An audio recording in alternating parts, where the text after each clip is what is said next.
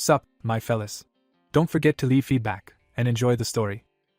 The hero exclaimed in amazement. Standing up, he asked that he was hallucinating, the door floating in the air. Looking behind it, the guy said that it was hanging, and there was nothing behind it, it was magic. He tugged at the doorknob. Suddenly he was sucked inside. The protagonist fell to the ground. Standing on one knee, he asked where this corridor came from. Taking a step forward, the young man asked what kind of place it was, if there was anyone here. He looked at him in amazement when he heard a strange sound. A terrifying monster stared at him. MC exclaimed in fright. Suddenly he went on the run. Slamming the door, the hero shouted that he should excuse me for bothering him, have a good life. Sitting down on the bed, he added that damn, it was dangerous, he definitely wouldn't come out, the door was gone. Shin froze when he heard that he was congratulating. His ability to bind the world together awakened in him, he finally found him.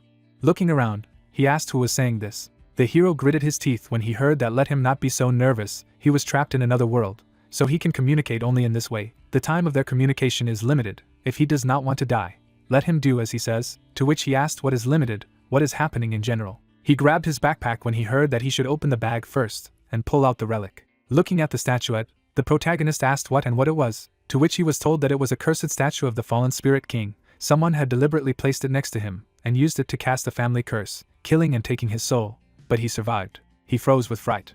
Frowning, the MC thought that here were the memories. He wasn't the owner of this body. This body belonged to a high school student, Shin. The man twisted his face in pain. The thought arose that his soul had been burned by a statue. The body was lying on the ground. A phrase flashed by that in his previous life he had died from overwork, and the soul had teleported to another dimension, and he had taken possession of this body. Red particles flew around the statuette. It was heard that since the ancestral curse had not killed him, it would give him a power that no one had before, and it took the power accumulated over millions of years. Looking at her, the hero heard that he should knock on the gate again. This gate belongs to him, to which he thought that the statue had crumbled. Suddenly, a door appeared in front of him, and the unknown man said that he still had the ability to connect the worlds together. An inscription appeared on the door, and he added that since he had behaved very politely when he had entered the gate last time, he had been appreciated as a polite person. Looking at the tablet, the protagonist asked that the grade seemed to be a passive skill. He looked in amazement when he heard that his power was about to run out. Let him be careful, not use the statue of the ancestral curse against his people. Once they realized that they were still alive, they would come to kill him. Perhaps he would be killed even in the next second, to which he asked who he was. Why was he telling him all this? To which he was answered, that because he needs it. Looking at the inscription, MC heard that the world he was trapped in. Let him become stronger and free him, then he would reward him. Let him not die. He gritted his teeth and said that the sound had disappeared. Looking at his hands, Shin thought that this would be an attempt to kill him the moment he crossed the gate. But why? He rummaged through his memory, but he still couldn't find any enemies. Sitting on the bed, he said that in general, it was better to think everything over. He had no means of self-defense. He had to enter the gate to see everything for himself. Grabbing the handle of the door, the hero said that but there was something terrible inside the gate. He didn't care. He would try. If something happened, he would immediately run away. Opening the doors, he thought that this skeleton looked very scary. He would try to communicate with him, because he clearly could not kill him on his own. Communication is the cornerstone. It is better not to mess with the dead. Perhaps he will be able to conclude a contract and confront enemies together. With the title of polite, he has hope. The protagonist froze in front of the monster. Putting his hand to his chest, he greeted and introduced himself, and then thought it was time to begin. The skeleton's eyes glowed green. Standing in front of him, the MC said that he should apologize for bothering him. He wanted to be friends, and then thought that very well, the rank seems to work. Suddenly the creature swung its hand at him. Shin jumped abruptly to the side. He looked frightened and asked where such power came from. He only wanted to talk. The monster shoved him sharply with his hand. The hero landed on the bed and exclaimed. Putting his hand to his head, he said that it was dangerous. If the gate was closed, he would disappear. Gray ranks were complete nonsense. Maybe there would be something more interesting. The protagonist looked at the notification and said that they were good for nothing. Stretching his hand forward, he thought that if this pile of bones continued to stand near the door, then he wouldn't be able to deal with it even tomorrow. The killer could come at any time. He didn't have much time to waste it. MC opened the door and added that it was time to remember his skills as a top salesman. He needed to be more persistent, and then said that he should excuse the bother. He was here again. The monster looked at him furiously. He bit off a piece of metal. Looking at him, Shin said that it was useless. Smiling, he said that he would not be able to devour him, since he was traveling in two worlds at once, offered to finally talk. The skeleton waved his hand sharply. Taking a step forward, the hero asked what he would listen to. Stretching out his hand in front of him, he said that he should not leave. The creature froze after hearing that he had just noticed that he was injured when eating people. New bones were growing at the site of the fracture of his left arm. Not only his left arm was damaged, but also his skull, ribs, spine and so on. He had quite a lot of damage, didn't he? The monster nodded his head and replied approvingly. Pointing to the phone, The protagonist said that while he couldn't let him eat it, there were many things in their world that were good for his bones that he could eat, such as this calcium pill specializing in bone healing. Stretching his hands to the sides, he added that in addition, there are many supplements that are much more nutritious than him. If they become friends, they will help to buy. After all, it will also be useful for him. With his eyes wide open, the MC asked what was going on. Bright particles appeared in front of him. The skeleton swung his hand sharply. Frowning, Shin thought that this would not work. It seemed that he needed to come up with something else. He looked up after hearing that he had signed a contract, to which he replied that it worked. Looking at the paper, the hero said that the origin is amazing, and why there is an ellipsis after the name. He narrowed his eyes when he heard that the defeated master was an officer of the combat depot of the 5th team of the Army of Darkness, to which he replied that this is how it is. The skeleton stood at attention, saying that the content of the contract was an equal exchange. He remembered that 7,000 years ago, people relied on him, having the talent to create culture, arts, science and technology. The military clock of fate struck 12 times, even the gods paid attention to the situation at that time. He hopes that he can help him regain strength. He never signs a contract with anyone other than the gods, so he better understands the value of this contract. The protagonist frowned upon hearing that if the parties are not satisfied, they can terminate the contract at any time. Signing his name in the next line means that the contract has been concluded. He pointed at himself after hearing that the signer was the person who defeated the curse of the fallen evil spirits, the guardian of the realm of dreams and reality, and the only spatial gatekeeper of the two worlds, to which he asked that it was all about him. The monster's eyes lit up and he said that the contract was signed. A view of the city buildings opened, and someone said that he had just been discharged from the hospital. If he felt unwell, let him immediately report. Holding the jar in her hands, the woman said that let her rest and not worry much. This is an excellent tonic, let her take it on an empty stomach to restore strength in the body. And the man added that he also bought calcium pills. Lowering his head, the MC thanked them, to which the mother replied that yes, what kind of gratitude is there? As long as he is healthy, everything is fine. And the thought arose in his head that in a past life he was an orphan. It is very nice that now there is someone to take care of him. Suddenly, someone knocked on the door. After showing the token, the man greeted and said that they were from the Dongchun County Police Station. They were responsible for the case in which their son was involved. Grinning, he said that every year there were many such incidents that could not be predicted and there was no solution to them. Fortunately, he had managed to recover. Shin looked at him angrily. The creature sucked the soul out of the man. The thought arose that the real boy was killed by a family curse. Lowering his gaze, the hero asked that if someone is faced with such a thing, he cannot do anything and follows the lead of fate. The policeman remained silent in response. Crossing his arms, the officer said that he understood his feelings, but had something to say. Looking to the side, he added that the hospital would be blocked. Soon no one would be allowed to enter here. Let him not worry, there would be no new victims. The protagonist smiled, thinking that he had 3 stars, so the captain was so young, and then said that he was grateful for telling me, and he was afraid that someone would start asking questions. Lowering his head, the guy said that he was just a schoolboy. He did not think that he had enemies. As he left, he added that since they had managed to talk to him, it was time for them to talk too. The police were walking towards the exit, and the MC was thinking that apparently the fallen spirit king was very dangerous. Not only the police, but also the government could not do anything. Apparently, they were afraid. Gritting his teeth, he added that he was a simple student who would think of sending such a powerful curse on a schoolboy. The guy looked around, to which Shin asked if he hadn't left, why had he come back? Holding out the card, the captain replied that he should take it. It was his business card, to which he thanked him. After adjusting his hat, the officer said that if something went wrong, let him call. Holding the business card in his hands, the hero thought that Captain Low. It seemed that there were still good employees in the police. As he sat on the couch, he wondered if he could trust him, whether he could help, that he did not think that he had followed instructions when he gave him his business card, what a petty captain could do in matters in which the police department, and even the government could not interfere. Furrowing his brows, the protagonist thought that besides, everyone knew that he was still alive, the killer would definitely not give up. Images of his parents appeared, and he added that perhaps even the family took part in this case. Stretching his hand forward, the MC thought that he needed to become stronger. Doors appeared in front of him abruptly. He opened it with a grin. Going inside, Shin asked what he was there. Bones appeared from the darkness. Holding the package in his hands, the hero said that he had brought the promised pills. Pointing to the package, the skeleton spoke of a finger. Taking the jar in his hands, the protagonist asked what he wanted to take. There was a glow around the contract. A green crystal appeared. It was said that the other party was waiting for his gifts, in exchange for the skull having a precious relic of an ancient warrior. Green lightning flashed in front of the elf. The words flashed that the primordial dream crystal is an item created by the high elves, former enemies of the continent, which can instill certain knowledge, skills, intelligence, and the like in the user. In this nightmare, war is an eternal theme, and the entire civilization and knowledge are built around the accelerated increase in combat power. Looking at the stone, the MC asked what a crystal that could be used to acquire knowledge and skills. Suddenly, the crystal disintegrated into pieces. Shin frowned when he heard that he had learned the deer under the moon technique. The undead clan and elves fight all year round to fight the undead. The elves created this technique. This technique refines the body. Looking down, he thought that the deer under the moon, so this was the reward he had brought him, already felt getting stronger. Medicines began to float in the air. The monster stretched out his hand in front of him. Then he disappeared into the darkness. Crossing his arms, the hero asked that he was hiding. After all, the contract had been signed. Why do this? Turning his head, he added that okay, he would study the techniques first. It looked like his parents had returned. The protagonist shuddered when he heard that his physical fitness was being assessed. His agility was 2. 1 point of agility was missing, to which he asked what and how to raise it. His eyes widened when he heard the question that he was still alive. MC slowly turned his head. The man opened his eyes wide and said that he would kill him himself. Suddenly he swung his weapon. Shin dodged his attack. Landing in front of him, the villain said that it was not bad. The hero gritted his teeth in anger and thought that it was a murderer, so quickly. Smiling broadly, he greeted and asked what he was looking for, and then thought that politeness had been activated. Swinging his dagger, the bandit said that he should let him kill him, to which the protagonist thought that it was useless. While dodging the blow, he heard that the crystal gives him knowledge, skills and equipment that have their levels. From low to high, the higher the level, the stronger the effect. To which he thought that it comes out, this is a lower skill, no wonder it doesn't work yet.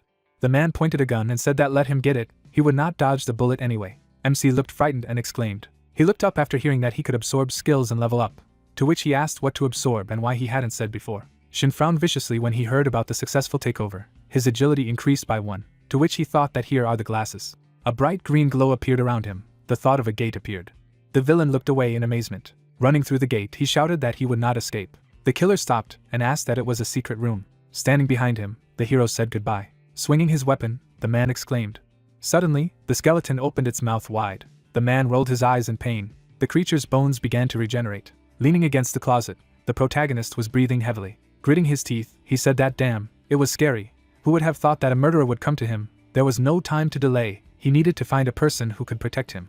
MC looked at the glow in amazement. It was heard that he had given great pleasure to his contract partner by following the principle of equivalent exchange. The other party took the items and recognized him. 2 items appeared above the contract, to which Shin asked that there were 2 at once, and also green quality. The equipment appeared as a reward for the hero. Looking at the crown, he said that it was not bad. Who would have thought that the deal would be so profitable? Would try the crown. Suddenly he was reincarnated. The hero put his hand to his face and shouted that damn, he really became an elf. Great. Tomorrow he will try his new abilities. He looked to the side when he heard a knock, to which the protagonist thought that whoever knocked was the killer again. Behind the door, someone was heard saying that he was fine. If so, then great, it was Jin. Walking to the door, the MC thought that this was his best friend. That day he sent him to the hospital to visit him. It was time to get back in shape, and then said let him come in. Hugging him, the guy shouted that he was so worried about him. Closing his eyes, he added that he should apologize. If not for him, then this would not have happened, to which Shin replied that he did not blame him. Everything was fine. The young man looked to the side, hearing that it wasn't him, came to visit him. Entering the room, the woman heard that she had come back like that. Why she was alone, where her dad was, to which she replied that he had gone to his grandfather for pills, and then asked that by the way, he had eaten the recovery pills. Shin looked at him in surprise and said that restorative pills were very rare, even the rich couldn't afford them, and their family was hiding a lot, to which his mother replied that there was nothing wrong. Looking at the hero, the guy said that he had such caring parents. Let him get well as soon as possible and return to study. There were still exams ahead. The hero opened his eyes in surprise, thinking that the exams, for sure, the previous owner of the body was still at school. He was waiting for the entrance exams. Because of the family curse, he missed the first exam while he was in the hospital. Lowering his head, the young man said that he was the best student, he would definitely be taken to any prestigious institution. Let him forgive him.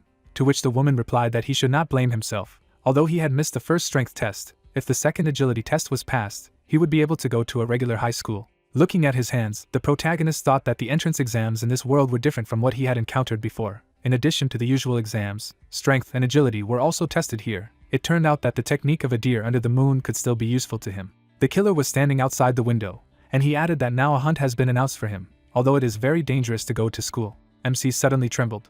Looking down, he thought what if he gave up? His mother looked at him in silence. She stretched her arms forward. The woman hugged him tightly. Smiling, she said that if she did not want to take the exams, then it was okay. Shin looked at him in amazement when he heard that they were only hoping that he would recover. He stared ahead silently. Smiling broadly, the hero said that he should not worry. He was not so weak. His mother pursed her lips when she heard this. Looking at her, the protagonist said that he would go to school tomorrow and participate, and then thought that if he decided to refuse to take the exams, his mother wouldn't mind, but he couldn't do that. The man was watching the city. The thought arose that the memories did not leave his head. His grandfather and family, apparently, were of noble origin and had wide opportunities. The parents led the child by the hands, and the hero thought that but the relationship between relatives in the family is very bad. The parents have never turned to their grandfather for help before. They live off their own work, specifically their family sometimes makes ends meet. The man and woman were holding medicines in their hands, and he added that therefore they must also have a very hard time getting medicines. The pearl was in the box, and I thought that they had decided to ask their grandfather to help them get the drugs, but their son was already dead, so he couldn't let them down. People were sitting at the dinner table.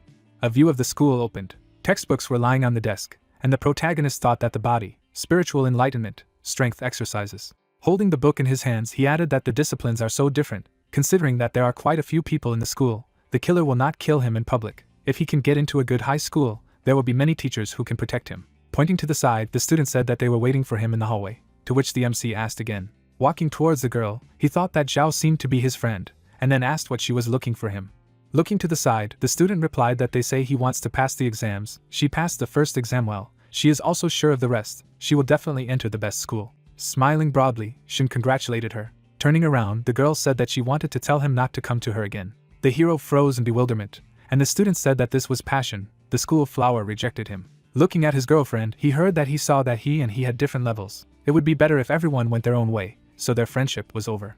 Closing her eyes, Zhao said that she had removed him from the contacts. Now it's every man for himself, to which the protagonist thought that he had only missed one exam. Was it too much? Tilting his head, he said that he remembered that all these years she had come to their class to find him, but he had never taken the initiative to find her. He had never wanted to be friends with her. He was going to take the exam. He hoped she would do what she said and not bother him. Raising his hand, the young man said that when he was the first, Zhao was on his heels, to which the other replied that he had only missed one exam, and she was already embarrassing him in front of the whole class. Turning around, the girl said that she should wait. After all, she gave him so many gifts, how can he say that? Zhao said through her tears that she thought they were friends.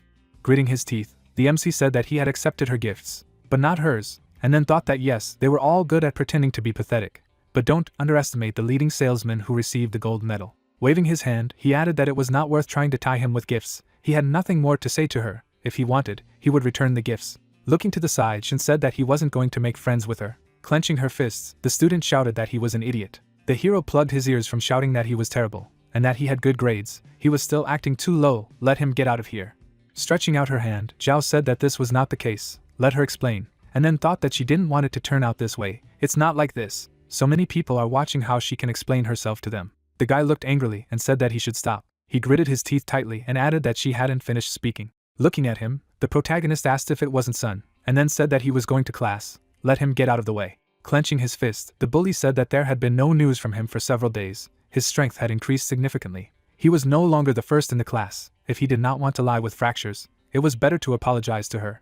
Lowering his head, the MC replied that he was mistaken. She was the first to come to disgrace him. Let her forget and let him pass. Standing in front of the girl, he said that he should excuse me. She won. The hero's eyes watered and Shin said that he could continue to get him. Everything would be as he wanted. Suddenly he began to run away. The student gritted her teeth. Stretching out her hand in front of her, she said that this was not what she meant. She did not want to force her. Let him not listen to him. And then she wondered what she had said. It was all because of him. Waving his fist, the bully said that he would teach him a lesson, and then thought that he had come to support her. The hero deftly dodged the blow. He jumped up sharply. The disciples raised their heads up.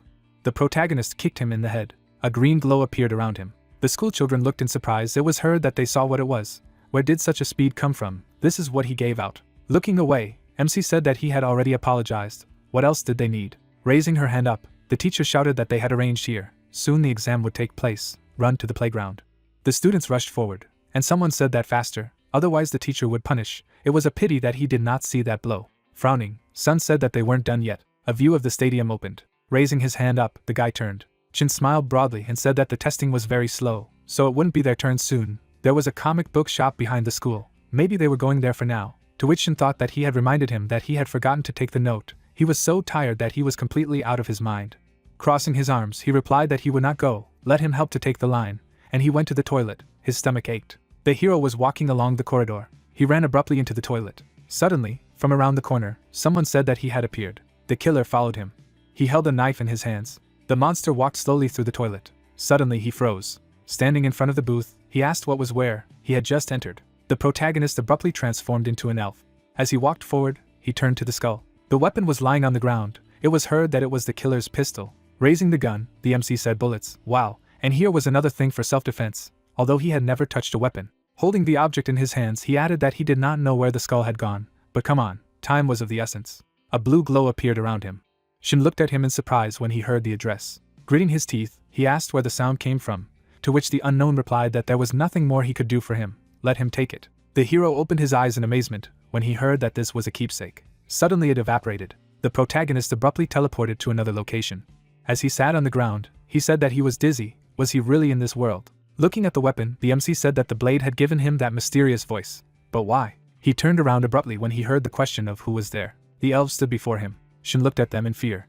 Looking down, the guy said that he was finally here, to which the other added that if he hadn't come, they would have declared the mission a failure and informed everyone. The hero smiled and replied that they would excuse me, there were problems, and then thought that all three of them had a crown of pale shadows on their heads. They were not real. Clenching his fist, the young man said that okay, anyway, he was already here, they had won the trust of the elven tribe, they considered them heroic soldiers who had only retreated after being wounded on the battlefield, offered to kill the head in the evening and take possession of his treasures, and then asked that he was ready. After adjusting the crown, the protagonist replied that of course he had already fully recovered. The elves looked at him in fright and shouted not to touch him.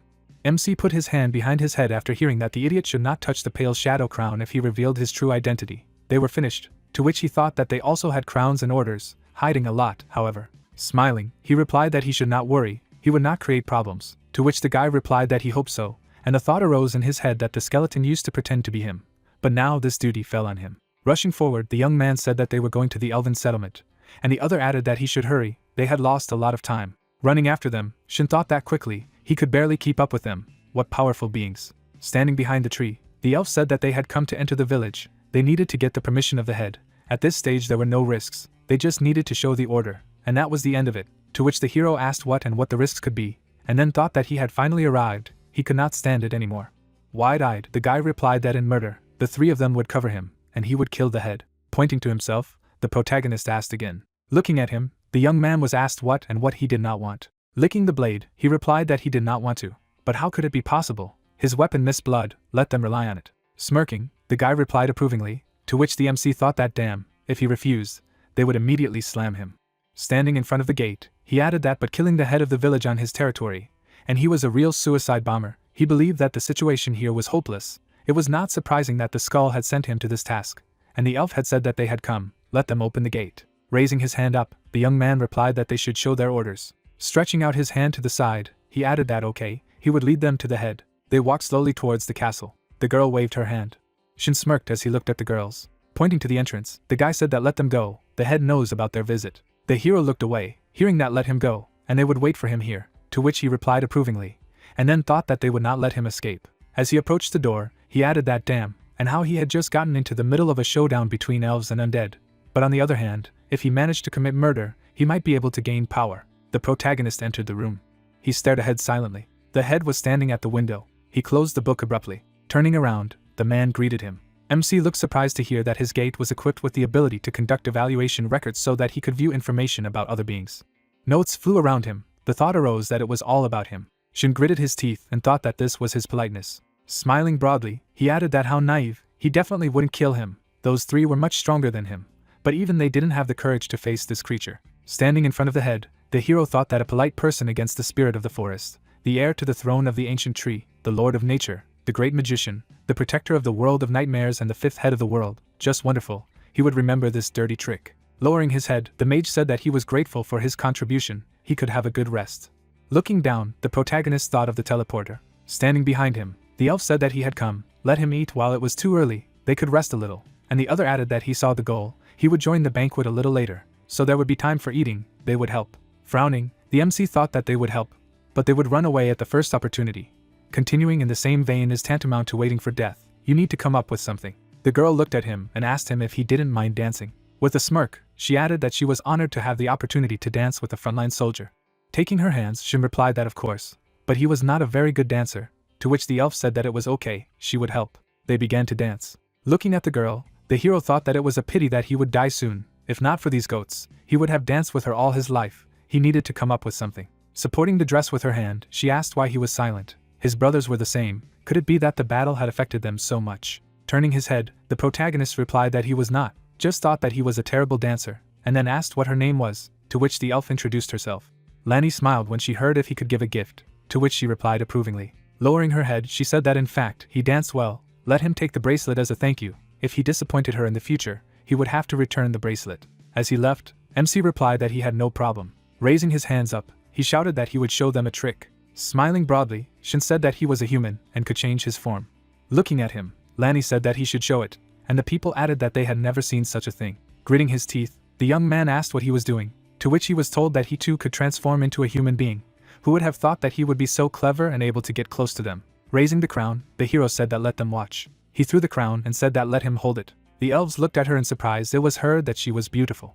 The girl smiled and said that thank you, he could come back, and people shouted that they should look at his hair and ears. Lowering his head, the protagonist said that so, he could become a human by taking off the crown. Stretching out his hand, he added that his brothers also possessed similar magic. With his eyes wide open, the MC said that if they took off their crowns, they would become evil spirits. Suddenly the elves looked furiously. Pointing their spears, they shouted that they should take them off. Crossing his arms, Shin said that after his 3 brothers changed, he would return. Waving his hand, he said goodbye to the girl. Suddenly, the gate evaporated, and people shouted that he was gone. What kind of magic was this? Lanny raised her eyebrows as she heard that they could catch the evil spirits. They didn't know what they were up to. The guys were tied up. A blue glow appeared around them, and someone said that they wanted to play with them more. It's a pity. The head lowered his head and said that they wanted to enter his village, but did not expect that a man worked on 2 fronts. What an irony of fate. Grinning, the young man said that there had been a misunderstanding. They also had orders. Suddenly he was reincarnated as evil spirits. Standing in front of them, the mage said that the crown contained the magic of transformation, an amazing technique. He was amazed. The undead spies had infiltrated the village.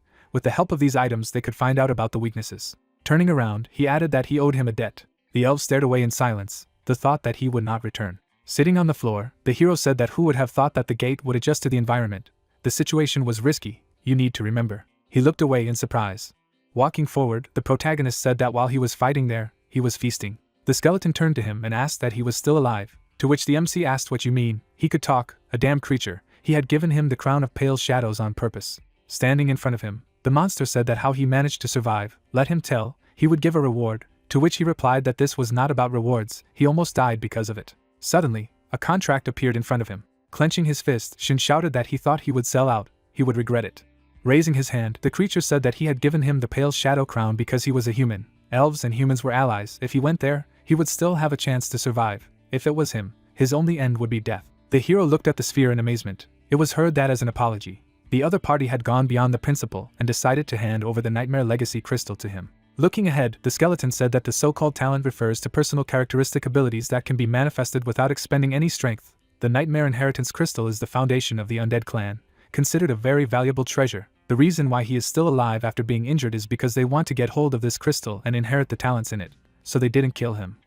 But he gives it to him. They will never guess that the crystal is now in the hands of a person. Frowning, the protagonist replied that it was useful, he would forgive him for the first time, but let him remember, there would be no next time. The undead king sat in front of him.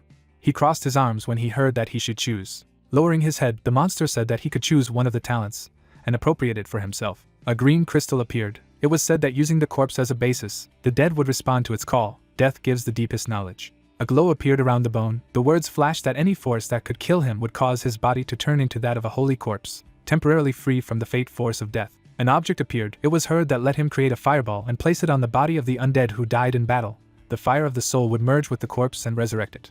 MC furrowed his brows and thought that he wouldn't need to resurrect the dead, and with the body of a holy skeleton, he would be able to dodge any attacks for 5 seconds.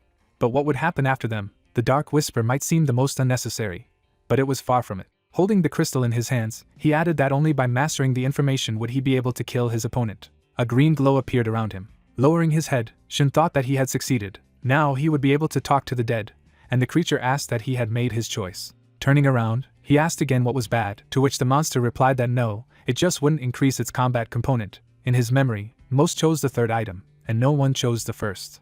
Standing in front of the hero, he added that it was good, and now he could tell him what had happened. It was very important for him. To which the hero replied that this is the matter. Looking down, the creature said that the original target of the murder was to be the sacrificed elf, the village chief he had mentioned, the strongest high priest of the elves. Putting his hand to his face, the hero thought that it was not surprising that he had so many titles, ranging from the spirit of 10,000 forests to the 5th world head, and the skeleton said that the 3 undead knights had been captured by them. Now they would make threats to him. This was his only chance. Looking at him, the protagonist asked what he was going to. Touching the door, he added that okay, he would take care of himself. Every family and clan had its own darkness. As he walked out of the gate, the MC heard that he had gained the following advantages. When he told someone that he was one of them, he would indeed be mistaken for his own person. After 10 seconds, the opponent would forget that he was his enemy. Looking at his hand, he listened to the fact that this skill can only be used once a day. The total characteristics of the target cannot be doubled, otherwise resistance may begin. To which he replied that the green quality is cool. Shin raised his hand and asked if the bracelet Lanny had given him was a good thing. Walking along the corridor, he said that it was not bad, a new technique, a bracelet and a skill. He did well today. It would be necessary to remove it from prying eyes. Raising his hand up, the examiner shouted that the physical skills test. Let him get ready. The guy rushed forward when he heard the command. Raising his hands, the hero wished him good luck. Turning his head, the young man thanked him for his support, and said that it was nothing, he could handle everything. The color flew into his face. It was heard that he was hit right in the head. He deserved it. Holding the papers in his hands, the instructor said that 71 points. Let him be glad that this was not a real exam, and then called the next one. The protagonist took the starting position. He rushed forward sharply on command. Looking at him, the students shouted that quickly, the paint could not keep up with him.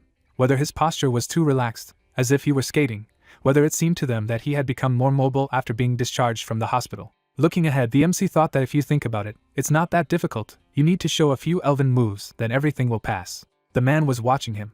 Leaning against a tree, he said that it was an interesting shot, to which the man replied that he was the first in the class, missed the first exam, but this is not the end. That's why he asked to look at him and give him a chance. Holding a cigarette between his teeth, Chien said that good physique, talented, if he got the highest score on the spiritual ability test, he would give him a chance. Looking at him, the master asked what the indicator of spiritual ability was, if it wasn't too much, and then thought that he remembered that his spiritual force was quite mediocre. Shin dodged the paint. It was heard that he needed to wait for the results, and then look at the points. The average score was not enough, he needed to score the highest in all indicators. Closing his eyes, the examiner said that it would be a perfect score for the agility test if he hadn't missed the first exam, to which the hero replied that he was thankful, but he hadn't given up the exams yet, and he added that they would take a break for lunch, the rest would continue in the afternoon. The protagonist smiled when he heard that he didn't expect anything else from his brother. They would go and have lunch, to which he replied that he should wash his face, while he went to the library, and Shin added that he should wait for him, he would be there soon. Sitting in the office, he said that was all. Lying face down on the desk, the MC said that it was possible to forget about all the usual subjects of his world, whether it was chemistry, physics, mathematics, the new course of the Chinese language and scientific knowledge he completed yesterday. Historical figures, events and even literary works of this world are completely different from his world. It feels like different memories are fighting in his head. His head hurts. Suddenly someone swung his leg. The guy struck the desk. Smiling broadly, Sun said what he had said. Shin frowned upon hearing that this wasn't the end yet, to which he asked what Xiao had told him to come. The bully put his finger down, and said that even if he did not pronounce her name, pointing back, he added that while he was gone, his strength had grown to the second level, equalizing which was cooler. His 2 points of agility, or his 2 points of strength. A glow appeared around the hero and he activated the skill of independence, and then said that he didn't care. The guys looked at him in amazement. Standing in front of him, the students said that there was nothing left. After all, she asked for help. They also did not want to go against him. He liked her, but he took on too much, he would not beat him. And the thought arose in his head that fortunately, these are only students, it's okay. The effect of independence lasts only 10 seconds. Smiling broadly, the bully shouted that he was finished. Looking to the side, the protagonist thought that he could only use this skill once a day, and then applied the absorption. A red glow appeared around him and he was thinking about what would increase the stat of strength. He could use the points already allocated, then he would be able to transform from a nimble assassin into a powerful warrior. Okay, 4 points in strength. Grabbing him from behind, the guy said that he would not run away, let him fight him. Sun swung his fist and asked how many ribs he was willing to donate. He struck a sharp blow to the stomach. MC's eyes widened. The young man looked at him in fright.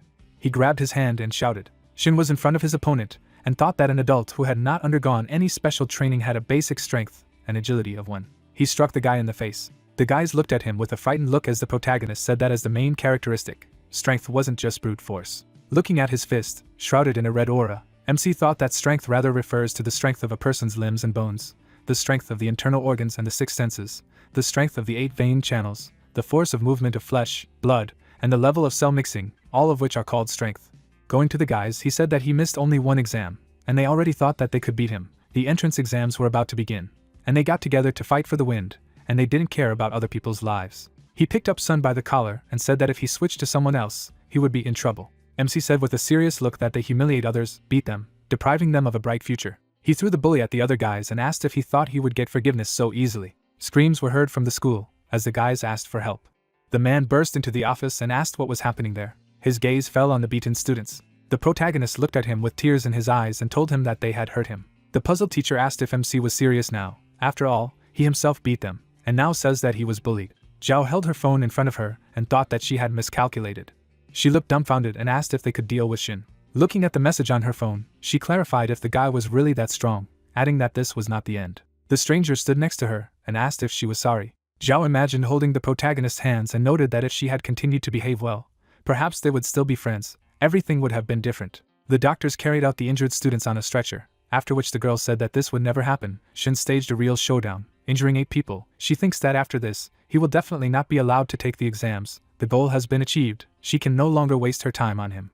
Watching MC, she thought that she had a bright future ahead of her, unlike him. Turning her head away, she said that she hated herself for not realizing that he was such a fool before. Sun woke up and looked at her. Stunned, Zhao began to reason that this idiot was staring at her and could drag her into this. Looking at the guy's face, she asked in her thoughts to stop looking at her. His lips began to move. With her eyes wide open, she told him to die. Lying on the stretcher, Sun turned to the girl. The attention of all present was directed to her. Tears came to her eyes. Running away from there, she shouted that Shin had treated him terribly. She would call the police immediately. The puzzled protagonist was watching her, and thought that Zhao had used this trick to get the others to turn on him. Raising his hand, the man shouted for them to come back and MC to follow him. Walking down the corridor, the stranger turned to Chien and told him that they had wonderful students, he should take a closer look at them, to which he received the answer that the problem was not that he did not want to help him, but that he needed to meet the minimum requirements. He still had a lot of things to do, so he was not going to stay for a long time. The secretary met them and told them that Shin and Sun had a fight. Even the police had arrived. She showed her phone and asked me to look at the video of their fight. The guys began to look at the recording intently. Surprised police looked at the video. Standing in front of him, he clarified whether Shin had written down everything, to which he was told that it was, because he was afraid that they would kill him. Frowning, the man noted that despite the presence of the video, he would still have to drive with them. Stepping forward, the teacher asked if they really wanted to deprive him of a second attempt, because the protagonist had already missed one exam, after which the man said that he did not have to worry, she would return him, as soon as they checked. Surrounding himself with a green aura, the young man noted in his mind that he was constantly changing his stat points, and hoped that his body could adjust. The director walked into the office and said that it was a good thing that MC had written everything down, otherwise he would have already been expelled. Chien said with a satisfied look that his physical shape was superior to them, they were not his opponents. Standing in front of him, he handed over the business card and noticed that he had watched the video of his fight, although it was only half of it, but he realized that Shin was holding back, to which he was told that it was true, because the protagonist was afraid of killing them, after which the master added that he had high moral character. He had just earned the highest grade for his body skills on the trial test, which was enough to get his recommendation. He would like to discuss something with him. Glancing at the business card, the guy read what it said about a martial arts company where the director was Chien. Imagining the city, he thought that the martial arts company, an organization that has mastered the heritage of various martial arts knowledge, has the property rights and copyrights to the secrets of martial arts. The protagonist imagined climbing the stairs and explained that, in simple terms, he would rise from rags to riches if he got into this company. This is the road to heaven. He noticed the blue aura around the other person and thought that the man standing in front of him seemed to have no weaknesses at all. No matter how he changed his characteristics, he was no match for him. Smoking a cigarette, Chien clarified what kind of glasses the guy had, noting that the rating system analyzed that his strength is at least 4.5 points, after which the plot told us that the rating system is the artificial intelligence of this world, which allows you to evaluate a person in all aspects. Taken aback, the protagonist thought that the man was strong. If he worked under his leadership, then maybe the killers would lag behind, after which he said that he had 5 points. The principal and the teacher were shocked by what they heard. Standing in front of him, he listened to the fact that it was not bad, and then asked if it was a lot. Imagining the armor, Chien revealed that at the middle school stage, a strength index of 4.5 is already a passing score for their company, and 5 is a completely different matter. Looking at Shin, he said that once the guy reached 5 points, he would be able to control some battle-type armor as well as use standard-level ancient weapons. He had obtained the highest score in the test. It was enough to earn his recommendation. If the protagonist joined their company, then he would give him a second test to assess his true abilities, noting that this is not usually done. But such a talent cannot be so easily missed, so they will retest to make sure of his skills. Turning around, the man listened to MC agree and replied that then everything was decided. Soon a person would come to organize everything. As for the investigation, he needed to deal with the cases. A second test would be organized at any time convenient for him. Turning around, the director of the company clarified what about his spiritual strength, adding that he was just curious, since his stats of strength and agility already met their company's standards. Smiling, Shin said that he had 3 points of spiritual force, after which he thought that he couldn't be the best at everything, so he thought that 3 points wasn't too bad. The surprised man fell a cigarette out of his mouth. Those present with a dumbfounded look asked if the protagonist was such a genius. Walking towards him, Qian, shrouded in a dark aura, asked if the guy could demonstrate, noting that with a spiritual force equal to 3 points, it was even possible to move objects with the power of thought. Stretching out his hand, MC gave the chair mana and noted in his mind that he would add stat points to his spiritual force. Raising his hand, the police captain said that they were leaving. As Shin moved the chair, he stated that the protagonist had 5 strength, good physique, agility was also 4 points, and spiritual force was found to be 3 points, which meant that he had a great future ahead of him. He was too strong for them, so they left. Smiling, Shin said that he couldn't move anymore.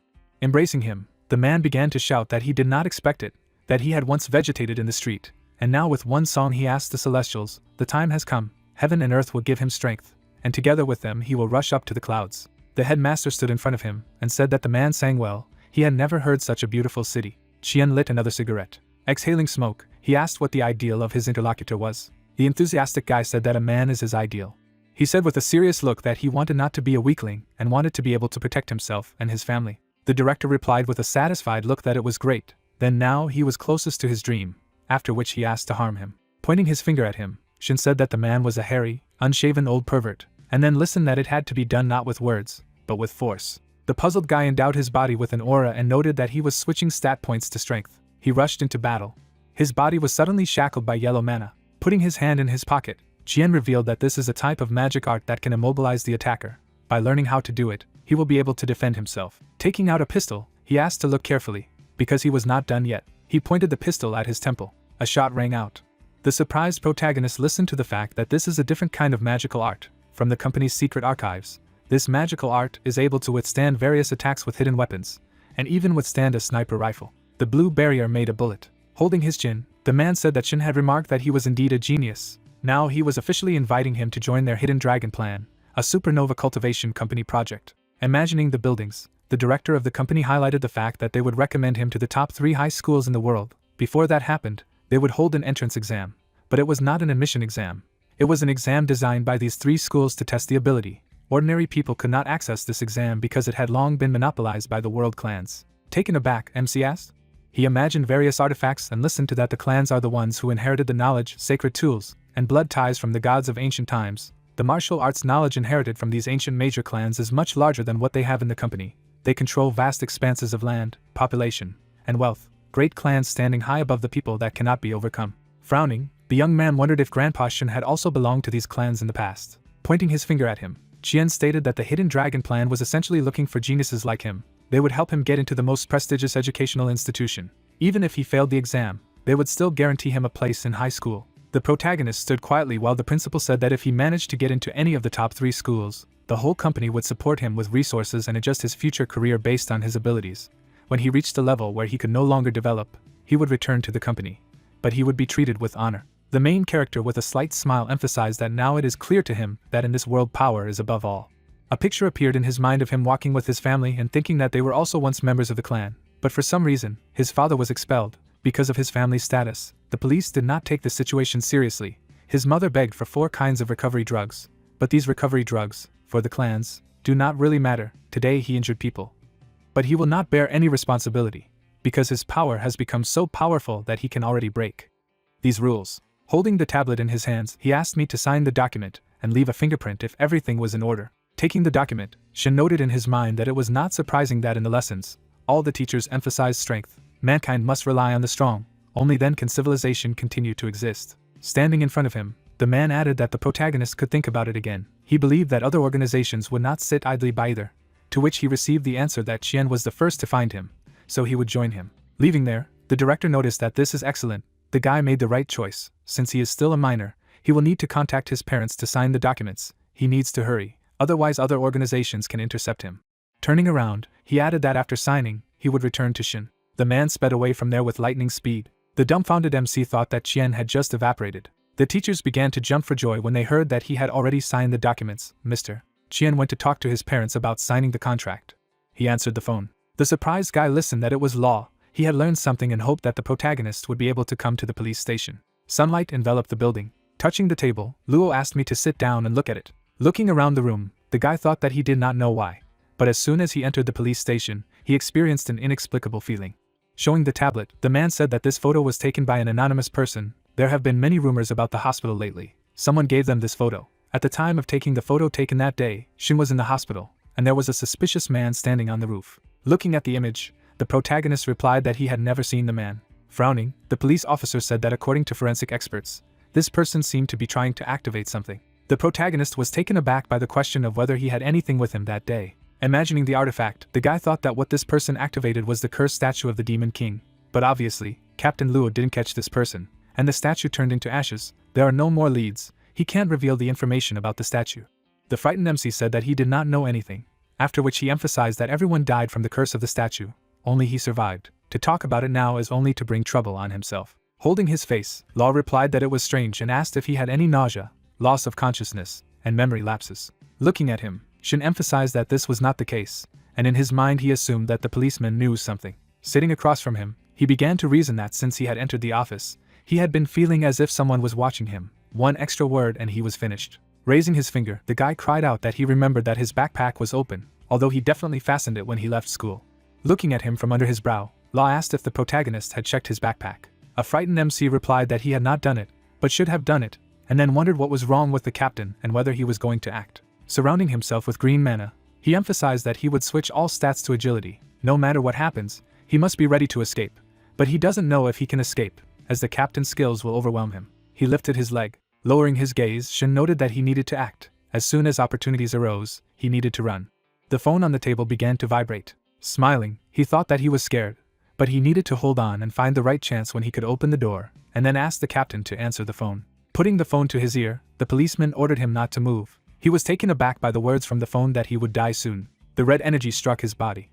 The frightened guy asked if it was the killer, adding that someone was attacking the captain. Shifting his gaze, Luo asked if the attacker was outside. He suddenly jumped through the window. The alarm began to glow. Getting up from the table, the dumbfounded guy heard a voice that they had been attacked. The attacker had entered the police station. Personnel not involved in the fight should look for a safe place to hide. Seeing water outside the window, the protagonist wondered if it was the ocean and if he had been in the city. Holding his hand in front of him, the stranger said that Law had killed too many members of their church. He had to avenge them. Looking at him, the policeman said that if he had something to say, he could say it later.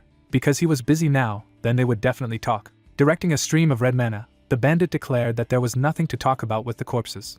The protagonist was shocked by this. Looking out the window, he wondered if he had returned. Noting that the two were not in sight, he was afraid that Captain Luo had stayed with that guy at sea. Holding his stomach, MC reported that he had this feeling of hopelessness again, after which he asked if there was a ghost in the office. His eyes began to glow. Notifications popped up in front of him that the talent of the necromancer Whisper of Darkness had been activated. The soul must return to the body in order to be able to answer all his questions. If the answer was not received, the soul would not rest. The puzzled guy asked if there was a corpse in the captain's office. MC flinched when he heard a voice thanking him. Turning around, he asked who it was. Looking at the closet, he listened to the fact that someone didn't expect to be able to return to the body and talk to him. He frowned.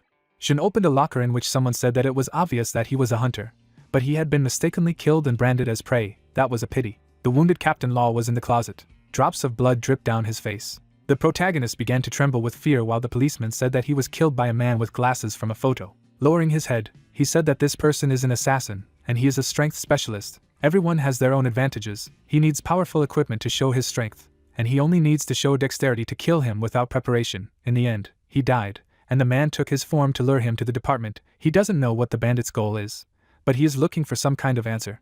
Looking at his comrade, MC thought that the legendary creature, the Demon King, had never been defeated. He wanted to know how he managed to survive. Fortunately, a man was caught who attacked the police, and his plan was thwarted, after which he reported that the killer took the form of Law in order to do his deeds on his behalf, using special techniques to take the corpses. The blue sky surrounded the area, in which the guy said that everything had changed around the site. There was only one water, like an ocean, but everything quickly returned, although the corpse of Captain Luo and his attacker were gone. The corpse of the policeman replied with a blank look that the hunter who pretended to be prey did not know that he was causing problems. What the guy described was not a technique at all, but an anomaly. The protagonist imagined two different worlds and listened that an anomaly is another world that suddenly comes into contact with their world, surrounding, absorbing, or taking away living beings in a certain area. This is called an anomaly, and what is higher is even more dangerous is called a disaster. Stunned, Shin clarified what a disaster was. He is a dark creature while the corpse said that it is a strong being from another world who uses different techniques to suddenly appear in the main world.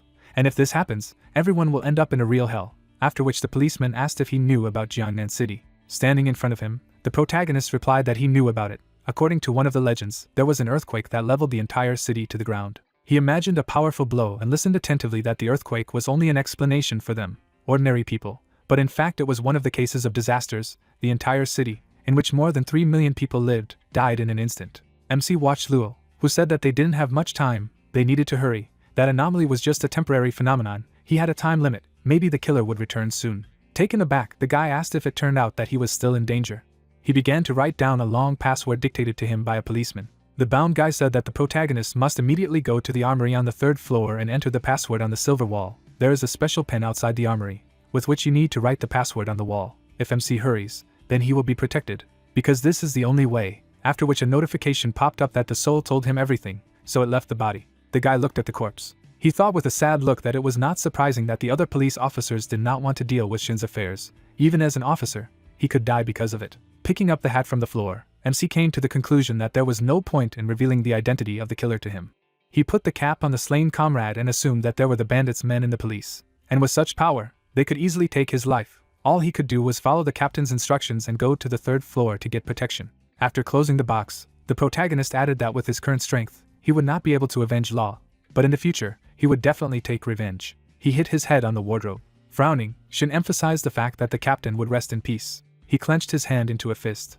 The guy heard a voice outside the door that there was an anomaly. He needed to go downstairs to be tested. Opening the door, the man asked him to leave, because after the incident, everyone must be checked. Closing his eyes, he asked the guys to come downstairs, and in the meantime he would deal with Detective Luo and Shin. Adjusting his cap, Captain Wang stated that he knew he was afraid of something, but Captain Luo had been taken away by some superhuman force.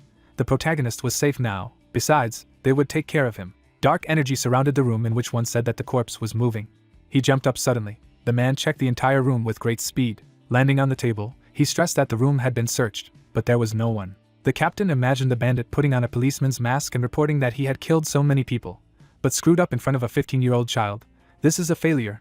He can't believe that the killer is such a scumbag. Holding the walkie-talkie in front of him, he said that he suspected that MC was involved in this incident. They should immediately send out notifications, and as soon as they saw the protagonist, they should immediately detain him. The man closed the door behind him. While the voice said that the central intelligence system had completed its work, everyone was asked to gather in the hall to be tested. The door began to glow. Looking out from behind the door, the protagonist noted that, of course, the killer had accomplices. Moving towards the window, he thought that he could stay in the nightmare world forever and be safe there, but then he would lose the chance to punish the killers. Climbing up the gutter, the guy added that he had to get to the 3rd floor and tell about everything. He jumped out of the window. His eyes fell on the door at the end of the corridor. Taking the pen, MC came to the conclusion that he needed to write code. He was frightened when he heard a voice from behind him. Holding the blade in his hand, Juan asked what the guy was doing there. Smiling, Shin began to write the code and told him that he would soon take the exams. The teacher had left him a few problems. He had to solve them as soon as possible. Squinting, the policeman thought that this was an emergency device that connected the central government of the world. He threw the blade at him and emphasized the fact that he couldn't be allowed to write any further. The gate deflected the blade. The man rushed into battle and asked if this was his ability. Continuing to write the code, the protagonist thought that it was good that the gate reacted to changes in the environment. Otherwise, if it were a standard gate, he would have already died. Juan kicked the gate and shouted that he wished the boy dead. Shin continued to ignore him. The gates began to change. The man ran at him and said that he would kill him. He crashed into the gate. Blood ran down his body as he said it was a gate that could also kill. Smiling, the guy noticed that he had finished typing the code. The protagonist raised his head and heard a voice that the verification was successful, that the most powerful artificial intelligence of the world government is Kunlun, and that the artificial intelligence is starting the check. A full scan of the police station is underway, and that Luo Feichuan's body has now been discovered, and continues. That the fake identity of Captain Wang Xiueshu of the Serious Crimes team has been successfully confirmed, and that high-ranking experts are heading to the guy. Shin opens his mouth and the voice continues that the regional head of the Russian company has already been summoned and that given the severity of the current situation, it has been decided to kill the enemy immediately, and the guy calls for the head of Qian. The young man turns around, and the artificial intelligence continues to say that in 30 seconds, the killer posing as Wang Xiueshu will be executed on the spot, and that the countdown begins. And the policeman asks the young man where he is going, and that he should not even dream of killing him, and that nothing will happen in 30 seconds. The protagonist throws his hand forward. The policeman intercepts him and says that he will not let the guy escape. Shin shifts his gaze. The killer looks angrily at the main character. The young man is enveloped in streams of golden magic. He throws up his hand. The man in the raincoat throws out his fist and says that speed is the main weapon. The main character points his hand back and thanks the man for his help, and he asks that it is cool. On the door there is a sign with the inscription Ministry of Security. Qian put his feet on the table and suggested to the guy that he could take care of the rest, but he had to tell the truth about the password. The protagonist replied that the password was given to him by Luo Feichuan in advance, and that he said that he was being persecuted, and if something happened, he should use it immediately. The head of Qian looked up and said that he seemed to know that the Church of Silence and assassins were targeting him, and continued that this was an organization to which the people who had previously caused the anomaly belonged, and that they were madmen who had only made trouble on their own heads. Shin shifts his gaze and says that he feels sorry for Captain Luo. Qian lights a cigarette and says that it's a pity, and that he didn't have time to meet him, but he was definitely for justice, and that it was because of his kind heart that he brought trouble. The man looks up and says that the main character is very lucky, he almost fell into the hands of an assassin who pretended to be Luo Feichuan, and added that Kunlun has identified the killer who was chasing the guy, and that he is an assassin from the League of Assassins, and continued that they are only responsible for fulfilling orders and are unlikely to know the customer. Shin shifts his gaze and says that since the assassin was able to kill Captain Luo, then his abilities and price must be high, that is, the customer is most likely a rich man, and the head continued that this is clever. But the question is why such a person, sparing no expense, wants to kill a schoolboy like the protagonist, and adds that they are still investigating. The young man shifts his gaze to him and asks who Kunlong is, who appeared after he wrote the password, and why Captain Luo didn't ask him to help deal with the killer. A cigarette smolders in the man's hand and he reveals that Kunlun is the central intellectual system of the world government. The alarm for help was organized by him, and that he usually does not do such trivial matters, unless the person has a password. Only in this case he will provide help. The protagonist turned his head, and the head continued why Captain Luo didn't summon him, that he didn't know about the weapon problem. The girl holds the box and says that it is Luo Feichuan's steel prosthesis, which is believed to be his weapon. A virus was written into his program, which is why it could not be launched. The prosthetic is lying on the pillow, and the great swordswoman continues to say that as soon as Luo Feichuan died, everything returned to normal, and adds that it is obviously the work of a person who knew him very well, and that Kunlun gave them a task, so they will continue to investigate. The guy stands in front of the prosthesis and thinks that it comes out. That's what the problem was. He investigated, left his business card, and even after death, he continued to guide the young man, and continued to reflect that even when he met the enemy, he did not give up, despite the problems with the weapon. Shin turned his head, and the head of Qian said that Shinyi was now a member of their company, and that today the head would teach him the first lesson, and that he hoped that the young man would learn it. The man looked up and said that you must always be on the alert, that people are scarier than monsters. The guy moved his neck to the side and said that he would remember it. The head extinguished a cigarette and said that now the protagonist should follow him. He had arranged a meeting place with his parents, and the young man asked what to do with the two who were still in the anomaly. The man and the young man are walking down the corridor, and the head replies that further affairs will be transferred to other, more professional people, and this place will be closed, and added that it is time for them. And the guy asked why the man did not stop and solve all the problems of the police station, and continued that with his strength of the head, he could easily cope with these two.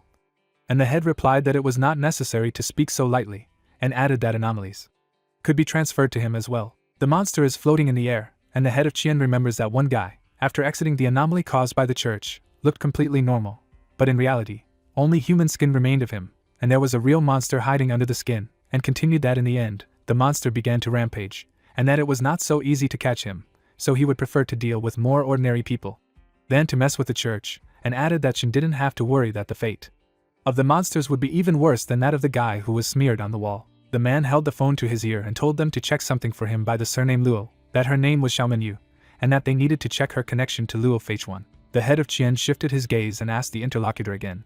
The protagonist looked at him and decided that Xiaominyu seemed to be related to Luo Feichuan. The sun illuminates the building, and a dark-haired woman tells the head of Qian that they would like to talk to Shinyi, and adds that they want him to give an answer himself, then a decision will be made whether the contract will be signed, and the man replies that no problem, and for now he goes for a smoke. The main character is sitting at the table, and his mother says that they don't want to put pressure on him, and continues that in fact, he is a descendant of a great family and his father comes from a hereditary family, a side branch of the Shin family, and the guy says in surprise that this has to do with one of the three clans. The protagonist lowers his gaze and muses that obviously the Shinyi family is not as simple as it was said. The Shin family is one of the few families that have a divine heritage and artifacts. The dark-haired man takes the woman's hand, and she says that his father was also a genius and thanks to training, he left the fire demon, but one day, losing his strength, he went to this city to live a normal life, and then he met her, and continues that soon the guy's grandfather organized his father's engagement, and for her it was an insult, and so his dad disowned the family, and soon they had him. And the young man asks what they decided to tell him their love story. The boy's father looked at his son and said that the reason they were telling this was because his talent was already far beyond that of ordinary people, and continued that if they asked his grandfather to recognize him, he would definitely agree, and then he would become a descendant of an aristocratic family, and would be able to enjoy better resources and privileges.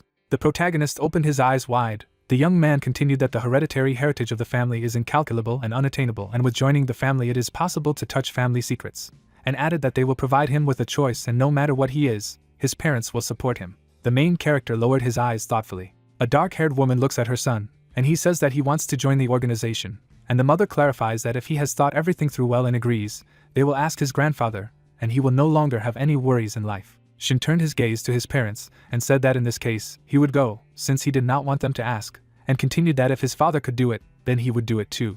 The boy's mother smiles and says that he has already grown up, and the father adds that this is his life and they respect his decision, and the protagonist says that then it's time to call the head of Chien. The little boy holds his dad's hand, and the main character talks that in all the years his parents went to that family only a few times, and continues that now he understands that when they returned, one part of the family communicated with them well, the other looked at them with contempt. The child picks up a branch, and the protagonist continues to reason that he remembers the only joyful moments when he played with his friends, and finished thinking that in a past life he was used to coldness and ruthlessness, and only now felt true love and care. The woman snuggled up to her son, and the head of Chien congratulated the guy on joining the organization, and thought that they needed a heartless family like Shin, and said that in a few days, the young man would have to participate in the entrance exams at the academy, and he would have to live in the headquarters. Shin's mother exclaimed that it was great, because these 3 academies were the best in the world, and the boy should not worry and must show his best side, and the protagonist asked the man to take care of him. Zhao watches the video on her phone of the police intervening in the case over the fact that the best student of the year failed one exam and went berserk, and says that the video of Sun Ming and others being beaten up on the internet that she uploaded to the internet attracted attention and criticism, and went on to say that she specially came to the hospital and took pictures of Sun Ming, and now Jinye's reputation would be tarnished. The girl holds the phone in her hands and writes a message to the main character, which says that from now on he will not be able to get into high school, will not be able to learn techniques, will not receive armor and weapons, medicines and pills, inheritance, and in the future will be nobody, and she will become the abyss that they cannot jump over. The young lady picks up the phone. She stares at the screen and reads a message that her post has been found to be defamatory, and has already been removed from the site, and she is strongly advised not to do so in the future. Zhao opens her eyes wide and exclaims that all this is not slander, because there is no evidence that the guy acted in self-defense, and in general, what does the organization care about this? And continued, which is interesting in this case, the opinion of the school. The man wearing glasses raised his hands, and the banner congratulated Xingyi on signing his contract with the organization early. 5 key schools had already sent him invitations.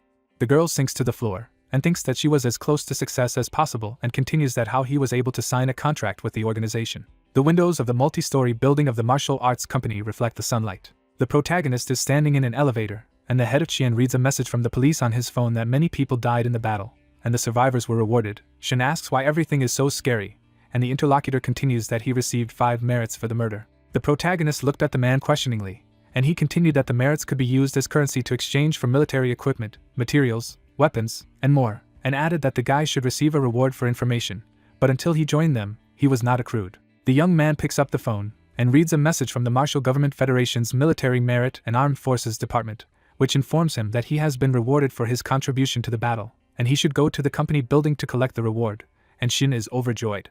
The door in the elevator opens and a man with dark hair says that the students of the junior school are laying the foundation, and in the high school, they learn real professional techniques, and the protagonist says that he lacks offensive techniques, and if it wasn't for his luck, he could have already died, and Chien replies, in this regard, he should not go outside yet, and he will investigate this case. A young man walks down the corridor, and a girl with dark hair says that the investigation is complete. The head of Chien says that from now on, the guy is a member of the company and now he can spend his salary on whatever he wants, and adds that when the young man graduates, he will show him his department, and in general, he can move freely here, and treat this place like his home. The main character thanks the man. The blonde girl tilts her head, greets, introduces herself and congratulates the guy on joining the company. The protagonist looks at the TV screen, and Sue says that since she is older than him, she will call him brother, and continues that she hopes that he will study well, increase his strength, and become a very cool person, because this world is very dangerous, but they should fight hard together, and ends up that she has prepared VIP tickets for him to the concert. The young man opened his eyes wide and said that he liked this actress very much.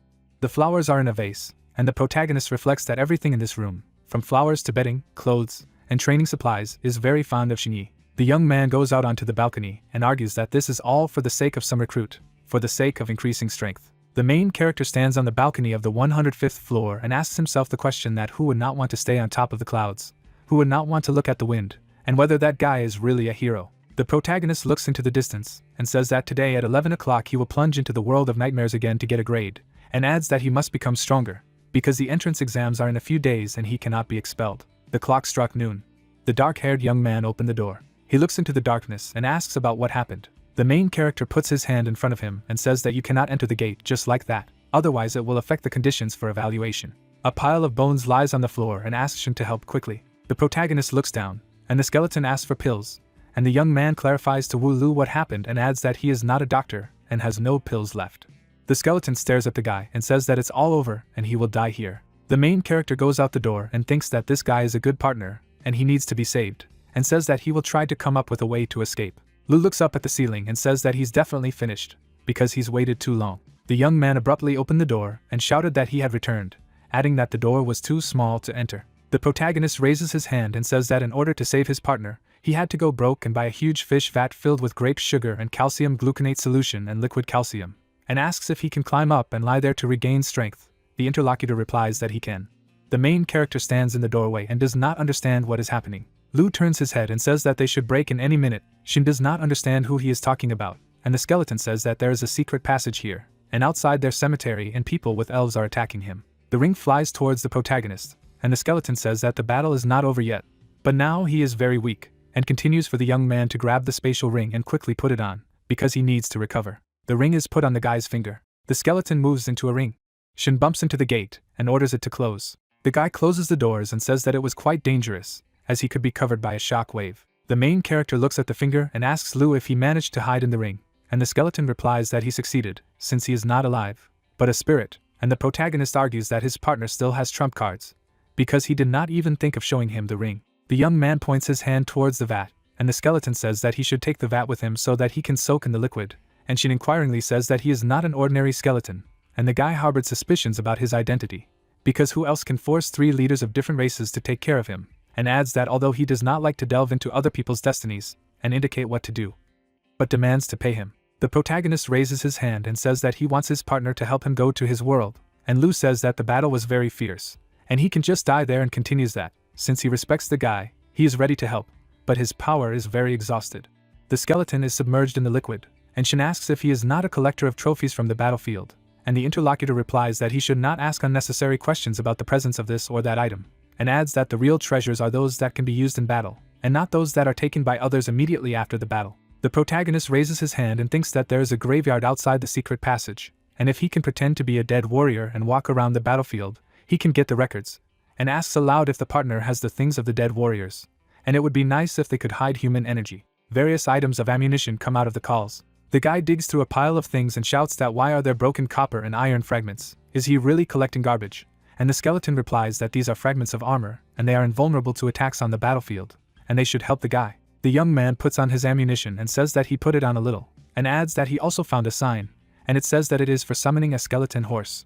The protagonist raises his palm up, and Lu says that it's great that he is already studying the energy of death, because this mask is just for him, and Shin clarifies the purpose of the object. The protagonist puts on a mask, and the interlocutor reveals that it can stabilize the deadly energy of the highest level, and adds that it must be put on with the rest of the equipment, so that it is not seen by the other dead. The protagonist stands upright, and the skeleton says that he now looks like a real dead warrior and continues that if he uses the tablet, he will be able to summon a skeleton horse. The horse raises his front legs, and Lu thinks that the guy will sit on a skeleton horse and pretend to be dead, and if there is danger, he will run away, and can he be called a spiritual knight. Shin turns around and walks away, and Lu tells him not to die, adding that if the ring on his hand is stolen, he will definitely get caught.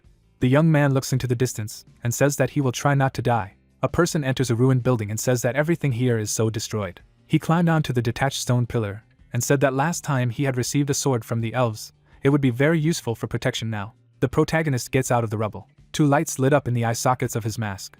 The armored warrior stared at him with the words that there are undead here. The hero thinks that isn't this the camp of the undead, the dead lost. He takes off his mask and says that he is also a person. The scarred man, swinging his sword, says that the undead are dead. Shin blocks the blow with his blade. The attacker looked at the opponent's weapon and asked if it was the light of night. The blue-haired guy looked at the cross swords, a special blade belonging to humans. The rank is white, the feature is sharpness, one of the types of short piercing blades. The name is silent purification. Only nobles whose souls have not been corrupted by the undead can own light. The possession of this blade is a special privilege that grants the favor of others. The captain of the squad stretched out his hand to the protagonist, and said that only a person with a pure soul can wield the light of the night. He is definitely one of us. They need to continue to explore the remains. Meng gestured with his hand and asked him if he needed help. The blue-haired guy opened his mouth slightly and thought that the gesture that the captain showed him, a sign meaning I love you. This is already at the first meeting he shows his love. In this world everyone is so trusting. Shin holds the mask in his hand and mentally says that Meng is still looking at the mask. This gesture has some hidden meaning. Perhaps there is a problem. He must be worried about the skeleton mask. He feels threatened. The skeleton has framed him, but he will deal with him later. The protagonist, looking ahead, said that he was in a rather difficult situation, so he would not refuse help. The interlocutor closed one eye and said that he would give the victim a combat bag. Shin takes the bag and explains that he will pay it back later. The horse gallops on the ground. The rider shouts for everyone to step aside. The horse reared up. A man in red clothes asks the captain of the squad how long it is possible to stand here. If he really thinks they have a lot of time, he replies that the fact is that on the way he met one guy outside the tomb. The rider, raising his hand up, ordered that the hooded guy be grabbed. The armored warrior said that the protagonist had the light of night in his hands. The interlocutor says that he knows that those who are able to use the blade of night light can also be servants of the undead. The hero, looking ahead, asked why the bearded man was asking him about the mission. The interlocutor, clenching his fist in his hand, says that he is the lord of the palace of the Southern Legion. The guy is just a small boy, but still dares to ask his name. The lord of the hero will not kill him first, he will skin him, and then he will beg for all the necessary information. The warrior in dark armor, waving his sword, said if the rider was a pervert, the protagonist would remember him. The guards have grabbed their weapons, and their leader asks if Shin is threatening him.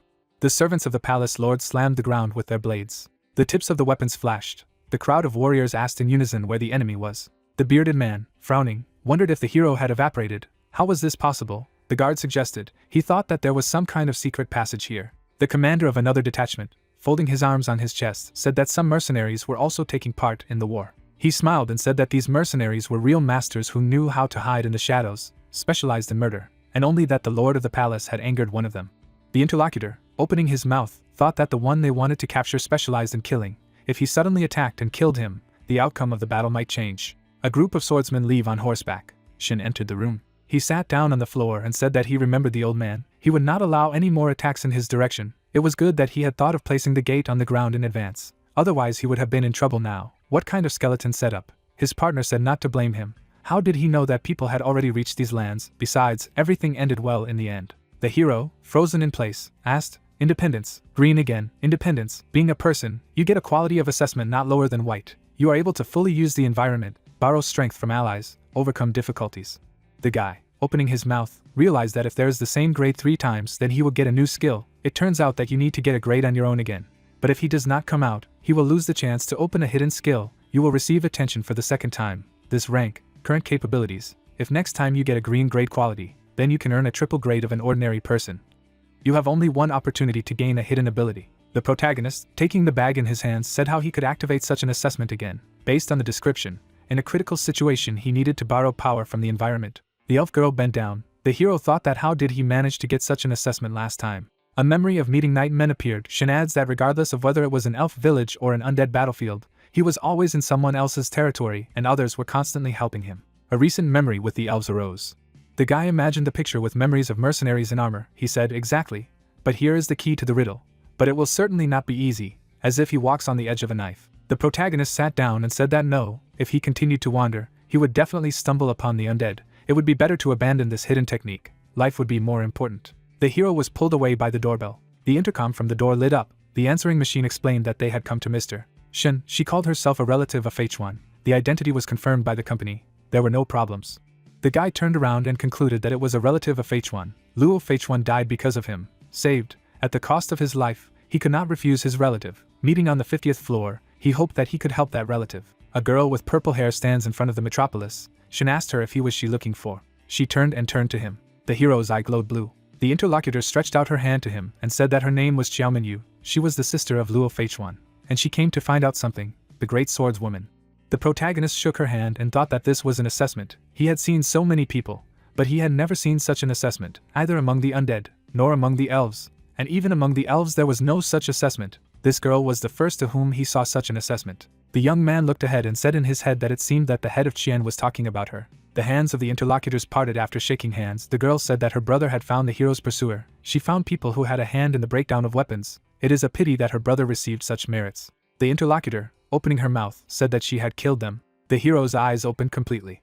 He spread his hands and said that didn't the head of Qian say that it would be very difficult to deal with them. It turns out that she also killed the other two, she confirmed. She tilted her head and explained that her brother was a person with limited abilities, so she hoped that after graduation, he would find a good job and become the successor of the family. Initially, everything went according to her plan. She wanted her brother to be safe. Shin opened her mouth and thought that her brother was a genius. What kind of person with disabilities? Qiao added that in the end, her relative was vilely killed and hidden in the closet. The swordswoman tilted her head to the side and asked her interlocutor why he was silent.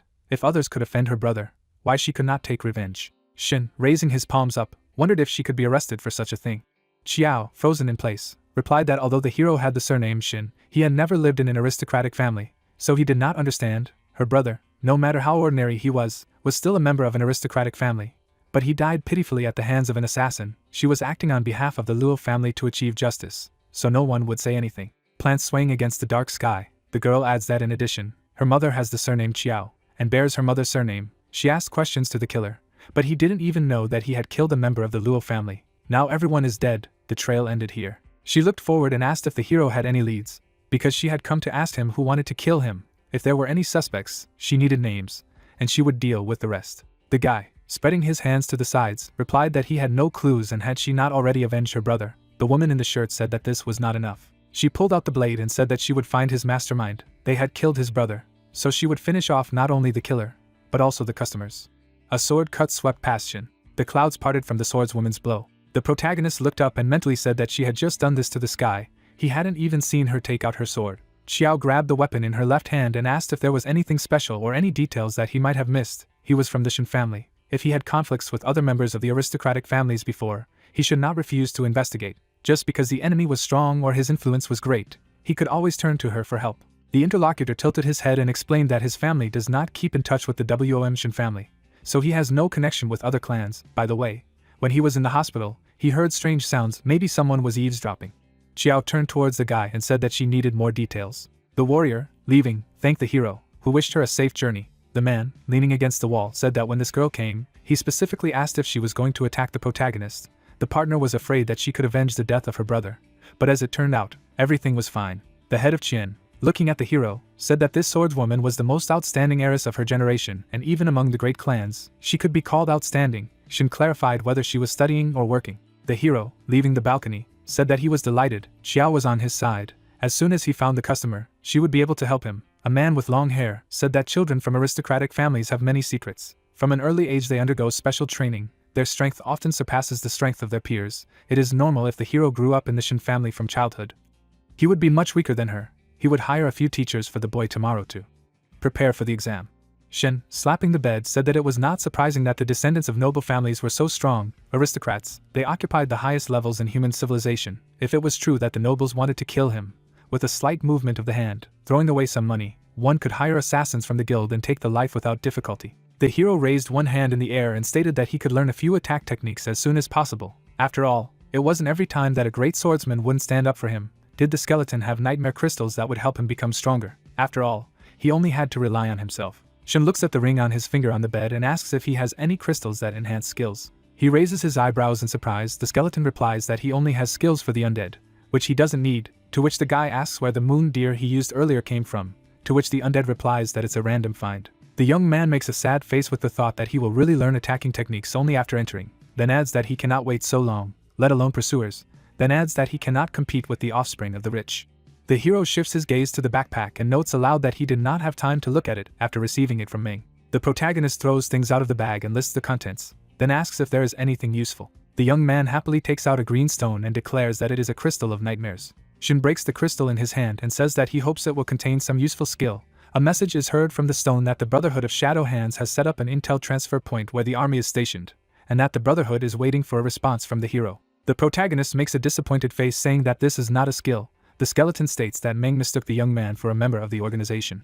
Shin touches his chin and thinks that he has already received the notes today, so he can try to go to the other world and try to find something, and asks the ring aloud where he found this armor. A weapon appears in the air near the window. The undead replies that this is a place somewhere near a secret passage. The hero states that those lands have already been captured by a human army and adds that he plans to go to the world of nightmares again, after which he asks the ring if he has human equipment, to which he claims that he will look for it. The protagonist wears armor with a large shield. The skeleton says that he will be a soldier guarding the border. then adds that the head on the shield is the coat of arms of the state, after which he adds that the people on the lands of the Lyco are almost exterminated by them, and no one will suspect if the guy pretends to be a survivor. The young man holds a green stone in his hand and asks what the object is, to which the ring replies that it is a request for help from Lord Lyco and continues that it will be useful to Shin when he comes out. The hero opens the door with a burgundy haze and wonders aloud why he cares, to which he receives the answer that he saved the undead, so he wants to thank him for his kindness. The protagonist says that, in fact, he did not intend to do this in the first place.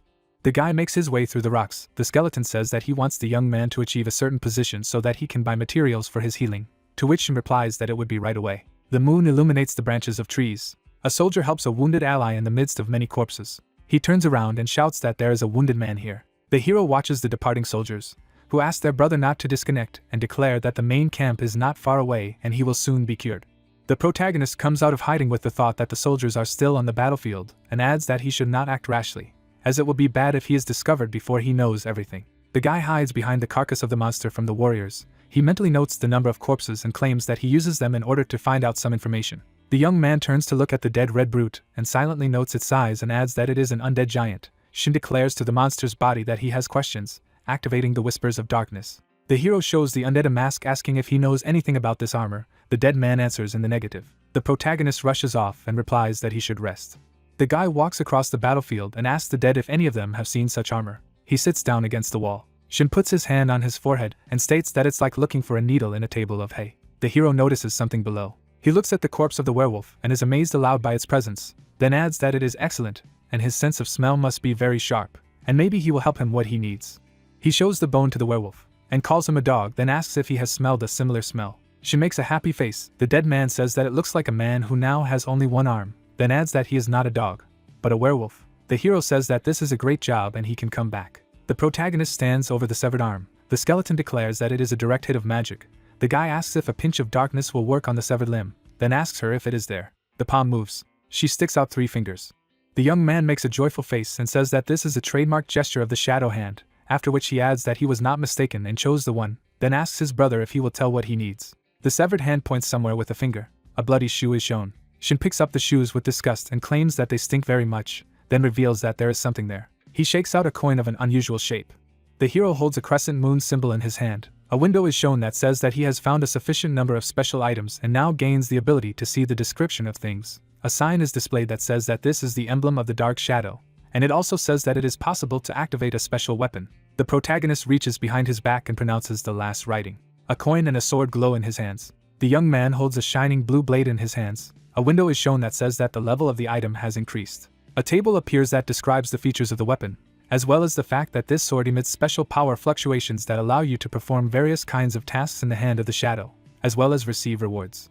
Shin holds the sword above his head, saying that who would have thought the blade would rise to the night veil, and notes that it's cool, and then adds that there is another note. He holds a papyrus in his hand with disgust, which says about the mandatory verification of the truth about the undead. The hero says that, as it turns out, this is a mandatory set by the hand of the shadow. The protagonist frowns at the green rock in his backpack. He states aloud that the crystal that Meng gave him says that the tent with 3 short daggers is the location of the organization, then adds that this man is also a member of the Shadow Hand and decided to help the guy after seeing his armor. The corpse of a man is resurrected by the movement of the young man's hand. Shin says that there is a generous reward for information about the undead and adds that it is easy, then asks the resurrected one to tell about his brethren, to which he replies that he knows nothing. The hero points his finger at the other skeletons and repeats the question, to which they answer that they do not know and ordinary soldiers can only fight.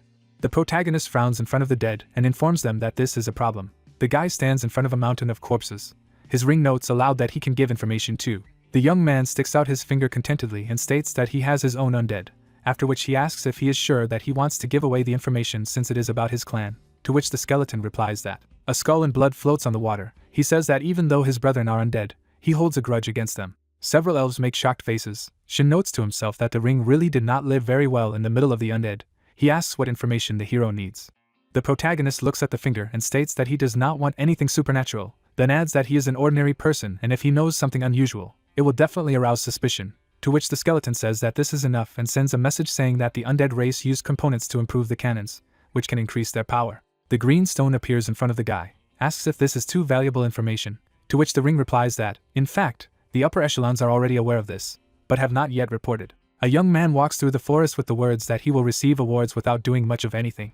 Shin watches the tents in the distance and claims that there is a camp there, then asks if he needs to go there. Because the hand of the shadow from there gave out the task, the skeleton replies that the hero should pretend to be wounded, then they will bring him themselves. A man carries a wounded man. The protagonist declares that this is genius, after which he asks the ring how things are with medicine on the battlefield. He leans on the wall. The skeleton says that the effect of healing people is the best, even compared to elves, provided that there is money. The young man asks if they are needed even on the battlefield, to which the dead man replies that with them you can even restore the skull. The guy asks a question about the undead. The ring emits blue energy. It reveals that they usually cause those who are almost dead to commit suicide, to which Shin wonders if they don't heal at all, to which the skeleton states that it's too much trouble. The skull on the altar emits blue waves to the many resurrected. The ring explains that they need special spells and sacrifices to heal the undead, then adds that this method can allow them to instantly recover, but the cost will be the lives of other creatures, after which he adds that this technique is usually used only by high-ranking undead, and downtime is not allowed. The protagonist looks at the finger and says that people are indeed better healed, but he still does not have money for this, to which the skeleton says that he has. The guy replies that, it turns out, they are not poor. The young man walks around the corpse of a huge red monster, and declares that he has an idea. Shin picks up a huge hammer with an increase in the strength stat, and the skeleton asks what it is doing. The hero holds the hilt, and with a smile asks for help in case he cannot make sounds at that time, to which the undead ask if he is serious. A large weapon crushes the protagonist. Blood is coming out of his mouth. The guy is lying under a huge hammer. The ring asks why it is all at all, to which the young man asks if he really does not like his game. Shin bangs the stone on the shield on the ground and screams for help. The man points his finger in the direction of the sounds and declares that there is someone there. The warrior turns around and loudly reports that there is a wounded man. Someone says that the young man should hold on, because they are coming. Tents are shown. The girl in white raises a radiant hand above Shin. The hero is surrounded by green energy. The glow leaves the protagonist's body. The white-haired woman bows to the white-coated man and declares that she has finished healing and adds that the guy will recover soon. The old man next to her crowns that she can go, then adds that she will receive a reward. The blonde man lifts Shin. The hero asks where he is. The man tells him that he is safe and in the human camp. The young man asks who he is. Prince Norton frowns and introduces himself, then asks if he is one of Lord Lane's men.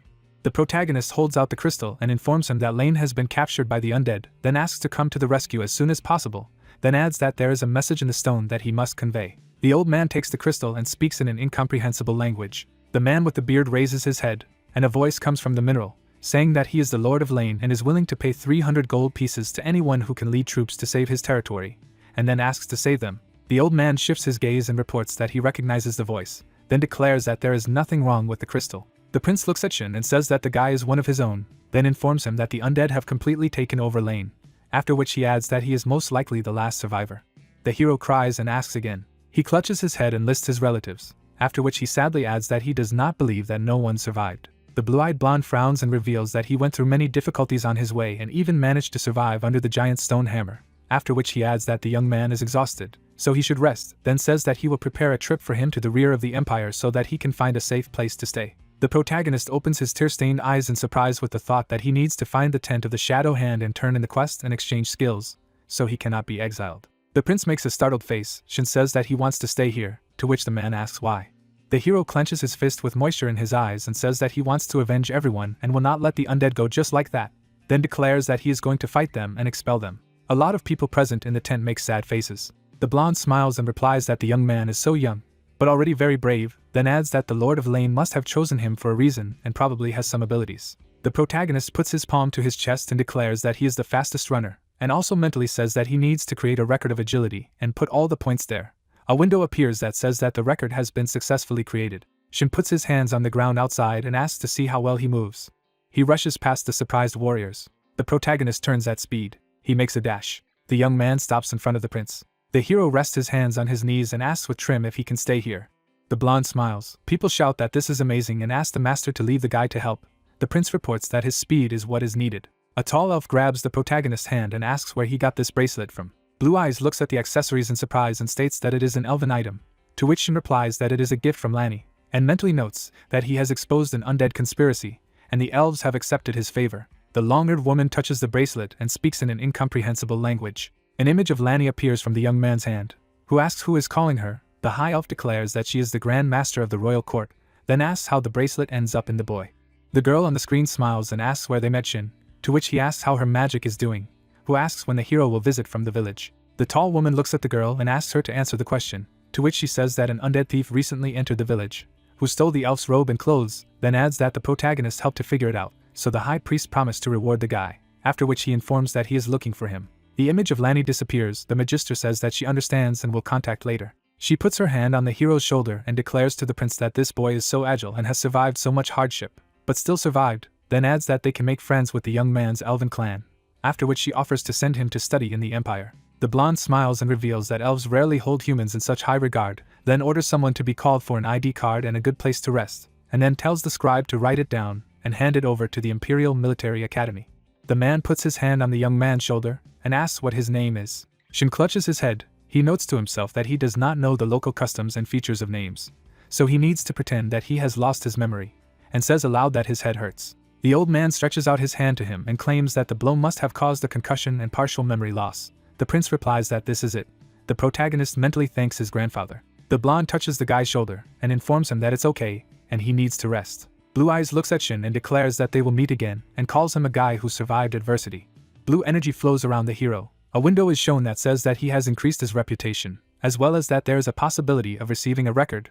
A sign appears that says about a boy who survived adversity. The protagonist indignantly clutches his head and asks himself if it is written on his forehead, after which he wonders if this nickname can be removed somehow. An old man and an elf stand next to the warriors. A system message is shown that states that the nickname needs to be spread around the world before it gets better, and in order to get rid of it, you need to either become a hermit or do things that completely contradict the nickname. The man in the helmet raises his hand and says goodbye to Shin, after which he calls his nickname. The hero notes to himself that he will soon be able to calm down for a while and is indignant at how he is now called. The protagonist frowns and mentally asks the skeleton if the prince's words are really so imprinted on his reputation, to which the ring informs that the blonde is the eldest son of the imperial family and the future heir to the throne. The young man wonders how such an important figure got to the front, to which the ring replies that they want to repel all the offensives of the undead, so they try their best.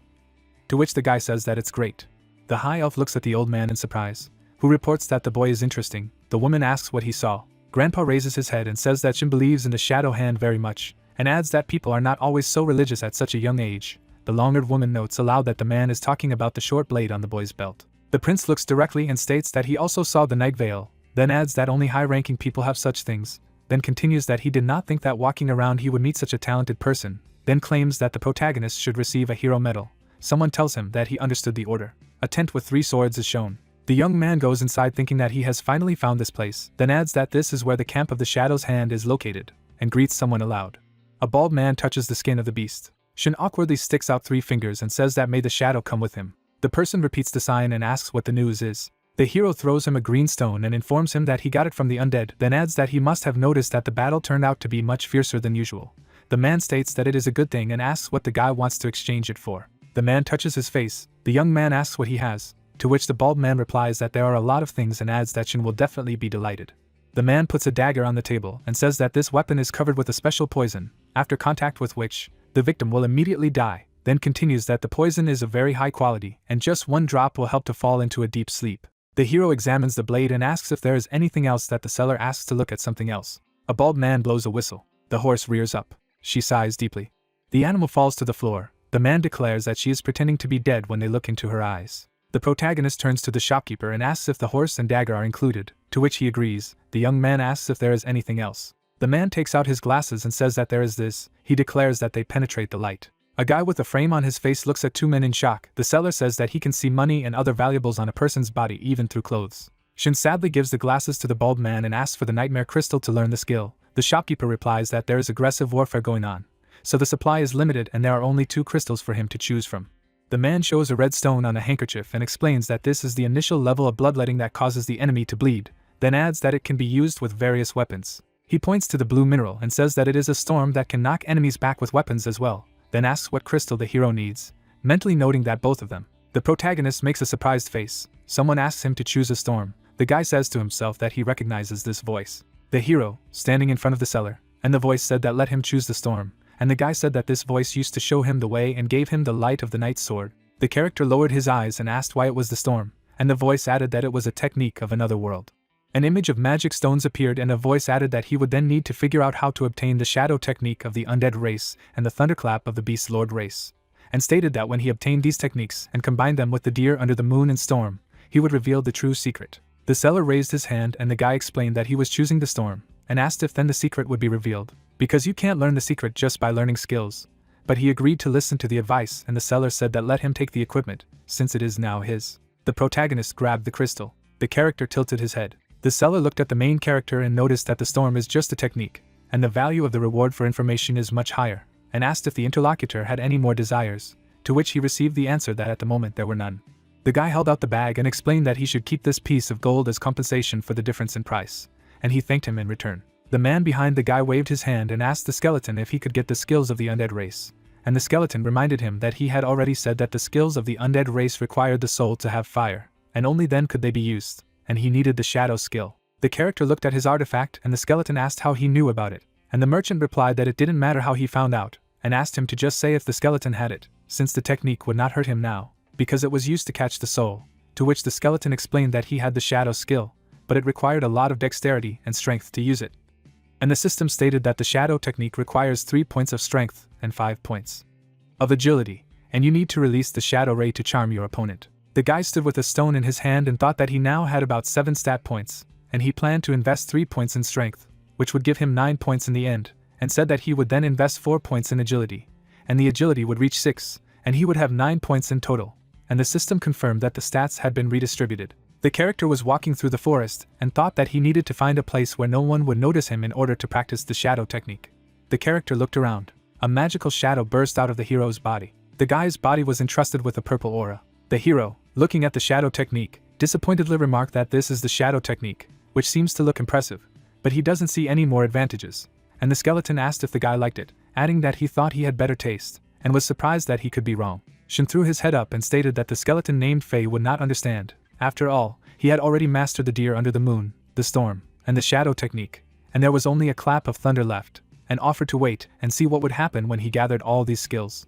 The officer, stepping on the hero, addressed him as a boy who had survived adversity, and he asked not to call him that. The soldier, holding out a box with an award, congratulated the hero and said that thanks to his act, the king personally decided to reward him with a badge of bravery and a letter. The guy saluted and promised to do his best for the good of the kingdom, and wondered why he was given it, and the knight added that he could go with a squad or go on his own, and go to the military academy. The protagonist looked at the warrior and said that he was grateful for his kindness, and now he had enough money to live in this world, and the gold he had just received he could take home to help his family. The hero rushed into the forest thicket and added that this time his journey to another world was over, and it was time to return.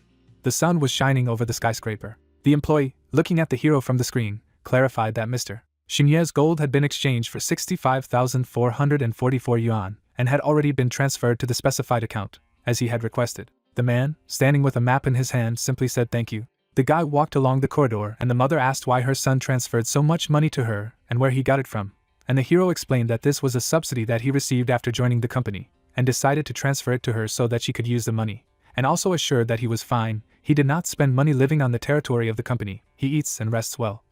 And now he goes to the dining room for lunch. Shin looked at the screen and realized that he hadn't checked it since he entered the nightmare world, and saw that there were many messages congratulating him on signing the contract and calling him the pride of the company. Zhao Yibing, looking at the protagonist in the photo, admitted that it was her fault and asked if Shin wanted to go to the cinema at night to make amends. The man squinted at the screen. The character wrote a message and explained that she is a beauty, but he is very sorry, and replied that she must be realistic, since she is far from him, but thanked for the offer. The warrior looked at his phone and read a message from a friend, and said that he always wanted to go eat meat with him, congratulated him on signing the contract and offered to celebrate it in the evening. Shin looked ahead and thought that he was now in the crosshairs of assassins, and leaving the company or participating in events could be dangerous, but Shin wanted to celebrate, and although the owner of the body was already dead, the friendship between him and Chen Haoyu was still intact. The comrades held on to each other, and the guy felt that he had never experienced this in his life, and despite the distance, he did not want to lose his friend. The phone lit up brightly and Chen explained that it was his dream, and the protagonist added that it was safe there, and also expressed a desire to satisfy his curiosity and spend time with his friend. The hero walked forward and replied that he could come, and offered to eat together, adding that he would be waiting for him in the hall, and Shin confirmed that he would be soon, in 10 minutes at most. The character approached the crowd of people. The warrior recoiled sharply. A huge man stood in the crowd. The warrior strode forward and thought that the energy of these guys was really different, and they were the people who had the qualifications that Mr. Qian was talking about. The fat man turned his gaze to the hero.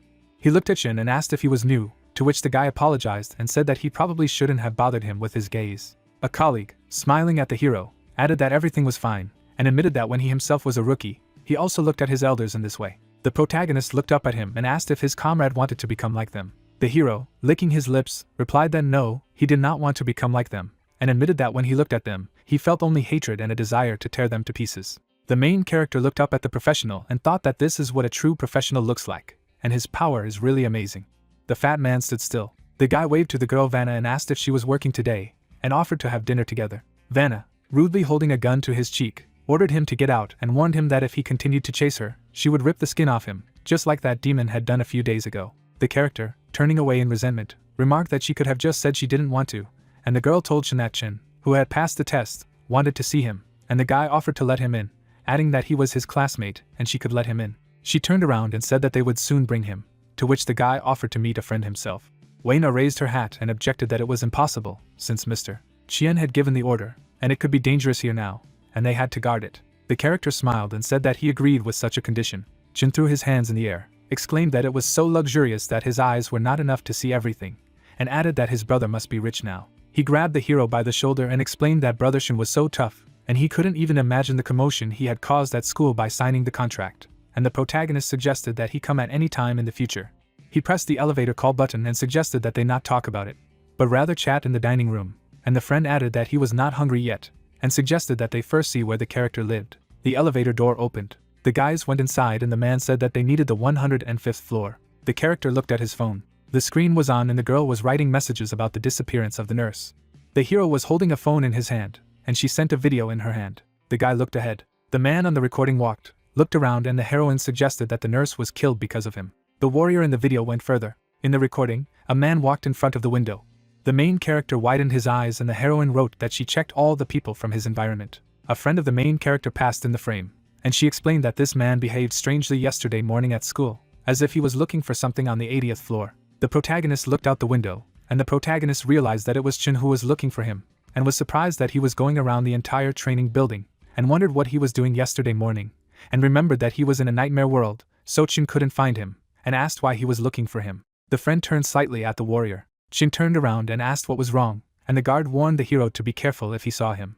Chin walked into the room and said that he was jealous of his brother because he lived so high, on the 105th floor, and added that he had never climbed to such a height. The character walked forward and the friend asked to see the apartment as quickly as he couldn't wait to take a look at it, and the warrior replied that the apartment was directly opposite, and confirmed that they had come. The hero, pointing to the door, once again clarified that it was here. He turned around and asked if it was there. Magic hit the protagonist in the forehead. Blood spurted from the guy's head. Shin opened his mouth. Chin looked to the side and the fighter assumed that it was an illusion and asked how this was possible, and assumed that the character possessed such techniques. The shoe flew into the antagonist's face. The guy beat the enemy aside. The enemy fell to the floor and the system notified that the hero had distributed stat points, and now 3 types of abilities are available to him at once.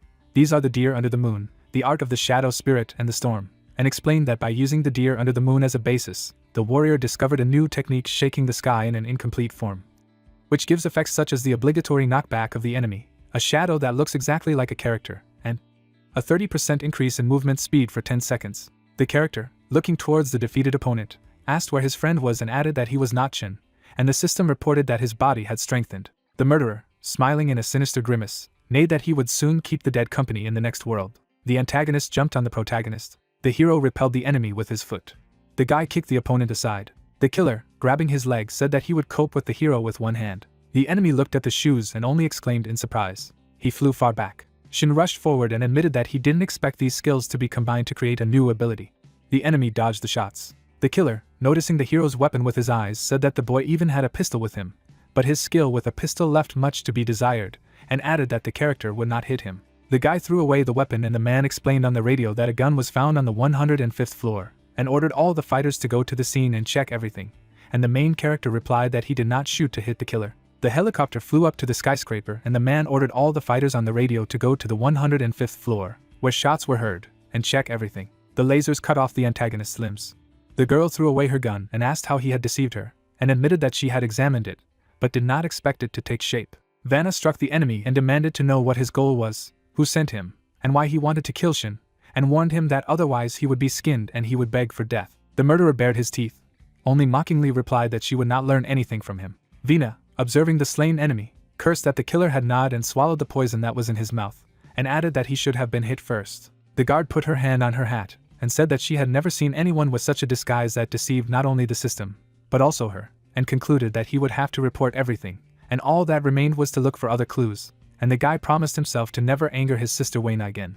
The plaque was lit by a lamp, and the character reported that the killer had nothing to confirm his identity, and there was no information about him in the database either, and the technical department deciphered that this character was a killer with skills. Vina glanced to the side and remarked that it was no wonder that his skin-working skills were so good, if even the company's security system couldn't figure out his identity. The girl stood in the morgue and said that she could leave, since this corpse was no longer of any use. The guy turned around and he had to stay here alone, and the heroine said that she went upstairs. The character looked into the distance, and thought that this child was good at feeling death, and maybe he would be able to feel something. The hero, agreeing to stay, replied that it was good. The protagonist stood in front of the stretcher, and ordered the corpse to stand up and answer his question. The corpse of the killer, rising from the bed, mockingly replied that the character knows how to communicate with the dead. The corpse smiled and declared that the dead would not tell him anything. Shin furrowed his lips and Faye laughed that he had never seen such a reaction from a corpse to a whisper, and the guy wondered what would happen if he didn't open his mouth, to which the skeleton added that there would definitely be a show, and repeated that the corpse wouldn't tell him anything. The character looked at the dead man hanging on the wall. The corpse looked down. Burning hands grabbed the man. The wall was burning. The corpse was burning on the floor. The muscles began to grow a skeleton. The antagonist looked ahead and asked what it was. The wall was blazing with fire, and Faye laughed ominously that whoever refused to speak in a whisper would be condemned to torment, and the flames would burn for 100 years. But that was not all. A picture of the torture process appeared, and the skeleton explained that all 360 types of torture would then be applied one after the other. Each torture would last 100 million years, and then be replaced by others until the spirit spoke. He clarified that 100 million years would only last for the culprit, and only a couple of moments would pass for them. But if the corpse refused, he would summon even more tormenting spirits who would be carried away by the process, as each of them had the dexterity to maintain clarity and integrity of mind during torture. The corpse of the murderer, opening his mouth in pain, exclaimed that enough was enough, and promised to tell everything. Progonite stood before the corpse. Shin took out his phone and the skeleton said that the corpse had come back to life, and it looked like it had already broken. The body was lying on the sheets, and the hero demanded to tell everything from beginning to end. The narrator indicated that a few minutes ago it happened on the roof of a dormitory for girls. The building stood under the sunset sky. A schoolgirl standing on the roof told Mr. Han that everything had been done according to his instructions, but nothing had worked out with Shin, and added that she was just a schoolgirl and he had been recruited by a martial arts company. She was looking at the screen and Mr. Han said that it was at 7 o'clock in the evening at the Gillen Hotel, and told her not to be late, and the girl added that it was time to go. The schoolgirl put the phone to her ear and happily asked if it was true that she had received a quota for admission to the most prestigious school. She glanced at the screen and thanked Mr. Han and promised to come back without delay. The heroine stretched out her hand and ordered the girl to give it to her and asked who she was talking to. The schoolgirl waved her hand and asked who she was and why she was sneaking up, and said that she saw no reason to give anything to a stranger. The heroine put her sword forward and said that she knew that Zhao was most proud not of his achievements, but of his face, and repeated the demand to give him the phone, otherwise she would cut off her nose. The schoolgirl brushed it off and said that she didn't care who she was, but she wouldn't leave it that way, and promised that she would be arrested. The girl turned to her phone, and the guy explained that he had caught and interrogated the killer, who confessed to everything, and the heroine asked what other news she had, and what exactly the killer had said. The girl recoiled and asked if she had been sent to take revenge on her. The protagonist looked at the screen and the corpse stated that they were assassins from the Assassination Association, tasked with killing him, but making it look like he died in an accident. The guy walked forward and the corpse said that they put on a show in the hospital. It was he who killed Shin to lure the hero, and Shin was supposed to die there. However, he did not die, and even found witnesses. The policeman stepped forward and the corpse explained that they had to collect all the evidence. But they were not approached by a young policeman whom they were able to use. They began to work through the police. But everything failed, and the corpse had to act personally. The hero tilted his head and asked why they hid the corpse there, and where his friend's corpse was, to which the guard said that she had found it in the sewers of the school. The character clutched the phone with his hand. The protagonist looked ahead and asked where this person in charge was and who their customer was. The corpse opened his mouth and said that only the person in charge had the information. The character looked ahead and asked where he was. As the castle stood in the night, the corpse revealed that he was called the Skinner, and that he was an assassin in the assassin's world, and that the corpse was his guinea pig for skin experiments. And he added that the Skinner had gone to a maple forest near the suburbs because there was a girl he was going to kill as a nurse. The hero looked at the enemy and asked who he was and what his weakness was, and the corpse of the killer confessed that he could not imagine what weaknesses he could have. The man's eyes flashed, and the guy asked that if he was so powerful, why wouldn't he come to kill the hero in person?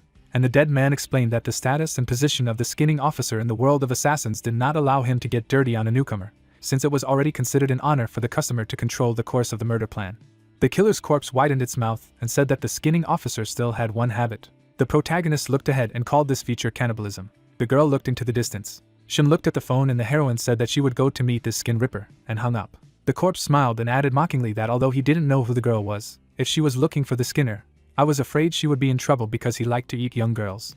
The protagonist smashed the enemy's face. The dead man flew aside. The guy clenched his fist and ordered the corpse not to answer questions that he had not been asked. The place of action is the Maple Forest Hotel. The castle stood in the night. The man was holding cutlery in his hands. The couple was having dinner at the table. The Skinner, tasting the dish, noted with admiration that the taste did not spread all over the mouth, but had a barely noticeable bitterness on the tip of the tongue, and suggested that the time spent in solitude added to the tension of the dish, and apologized for this. The hero drank from his glass. Ripper closed his eyes and added that the dish was thick and tender, and the balance of sweetness and acidity with the notes of the Bloody Mary cocktail was artfully combined with meat dishes. The girl was sitting on a chair and the antagonist said that he had not tried such a delicacy for a long time, and the nurse touched him. The skin peeler looked ahead and explained that he would enjoy it carefully in gratitude for this. He wiped his mouth and declared that there would always be servants to interrupt their dinner, and life was full of surprises. The ogre looked at the phone and asked Mr. Han if he wanted him to take over the case himself, adding that he had just received news of the death of his assistant, and stated that he could take on the case, but asked what Han would offer him as payment for his services, and noted that 3 assassins had been killed, which meant that the opponent is not just a novice. The gentleman looked at the screen and said that he did not collect garbage, and added that the girl must meet his high standards of beauty. Images of a schoolgirl appeared on the screen. The killer glanced sharply at the screen. The Skinner, putting the phone to his lips, compared it to a lamb. The man jumped up and explained that looking at her, he felt the aroma on her body, thanked her for the meeting and promised to personally finish off the boy, and the interlocutor clarified that the girl would come to the meeting at 8 o'clock in the evening. The guy got up from the table and noticed that there was not much time left, and decided that he needed to take a shower. The man began to run forward and said that this perfume did not suit him, and added that the tie also needed to be changed, and explained that he needed to brush his teeth, otherwise he would not be able to fully experience the taste. The man stopped abruptly. The Skinner, turning around, exclaimed that he had almost forgotten the most important thing. He stretched out his hand. Threads wrapped around the heroine's head, and he explained that their relationship was over. The antagonist looked into the frame and said that it was because he couldn't let her upset his guest. Looking at the dome, the hero heard that the fingerprints matched, the brain waves and the face also matched. The identification was confirmed. Let him say the phrase, it would be his unique call. Saying it aloud would allow him to activate, to which he said that in just 10 steps a person can part with his life. Suddenly, the sphere opened, and it was heard that yes, it was excellent. After looking at the vehicle, the protagonist asked what the hell, the Ghost Rider's motorcycle. Hugging him, the man said that cool, at his age, if he had such a motorcycle, he does not know how many girls he could seduce, to which he asked what are the characteristics of this motorcycle, and the head listed the characteristics and said that as well as the proprietary flight system, it is possible to switch between automatic and manual controls. MC opened his eyes in surprise and asked that he could even fly, to which Chin said that of course, but if he can't fly, let him fly in automatic mode, let him tell everything to the AI, and he will find a place to charge himself, and it is tied to his personal ID, automatic debiting. Getting on the motorcycle, he said that if it were red, it would look even cooler, like a bright flame. Suddenly he changed his color, to which Shin asked that it also changes color. The words flashed by that a completely new body of the motorcycle made of color-changing dragon material, as he wished. Smiling, he said that this motorcycle was very cool, but he would still like to learn some sword technique, like this, to which the man replied that it seemed that Kunlun thought that his situation was very dangerous, so he provided him with the latest model of motorcycle to escape. The hero stared in amazement when he heard that the pure electric fuel injection mode, once launched, he is like a rocket, faster than he can imagine, can save his life when necessary, to which he asked that since Kunlun believes his situation is dangerous, he knows who wants to kill him, right? Smirking, Chien replied that even if he knew, he would definitely not interfere with such trifles. He should constantly monitor the survival of human civilization. Only if he showed value, he would give him a reward, or exchange the information he was interested in for something. Frowning, the protagonist thought that the value. But if a person in this world has no value, then no one cares whether he is alive or dead. He wonders how the Skinner. A view of the high-rise building opened. It was heard that tonight let him rest in the company. He would not go anywhere. Tomorrow morning he would take him to the exam site. Masters from 3 universities would sit at the exam site, who would be able to ensure his safety as much as possible. To which the MC replied that he should not worry, he was not going anywhere, and he added that tonight his floor would be closed. No one can go out. Tomorrow morning they will leave early. People stood at attention. The girls looked at the building. With her eyes wide open, Xiao thought that she had brought her, wondering how the master would react. Standing in front of the palace, the swordswoman thought about how intense killing energy, but hidden well, almost nothing could be felt. Raising her eyebrows, she asked what she was saying that user had provided her with a large number of top-grade pills and nutritional elixirs to help her improve her performance, and even allowed her to enter a prestigious school on preferential terms, to which the student replied that yes, As long as she led her classmates against Shin, he would give everything, what she asks. She stretched out her hand after hearing that Shin had signed an agreement with the International Martial Arts Association, which meant that her mission had failed. She knew what her fate would be, to which Zhao asked how she knew what the future held for her. Lowering her head, the girl thought that this was just an ordinary disciple from a poor family. She had exchanged everything Shin had done for her for a deal that could be beneficial. But she didn't know that this deal would plunge her into a deep abyss. It was over. Standing beside Zhao, she said that she was giving her two options. First, she was hiding nearby and waiting for her to finish, and then she came out as a witness, confirming everything she had seen. And second, she hadn't met her tonight, going to her patron, and she would pretend not to know her. The girl gritted her teeth when she heard this. She began to move forward rapidly. The swordswoman closed her eyes. She drew her weapon from its scabbard. The butler threw open the door. The guy turned sharply. Holding the flower in his hands, he said that he had finally met her. She was the most beautiful lady he had ever met, and the most talented. He was ready to recommend her for admission to the best university, even ready to sponsor her studies. Smirking, the student thought that this is Mr. Han. He is not like on the internet. He has very human taste. And then said that thank you very much for his kindness. She doesn't even know how to thank him, what to do with Shin. Looking at her, the young man replied that there was no need to worry about him, to which she asked that there was no need anymore. He would not take revenge, and he said that she should not worry as long as he was around. He could not harm her. A strong wind blew from the window. Hugging the guy's hand, she said that it was so cold. The young man began to take off his jacket. Putting the jacket on her, Han said to be careful, and then thought that a very powerful blade energy was coming from outside, directed at him. Going forward, he added that it seemed that someone was after him. It was necessary to speed up the process. There was no way that this romantic meeting should be ruined, and then said that she not only had talent but also a kind heart. He decided to recommend her for the entrance exams to the top 3 universities. A view of the palace opened. Looking up, Zhao thought that the top 3 were very famous and talented people. She couldn't even dream of this. If she managed to enter one of the 3 institutions, she would be able to advance her career and no longer associate with ordinary people. Walking beside the guy, she asked that he was telling the truth, to which Han replied that he had made a huge contribution to archaeology that year. Kunlun had given him the secret code. Once it was used, his staff would be able to qualify for the entrance exam to the top 3 universities. Smirking, he added that he would hand over the quota to her, to which the girl replied that but her strength, and the young man said that don't worry, he would help her become stronger. She only needed to enter her information into the phone, and then thought that great, there was still time. The student was holding the phone in her hands. Resting her head on his chest, she thanked him, to which the guy asked that she was happy. Zhao shed tears and replied approvingly. Looking down, Han thought that this harvest moment was approaching. He took her by the face. The young man kissed her. Holding her head in his hands, he said that he was also very happy for her. Looking up, the guy thought that they had done it together, a magnificent masterpiece. On his knees, he said that as soon as he looked at her, he was ready to weep with happiness. Such a perfect, such a touching person, in his prime. Suddenly, a blue ray appeared in the air. Smiling broadly, Han said that he was looking forward to tasting her flower. An explosion thundered in the palace. The girl was standing in the smoke. The swordswoman froze in front of the apprentice. Looking at her, she said that she was too late, and then thought that she suspected that if she had the will of the dagger, he would be more restrained, did not expect to be mad. From the smoke came cries that no, let him not touch her. Jumping up, the demon shouted that she was his. The swordswoman looked away. She pointed her sword towards the girl. Hanging in the air, the guy said that enough was enough, he would do whatever he asked, just let him not touch it. Standing in front of him, Shao replied that she should stand still, otherwise she would get rid of the corpse. Let her answer who his boss was, to which the young man said that he was a master of the blade technique. There could be no mistake, she was a legendary swordswoman. Stretching out his hand to the side, he added that his threads surrounded her. Let her believe it, she would not be able to break through them. Lowering his gaze, Han said that he should bring Zhao back and then release her. Suddenly he shuddered in amazement. Raising the weapon up, the girl said that it was good, let him give him a try. Frowning, she added that they would see which of the two of them could withstand the blow. Tears appeared in his eyes. Clutching his head, the guy asked that they had just met, but were about to part. A beautiful work of art, he hadn't even had time to try it out. A creature appeared behind him and he added that well, Xiao is also very pretty, she will taste her, she doesn't care about this Zhao. How can he get her? She already imagines touching her flesh with her tongue. Isn't this true happiness? No, she was perfect. His eyes lit up and the demon said that it was bad, it didn't matter, he would devour them. Watching him, the lady thought that it seemed that even the threat of death could not bend him. Holding the weapon in her hands, she said that why don't they make a deal? Looking at her, the monster asked again, to which the swordswoman replied that if she said who was behind it, she would not only bring her back, but she could also try to kill her. Han looked at her furiously and said that even if this deal didn't happen, he would still be able to get her body.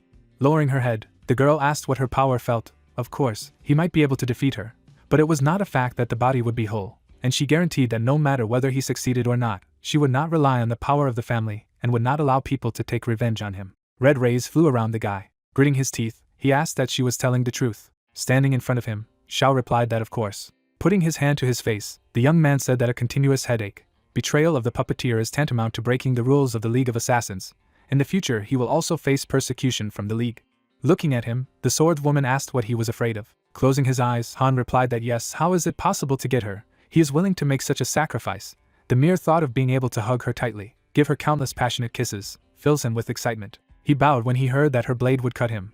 To which the boy replied that even her voice turned him on. A truly wonderful night. Surprised that he would be able to collect 2 beautiful works of art, let him thank her. Taking the girl in his arms, he added that the moment he said the name of the puppeteer, their feelings would begin to fade. Before that happened, let him send her to safety, then he would devote all his time to her. The hero was standing on the roof. Putting his leg back, he said that he wondered how she was doing. He could not get through, he was definitely not her rival. But what if she was in danger? Looking down, the protagonist asked what he thought Xiao had a chance against him.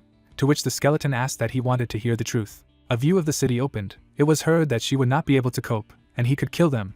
To which the MC replied that it could not be. He saw her blade, it is capable of splitting the sky, and the monster said that she would not be able to dodge his blows, although he does not understand the killers of their world. But this person is a worthy opponent, his experience and strength are superior. Frowning, Shin said that he was right, she was in danger, to which the creature replied that it was enough to think and go to bed. Leaning against the partition, he thought that at first he wanted to rely on Xiao to find out the truth, but in the end, he only got her into danger. Her brother died, Chin too, and the witness. Lowering his head, the hero thought that how many more people should die. She was the only one who was trying her best for this cause, he couldn't let her die. Looking at the phone, he added that the unfamiliar number was not her. Picking up the phone, the protagonist responded. Holding the phone in her hands, the girl said that her mother said that if she could not contact her, she should find him and contact the police, to which she was asked who she was. MC frowned upon hearing that her mom was the nurse who saw him encounter the ghost that day, to which he asked where her mom was, and then wondered that it was the daughter of the witness. She had left her contacts at the reception. Exactly. He walked to the motorcycle, listening to her say that she would go to the mausoleum in the west and wait for her there, but she could not get through to her, to which Shin asked where she was, and the girl replied that she was in a cafe near the mausoleum, and he added that it was fine, let him not leave there, he would be there soon, let him call the police. The hero frowned when he heard that he wasn't going to go there, let him be careful, to which he replied that the girl's mother might already be dead, he didn't want her to feel alone. Whether it was true or not, he had to see if the motorcycle was put in storage first. Holding the blade in his hands, he added that it was a gain in time, a loss in eternity. If things went wrong, he would just take out a motorcycle and ride away on it, to which the skeleton said that it was very dangerous there, that if he died, what should he do? Going out to the roof, the protagonist replied that he should not worry, he would not die, he would only be able to get information with the help of force. In other words, if he wanted to get to the bottom of the truth, he had to rely on himself. Walking to the edge, he heard that it was useless. There were 105 floors, nothing would come of it, what he was doing. Suddenly MC jumped up. Standing on the edge, he listened to the fact that he was not going to fly away on a motorcycle. It would create so much noise that the whole house would hear, and he said that all the characteristics were for dexterity. Green lightning appeared around him, and the creature asked that he was not going to jump off. He warned, even if his agility reached 30, jumping from such a height would still be fatal. Looking up, Shin said that he had to do something, and then thought that this sky full of clouds and lightning was his best cover. Suddenly he jumped down. The hero closed his eyes, thinking that the cold wind was howling. Being in free fall, he added that it would rain at night. The protagonist was rapidly falling down. He frowned when he heard that if he died, he would use the powers of the necromancers to resurrect him and make him a mindless corpse. Stretching his hand forward, the MC activated the gate. Running down the corridor, he did it again. Shin fell down, thinking that as long as he opened the gate at a safe height when falling, he could use the nightmare world as an aerial platform to unload his power. He flew through the portal. As he landed down, the hero thought that by repeating this over and over again, he had essentially created countless points of support in the air. He looked around, hearing the monster's words that he was sick, almost lost his life because of him. To which the protagonist replied that although he swears, he understands that in fact he is shocked by his power. Today they have business, they need a motorcycle. He rode swiftly forward. Holding the steering wheel, the MC said that there was one corpse every 10 steps, to which he was told that the password had been successfully confirmed. He drove past city buildings. After stopping, Shin said that he was here. Entering the room, he asked that it was she who called him, to which he was answered approvingly. Standing in front of him, the girl asked if he had seen her mother. She could not get through to her. Holding the phone in his hands, the hero replied that he was going to go in search of her. By the way, she called the police, to which she said that the phone was on, but no one answered. The child looked at him, hearing that no one answered. It was strange how this could be, to which she asked that her mother was alive, would help find her. There was a view of the city, and the girl said that her room number was 707, but she was afraid to go there, to which the protagonist asked what and where her dad was, and she replied that he had died a long time ago. They lived with her mother alone, to which he said that then he would first take her to a safe place, and then go in search of her mother. Looking at the motorcycle, he said that he should take her to the organization, and then return to him, to which the answer was that the route was being replanned. Now he would clarify, they would arrive in 5 minutes and 40 seconds. MC smirked when he heard that she was scared, wanted to go to her mother, to which he replied that she should not worry, the place where he would take her was very safe. Raising his eyebrows, he added that he would find her mother, and then take her to her, and in the meantime let him wait in the organization. The girl looked at him through her tears and answered approvingly. Fire appeared from the exhaust of the motorcycle. Shin waved after her. He gritted his teeth when he heard that the truth would look for her. It was a waste of time. This little girl had nothing to do with him, and she would most likely become a burden for him. He did not understand why he should help her, to which the hero replied that of course, her mother had nothing to do with it, it all happened because of him. He froze when he heard that he hadn't noticed anything strange in the area, to which the protagonist asked again and said that now that he had said so, he really felt uncomfortable. Walking down the street, the MC listened that this girl had distracted his attention, didn't notice anything, he could feel the energy of life, but since they entered this area, apart from this girl, he hadn't seen a single living soul, to which he asked what he wanted to say. He froze in the middle of the street, the words flashed by that there was not a single living person in this area. Shin looked to the side.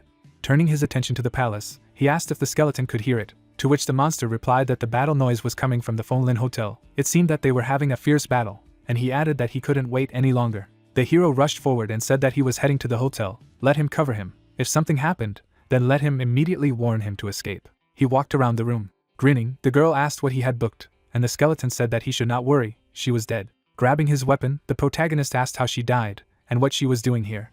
The employee's eyes lit up and she replied that the master had killed them to satisfy his desires. He had used special silk threads to bind their bodies, as well as magic to control their souls, ordering them to perform various actions. Standing in front of her, the MC asked why she didn't attack him, to which she replied that they were set up as puppets to provide services to the guests. When the host faced a powerful enemy, they would fight until they received new instructions. Taking a step forward, he asked how many other people had died here, to which the girl replied that they were, and Sheng added what and how to understand it. Smiling, she said that everyone in the area was dead. The hero looked frightened when he heard this. He abruptly raised his head up, and the skeleton said that they were fighting on the roof. This was a great chance for them. They needed to get to room 707. Suddenly, the protagonist rushed forward.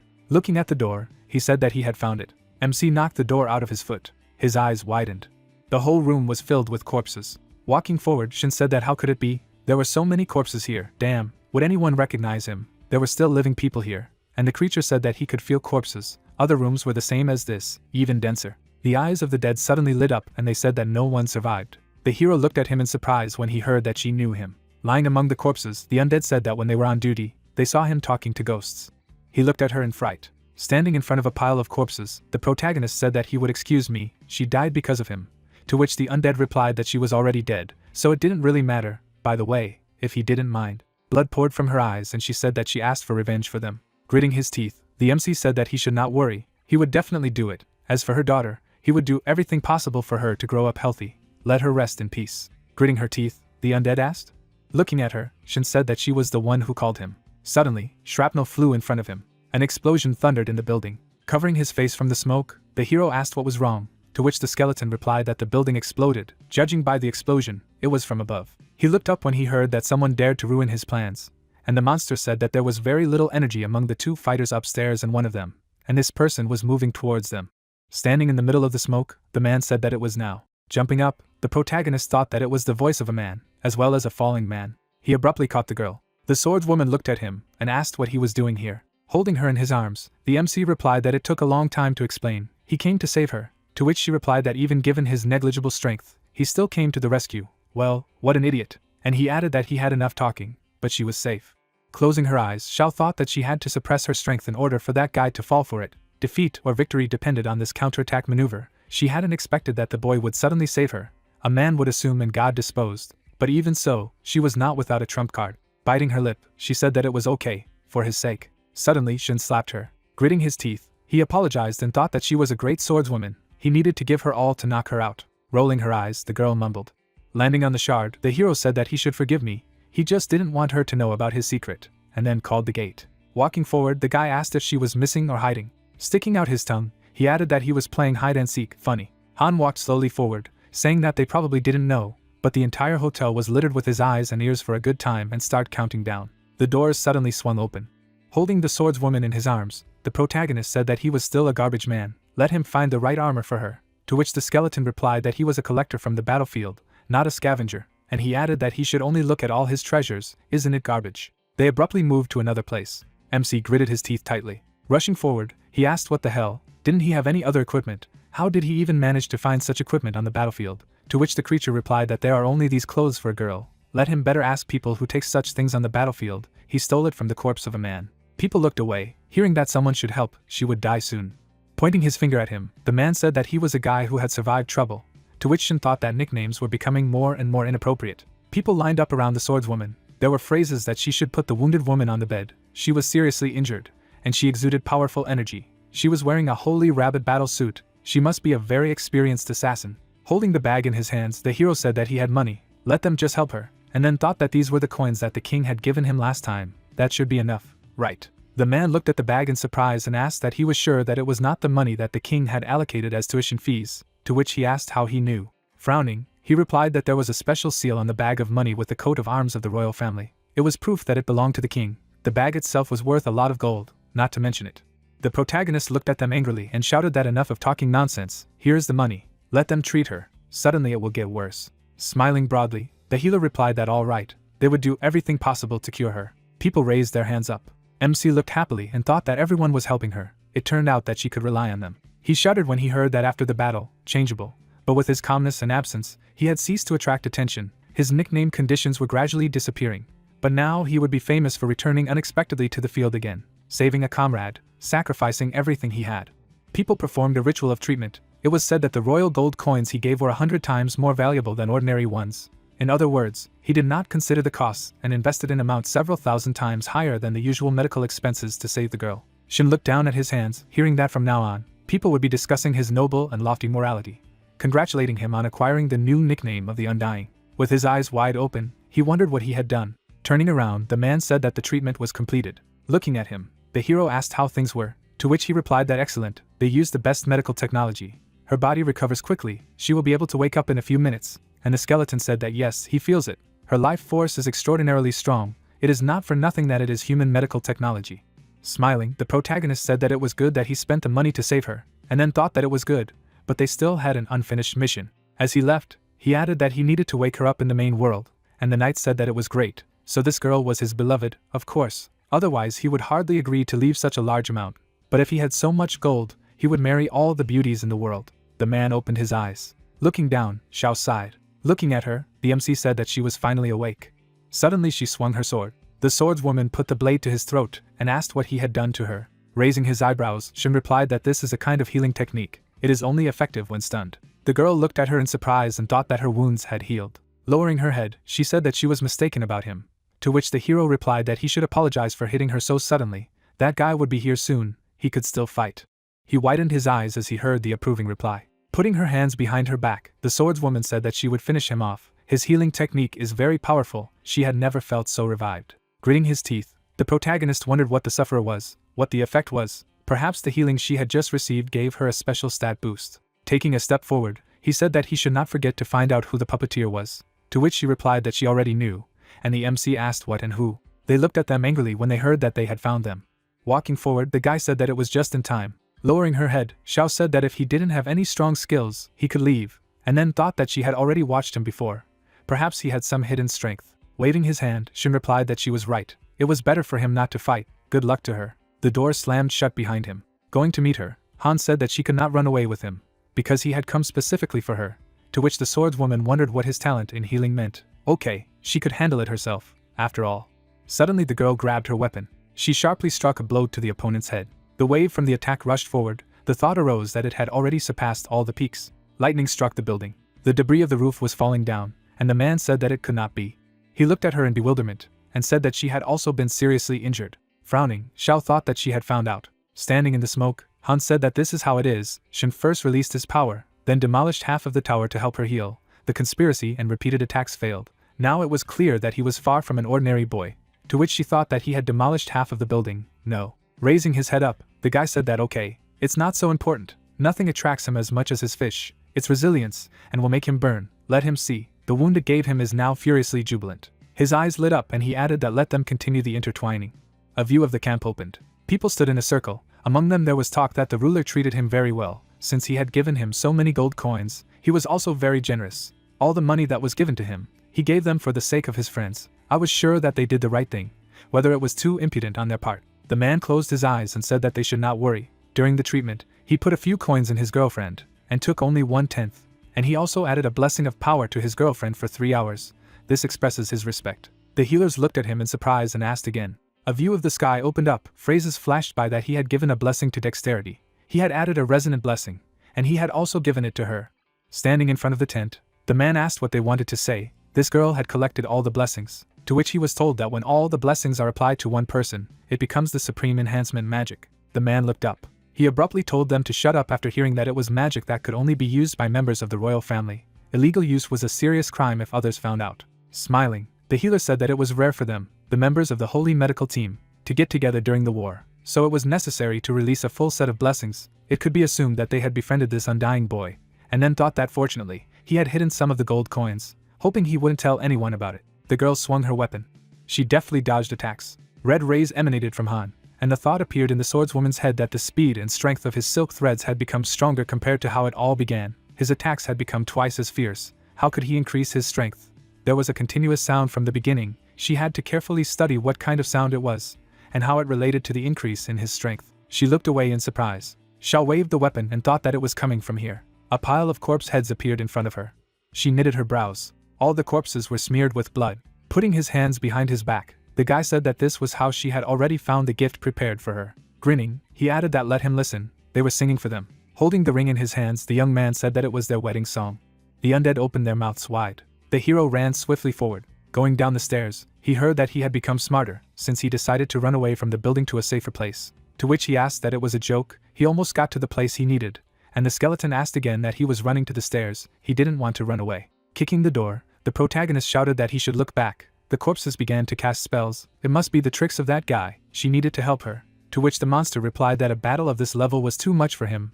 This bastard relied on the spells of the blood demon to increase his strength. Let him better listen to him. Opening the doors to the rooms, he told the skeleton that he was right. He would die if he got into this battle, but they could at least help. To which the creature asked what, how, and what he was looking for. MC stretched out his arms to the sides and said what he found here. He walked into the room, and the monster asked what he was looking for, and why. Taking the microphone in his hand, Shin replied that it was time to test their skills. The heads of the corpses made sounds. Raising his hand, Khan said that he should allow him to tie it with a thread. The threads were tied around the swordswoman, and he added that to weave an exclusive wedding dress for her. Her eyes lit up green. The girl made several sharp swings of her sword. She looked away in surprise. Looking at the weapon, Shao thought that the blade was entangled. Taking her hand, the guy said that he should let him kiss her hand and put a wedding ring on her, to which she thought that how quickly. He held out the ring to her finger. Suddenly, her blade was released. The swordswoman swung her weapon sharply. Turning his head, the young man asked that there was another blade in the blade. She frowned when she heard that it was a pity. Smirking, Han said that in this endless curse of the blood demon, he was invincible. Sitting on the floor, he added that let him fight. The more body movements, the sweeter the fruit would be. The outcome was already predetermined. Waving her weapon, Shao replied that it wasn't a fact. A glow appeared around her swords. She stretched them out to the sides. Smiling, the guy mumbled. A bright sphere appeared in the air, and he said that he used twin blades that had the energy of the emperor, and they were called the sun and moon. He did not expect that at such a young age she would so easily comprehend this incredible swordsmanship skill. It was not for nothing that he loved it so much. It was a pity that soon her blade would not be in her hands. Tonight she would lose her life. Crossing her arms, the swordswoman told him to die. Suddenly she rushed forward. The lady ran swiftly towards the villain. Han's eyes lit up and he thought that yes, like this, let him attack. Stretching out his hand to the side, he added that the great dark blood two-headed serpent, using tens of thousands of innocent souls as sacrifices, let him answer his call. Zhao's eyes opened in surprise, and the thought that yes, like this, arose in his mind. Looking at her, the demon thought that he should sleep soundly in his arms. Crossing her weapons, the girl thought that it was bad. He summoned a demon. With her eyes wide open, she added that she would not have time. Raising his hand up, the hero asked how they were doing. The Khan abruptly raised his head up. The swordswoman froze in bewilderment. The undead's eyes lit up green as they heard that whoever hears his call, let them answer. The guy stretched his arms to the sides, listening to the fact that it hurts. Despair, it hurts her very much. The demon began to evaporate. Looking at his hands, the young man asked what, why, who had interrupted his curse. Shao swung her sword at him. She swung both blades. A lot of blows flew into the guy. Putting the sword in its scabbard, the girl said that it was the end. She looked away when she heard that she wasn't. Sitting on the floor, Khan said that she would not kill him. Gritting her teeth, the lady thought that her powerful blade strike couldn't kill him. He had some kind of armor. Blood spurted from the mouths of the corpses. And she added that it was bad. The corpse began to murmur curses again. Taking a step forward, the demon's servant said that he didn't care. The snot interrupted them. They would continue. Closing his eyes, the protagonist shouted that they could sing a happy birthday song, and then offered to sing together. Khan froze when he heard what he could do. And who did not know it? Everyone knew this song. To which the MC replied that then they would start. Let them throw away their worries. Sing all together.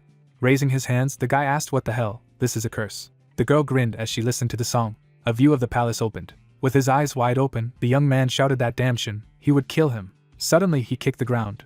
Shielding her face from the smoke, Xiao thought that it was bad, he was going to find him. The hero gritted his teeth when he heard that faster, he would soon get to him. He grabbed the headphones abruptly. Rushing forward, the protagonist asked that they remember their favorite songs. Let them sing them for him. Do not stop. The eyes of the undead lit up and they began to sing songs. Suddenly, the guy jumped right in front of the hero. He looked angrily and said that he had found him. The ceiling began to collapse. Frowning, the girl said that she would detain him. Let him run, to which the protagonist replied that she was fast. Good luck to her. Gritting his teeth, Khan said that he should listen. If he dared to run away, he would kill his parents.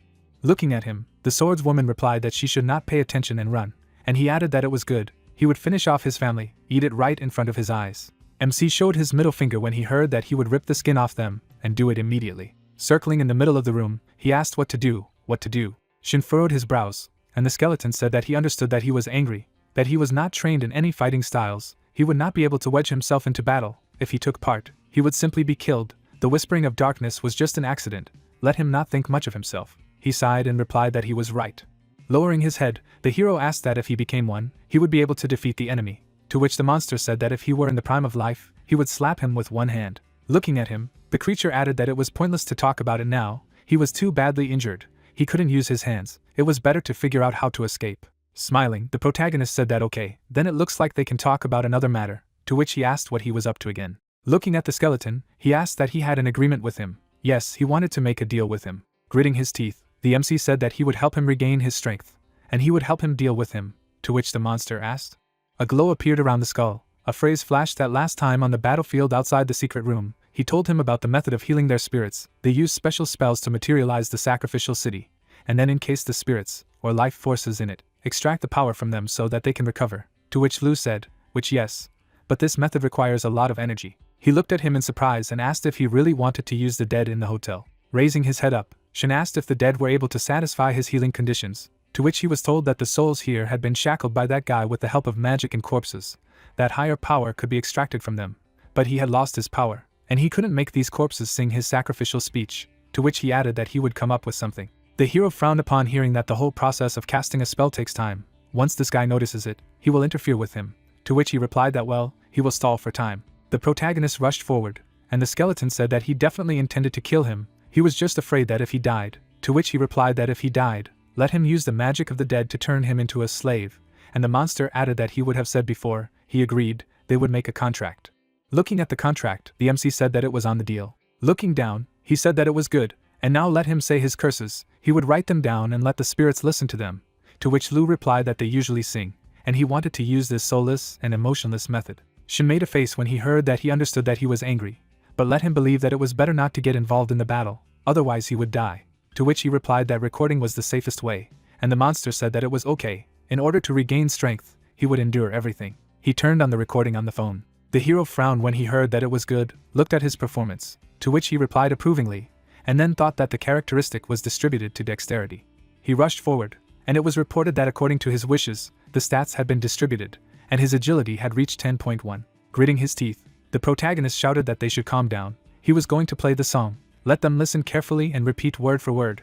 It was impossible to make a mistake in a single letter. The undead's eyes lit up. A phrase flashed through that the whispers coming from the depths of the underworld, with the help of souls such as skeletons, would help him overcome the barrier between life and death. The girl turned when she heard that at this great feast of souls, merging with the bones into infinity, invoking the mercy of the Almighty, the mother of dark bones, the king of the corpse eaters, the Lord, may he bless him and may his power resound in every moment of his life. MC closed his eyes and shouted that the recording was over. Everyone had memorized. Now they would say it all together. The undead began to pronounce the words. The Khan looked at him in surprise and said that the curse, he controlled the corpses, he needed to do away with him. Running forward, Shin heard that it had happened, The spell was working, to which he asked that he should wait until he finished casting the spell. Yes, and Lu replied that yes, this was the first but most important step. Now he had to dodge the Ripper. He would try to stop it at all costs. As he climbed the stairs, he heard that he should run after the dead to the top of the stairs. This is a place of souls. Rushing after him, the guy asked what he was doing, to which the hero asked what he was doing so quickly. The young man's eyes lit up, and he said that he would not escape. Suddenly, a crack appeared on the ceiling. The girl swung her weapon. The demon turned his head. A blow flew to his back. He spat out the blood. Frowning, the swordswoman thought that damn, he was obsessed with killing him. The demon swung his hand, and she added that he was approaching quickly, using blows to close the distance. The young man looked furiously and shouted that he couldn't escape. The hero ran into the room. The Khan abruptly flew into the room. He froze and asked where the damn kid had gone. The guy lowered his head, listening to the spell. The protagonist ran out of the room. Turning his head, he said that he was relying on him, to which Xiao replied approvingly. Standing in front of her, the young man shouted that when he dared to deceive him, he would tear him to pieces. The souls began to rise up, to which Lu said that it had happened. Now let the dead voluntarily direct their willpower to him, and he would be able to restore his true power. Raising the ring up, the MC said that the moment of revenge had come. They only had one chance. Let them give him their power. Jumping up, he added that let them get ready. Shin turned around as he heard the warning.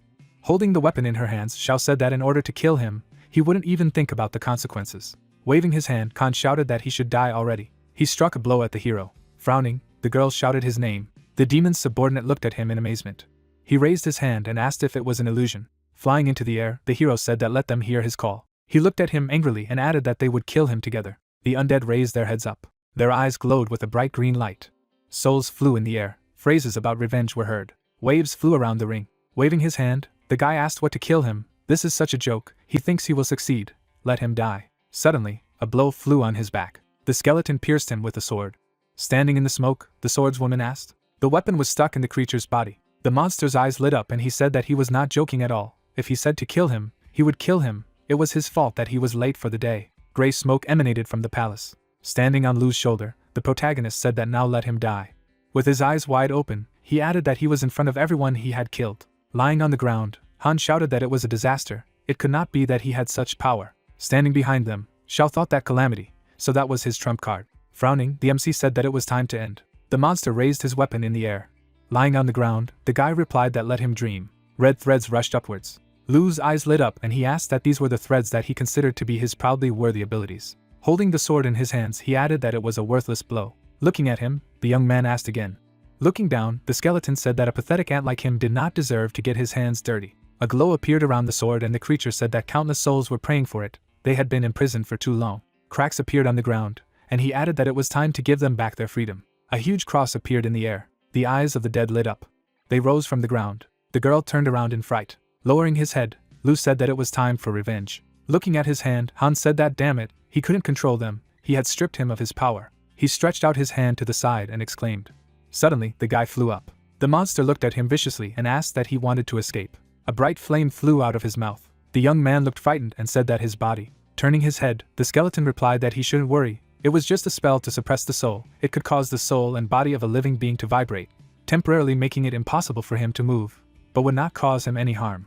Han began to fall down. It was heard that after all, they were just like him now. They were hungry for his body. The dead pounced on his body. They began to devour him. The zombie tore off a piece of flesh. The undead jumped up furiously, and the monster said that people think that killing the culprit can put an end to hatred, but they do not know that the wave of revenge will not recede. The dead will drag him into the abyss with their own hands.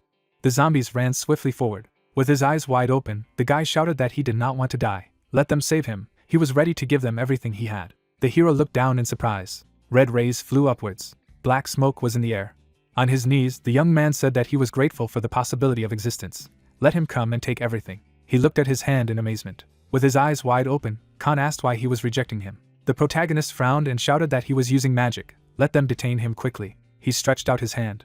Jumping down, the MC said that let him accept his death. He would personally avenge him for Chin. Raising his head up, the demon thought that the bastard, although the Great One himself had not come, his shadow was still protecting him. Striking the blow, he added that he should die. Standing on Lu's shoulder, Shin shouted that he was an idiot, falling for the same trick twice, to which he replied that damn, clones again. Pointing the gun, he said that it was pleasant. A shot flew into the head of the undead. The hero put his hand to his face. Frowning, he shouted that he should forgive me. He hadn't trained to shoot, so he missed. But it didn't matter. Go ahead, let him use a fire attack. The monster held out his sword in front of him. The blade rushed towards the demon. His body began to incinerate. Lowering its head, the creature shouted a warning. Suddenly, he used the white skeleton hugging skill. Turning around, the creature said that the moment the Ripper was suffocating, something obscure burst out of his body. Something unknown wanted to attack him. If he hadn't used this defensive magic in time, he might have died. Swinging her sword, the girl shouted that she should take a look. Black smoke appeared around the body, and someone said that these dark shadows wanted to take the corpse of the Ripper. A shadow shattered the window. Rushing after her, the swordswoman shouted that she would not escape. Stretching out his hand to the side, the hero said that he should wait, and then asked what the hell, why don't they run? Looking straight ahead, Lu replied that he was running with all his might. He couldn't drag him. If he stayed here, what if this thing came back and killed him? He couldn't come and save him. He had to save his life first. To which the protagonist said, okay, what are these dark shadows? Could it be someone from the manor, or someone else? Gritting his teeth, he added that no, he was with the Ripper, so it was definitely not from the manor, because the people from there were helping Xiao. A view of the palace opened up. It was heard that there was really another person here. Looking at him, the monster said that there was no need to worry. Apparently, the mysterious man was helping Xiao. He had no ill intentions. How about using a whisper and asking?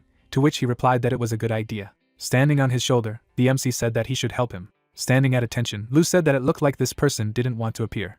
Shin looked at him in surprise. Looking at the motorcycle, he asked what was wrong. The girl was taken to the martial arts hall, to which he was told that the task was not completed, the goal of the task was lost, and the hero added a question about what happened. From the motorcycle, he heard that the target left him halfway and fell into the street, and then disappeared. He does not know where it went. Frowning, the protagonist asked again, and the skeleton said that the motorcycle was going fast, but this girl was able to jump off it in the middle of the way. This shows that she is an unusual person. He warned him before, not to help the stranger. It's good that she didn't attack him. Suddenly, a notification was received on the phone.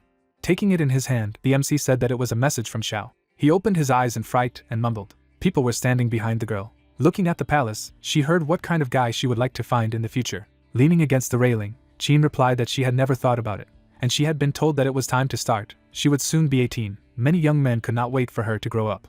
She lowered her head down. Standing at attention, the lady said that when she was little, they went to the Shin family's house for New Year's Eve. Then she and her sister were attacked by a dog, and her brother saved them. He was always very kind, can't forget him. Turning around, she added that if she had a boyfriend, she hoped it would be like him. Suddenly the recording was interrupted. The man stood still. The question was heard who he was.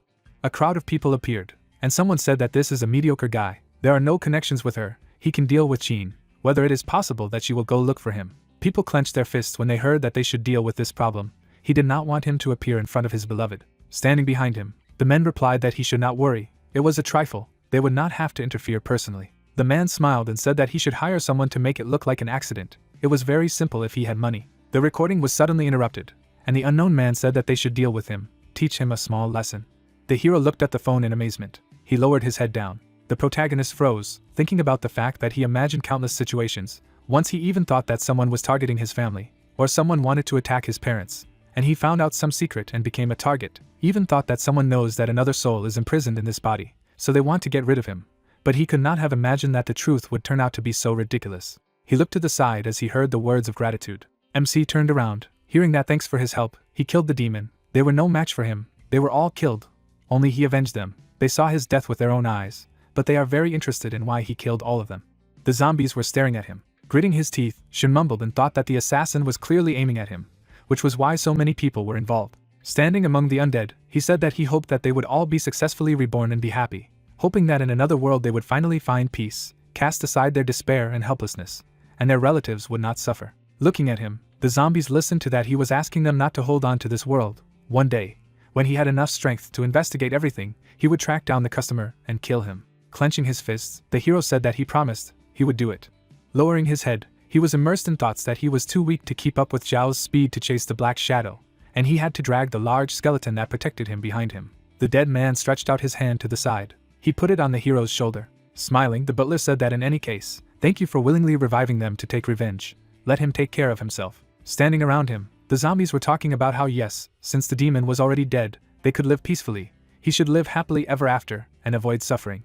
The undead stretched out their hands to him, saying that they hoped he could gain more strength and destroy the customer. They would guard him in hell. Suddenly, their eyes stopped glowing. The dead began to fall backwards. The protagonist froze, looking at them. Standing behind him, Lu said that the spell had ceased its activity. It had returned to hell. The girl jumped on the windowsill. Looking at the hero, she asked what kind of shadow it was, to which he replied that she was still there. Frowning, the swordswoman said that she had escaped. Her strength is beyond imagination, it is not a person, suspects that it is related to the disaster. If provoked, the consequences will be unimaginable. The power of the disaster can easily destroy the city. This shadow emits an unusual field of power. Looking at the monster, she added that she was the same as his friends. Smirking, Xiao said that his power left on her had brought her a lot of realization. Thanks to him, after it was over, she would find a safe place and start to increase her strength. Looking at her, the MC thought that the sacredness would be active for a while longer. Hopefully she could break through, and then said that he was watching the video she sent, but some things are still not clear. Could she explain? The swordswoman lowered her gaze. Looking down, she said that she found out everything, but the situation was difficult. It was better for them not to interfere. Frowning, Shin asked who these people were. Turning away from him, the girl replied that she should hurry up. She would not tell anyone that he was coming, to which he repeated his question.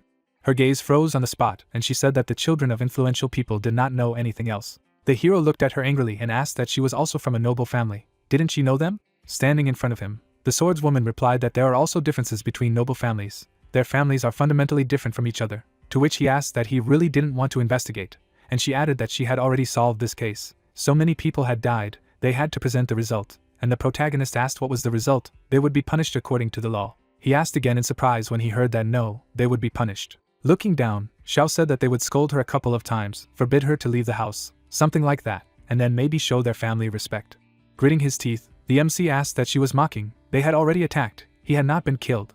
But her brother, yes, she needed to figure out how to destroy them legally in the name of avoiding problems. Closing her eyes, the girl said that this was the price of truth, but it was the power of the most powerful families in the world that would eventually attract everyone's attention. She alone could not do anything, the family would not help. The demon held the disciple in his arms, and she added that in fact, they should be grateful. This time they had met an assassin like a ripper. He was more focused on the feeling of self-satisfaction rather than his tasks. If they had replaced him with any other assassin of the same level, they would never have known the truth. Standing among the corpses, Xiao said that in general, the entire assassination team is dead. She thinks this is enough to comfort her brother's spirit in heaven. She says goodbye. Let her take care of herself. She began to walk away slowly. Looking at her, Shin asked if she had the strength to kill all these kids. Would she do it? The girl froze when she heard the question. Looking ahead, she said that she should not joke like that. Their families are incredibly strong. They are the cornerstone of the civilization of the entire human world. If she does anything at all, then her family. The hero frowned with anger and said that they were not talking about this now. What would she answer? Corpses lay on the ground. A phrase flashed through that his friends were dead. Her brother was dead. Tens of thousands of people in the area were also dead. Each of them had parents, friends, and even brothers, sisters and children. They were supposed to live their lives, but were brutally killed. After their bodies were turned into corpses, they are still exposed to the pain of necromancy. All this, according to them, is a small lesson. The swordswoman trembled upon hearing this. Clenching his fist, the protagonist shouted that what do they even take human lives for? He can't accept it. He will make them pay with blood for blood. Suddenly, Xiao grabbed her weapon. The beam from the impact pierced the buildings. MC shielded his face from the smoke. The girl stood silently in place. Tears flowed from her face. Stones fell down. Throwing the weapon over his shoulder, the skeleton asked what he had done, brought the lady to tears and forced her to run away. Jumping down, Shin said that it was over. It was time for them to go back, to which he asked what he was going to do about it. Upon landing on the ground, the hero replied that he thought someone was deeply covered in blood. It turned out that they were just having fun, so there was nothing special about it. To which Lu said that he didn't believe it, and he added that the most important thing in life was to be happy. Standing behind him, the monster said that he did not believe his words, to which the protagonist replied that he did not understand them. They believe that life is very difficult, so you need to try to be happy. This is their desire to be human. He will seek this happiness day and night, and try to fill his life with it. And he added that but he cannot leave them happy. How he will search. Getting on the motorcycle, the MC replied that it was simple. Let them play until he killed them and their souls were at rest. He could not be happy. Only after revenge would his heart be at peace, and only then would he understand that he did not live in vain. Stretching out his hand to the side, he added that let him put on the ring. Its size frightens everyone. Looking around, Shin said that although he was hiding his face, he was very helpful. No matter who he was, thank you anyway. The man was watching him. Blowing the bubble, the girl said that he had grown so much. She stood on top of a huge tower. A glow appeared around her body. Suddenly the girl was reincarnated. Smirking, Chin said that he had become even more stupid than he had been when he was a child. The girl looked at the city, standing in the rain. She looked ahead, listening to what a fool he was. Chin wore headphones around her neck, which clarified if she would be suitable. The lady was soaking wet in the rain, saying that it was not yet time. The headphones were repeating that he had saved her and even given his motorcycle so that she could get there safely, and that it was all because of her sister Chin, who was hiding while she ran like a madwoman, almost opening them. Chin lowered her head, begging her not to grumble, because she had almost been caught herself when she heard him in response that if he showed up in broad daylight, they would see how she would extricate herself, again telling her not to say that, then she would treat her to beef noodles. The guy looked up into the earpiece, saying that he wanted an egg and a glass of good wine, asking what she wanted from him. The girl raised her hand, sneering that he had seen through her, asked to help her cover all tracks, because she didn't want anyone to know that she was here, especially her sister. It was also necessary to erase all traces of Brother Shin's fight so that no one could track them. Someone in headphones reminded me that there was also a girl with a blade, and if she told, the lady smiled, assuring that she would not give away her brother. The headphones glowed with magic, agreeing. Big eyes appeared above the girl, saying that it was time to get to work. She was standing on a tall pipe. A powerful red energy was spreading around. The beams of energy spread far. Magical eyes towering over her, the monster announced that everything was ready, hurrying, because he really wanted those noodles. Chin looked at the phone in which her sister was asking where she had run to, because they had another party in the evening, so let her come back quickly. Someone noticed that it was Chin again with her messages, wondering what they would do, go to the party, or buy noodles. The girl adjusted her hood, reassuring that, of course, for noodles, because she had already promised. The monster said that he was very happy, wondering if there would be any problems. The lady put on a hood, claiming that her sister was like a fish in water at such events, and she was no match for her, and after all, everyone knew that Chin was Sister Chin. The lady jumped from the pipe, saying that she was just garbage who could not do anything. The monster asked again, said that this was the funniest joke he had heard. Drops of blood fell into the container. A symbiote of several people hovered over the bathtub of blood. A big bubble was blowing up there. The guy got out of the bathroom, screaming. He was broken when he wondered if he was alive. A thin young man walked away from the trough with blood and turned to the great god, wondering if he had resurrected him. The guy looked at someone's words about garbage with surprise. The freak fell to his knees before the spirit, addressing himself as an ineffably great existence, thanking him for not abandoning his faithful servant. He raised his head in the air, continuing to say that according to the agreement between them, he had already paid the appropriate price, asking about the fact that he could come downstairs. Why was he still upstairs? The huge monster looked down, asking the mortal if he doubted him. He was all over his body, blood pouring out of his mouth, replying that there was no way he would dare to doubt him, and just a little. The demon threw the guy to the floor, explaining that there was a certain scout hiding in the dark, and it was uncomfortable for him to manifest. The resurrected one buried himself in the ground, apologizing to the great god for not feeling the presence of the alien. The monster explained that his power was like a spark, and it was completely normal not to be detected. The guy was frightened. Looking in front of him, he listened to the fact that he initially felt that their world was weak and insignificant. It was not even worth mentioning, and who would have thought that one of them would take over his body and take away his strength? Moreover, he had now been defeated, and it was clear what meaning lay in his world. The resurrected one was sitting on his knees, with his back to the bathtub, when he added that even other similar creatures had come down here and were hiding in the darkness. The guy looked around, having lost the great god. The door in front of him clicked when someone grabbed the handle. A girl walked into the room. It was Zhao. The resurrected one was on his knees, asking how this was possible. The lady was straightening her hair when he realized that she was a great god. The young man fell to the floor on his face as Zhao said that he had done a good job this time. He insisted that it was the greatest honor for him, bowing down before the great and eternal god, saying that he sincerely listened to the instructions and would serve forever. The demon lowered her head, saying that a servant should lead them to their world, let him show him and what secrets he was hiding. The resurrected one bowed his head, listening to the request that she needed that Chin boy. Zhao put her hands behind her back, asking how he managed to defeat the guy, why he didn't capture him, and added that she had been gathering this power for years, so she wanted to return what belonged to her. The freak trembled as he stared at the floor and listened to the demon travel too far to come down here and resurrect him.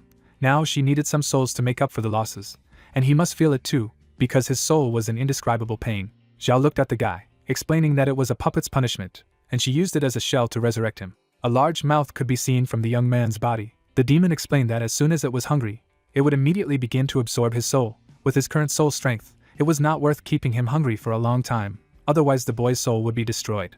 Zhao's pupils became large when she ordered to go hunting, kill 1,000 people to absorb their souls. If she kills more, then let her take the power for herself. The freak's eyes flashed red as he thought of 1,000, replying that he was obeying. There were exclamations that it was great, and finally you can frolic to your heart's content. A beam of energy radiated from the roof of the building. The hero was braking on a motorcycle.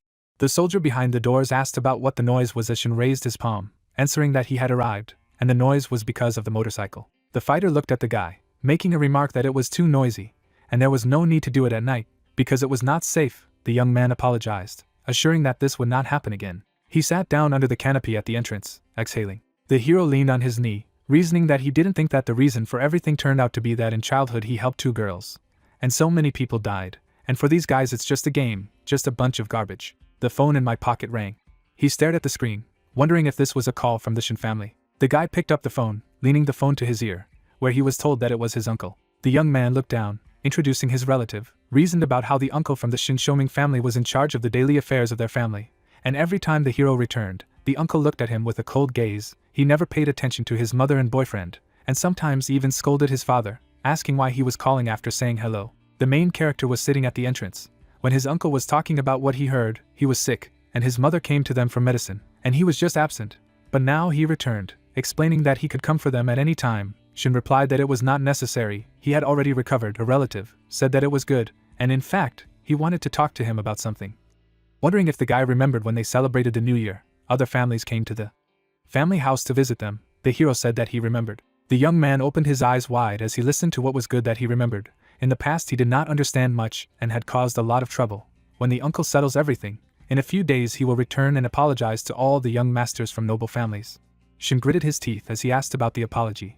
The uncle explained that it was for his own good. He had made a lot of mistakes when he was little, and now he needed to apologize publicly to get the forgiveness of others, and so they could raise the reputation of the family. The guy thought about how it seemed that the consequences of Xiao telling everything had already begun to manifest. The hero imagined standing in front of a crowd of people, thinking that if he goes to apologize, it will mean that he admits that he is wrong. Tens of thousands of deaths are not related to young gentlemen from other families. He will become a scapegoat. The men held glasses of wine as he continued to think that only then would the Shin family be able to gain the favor of these young masters, and the uncle might receive rewards and benefits. The guy was lying on the ground in a pool of blood, thinking that the hunt for him would not stop. Death would be justified. Perhaps it would harm his parents, Xiao. The young man held the receiver to his ear, thinking about what they were calling for his own good, replied that he did not remember anyone offending, asking his uncle if he could give some examples of who this person was, how he could have offended him, and when it happened.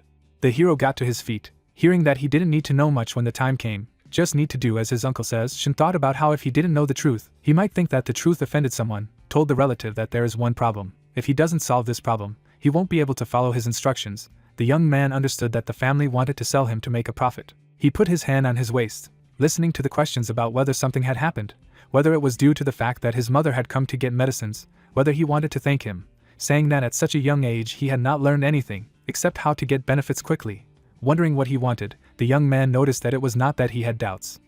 These doubts always prevented him from obeying his uncle's orders, who specified what doubts they were. Shin looked at the smartphone screen, asking what the hell he was doing. The hero was standing with the phone in his hand, listening to his uncle warn him not to force him to use force. The guy noticed that he seemed to be very confident. If he was so strong, then why didn't he go suck up to these people? Wondering if the uncle really wanted to lick the asses of these people. The guy looked attentively at the screen, listening to his uncle's cries with questions to stop, or he thought that he could be self-willed. Hung up the phone without finishing. The hero said that he had not even finished yet. The young man was standing with the phone when there was a call from an unfamiliar number, and also a video call. The three swimsuit girls greeted Shin, saying that they were the mistresses of the Xiao family from Fenghuang Island, asking if he would like to attend their bikini-style party. Blood began to flow from the hero's nose. The ladies were standing in the water. One of them noticed that the young man was handsome, and they would like to meet him. Shin scratched his head, replying that he wouldn't be able to today. It was too late, and he wouldn't be able to get out. The girl smoked a pipe, saying that it was a mere trifle, she could send people to meet him. The hero looked with surprise at the smartphone screen, claiming that this is not allowed. They are not allowed to go out at night. They need to take care of themselves. He was told that he simply does not respect his sister. This is a great asset. Shin stood at the entrance, answering that no, there were just too many of them. He was afraid he would get drunk, and he wanted to sleep. The ladies hung up. The young man came into the room, saying that the news of large families spreads the fastest. They have already found out for sure, and he is afraid that there will be more such calls. Everyone wants to see what kind of person once dared to save a girl from an influential family. The guy lay down in bed, claiming that the calls would soon start to get annoying, wondering that if he had been hotter, they would have looked down on him as well. The messages said there was a special reminder. There are 10 minutes left until midnight. The next day he will receive a grade at the entrance.